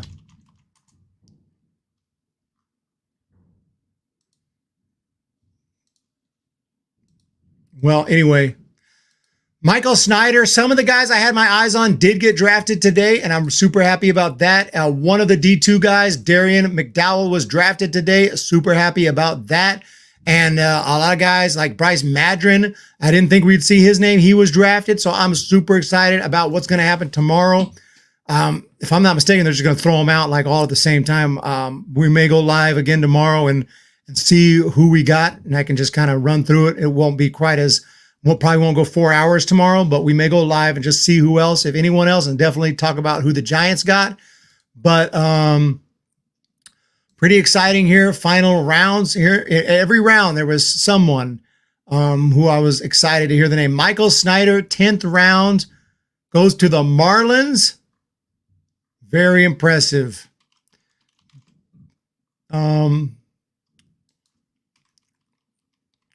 Stanford's not getting anyone, just Malcolm Moore. That's it. Not even Bruno. They took that song, We Don't Talk About Bruno, way too literally. But ladies and gentlemen, I hope you guys have a pleasant evening. Thank you for being here. We got a ton of viewers for this channel's standards, so I do appreciate that. We'll be back tomorrow for more. Let's go Giants. Thank you to D2 Baseball for being here and updating us on the D2 picks. And you guys have a awesome day. At least four guys drafted D2. At least one guy drafted D3. Tons of D1, tons of high school, quite a few JUCOs as well. Alex Schroeder mentioned in the chat from Asante Wilson. I love that. Alex Schroeder is my rank number 200, I think, prospect on my top 250. And I wanted to rank him higher, but I had to be a little realistic about it, like, because he's Division II player, but he's an absolute machine. So you guys have a good one.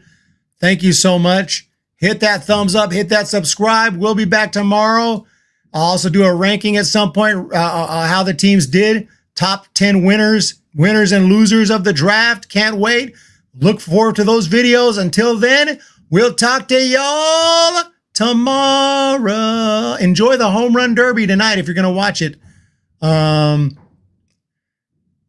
As for me, I'm out. He is stopping. He's going back. He's going to run down. Ball gets away. This one's over. Oh, my freaking goodness. But I got the Twins signing Carlos Correa. Jeff Passan has the Giants getting Chris Bryant. I am taking the Atlanta Braves.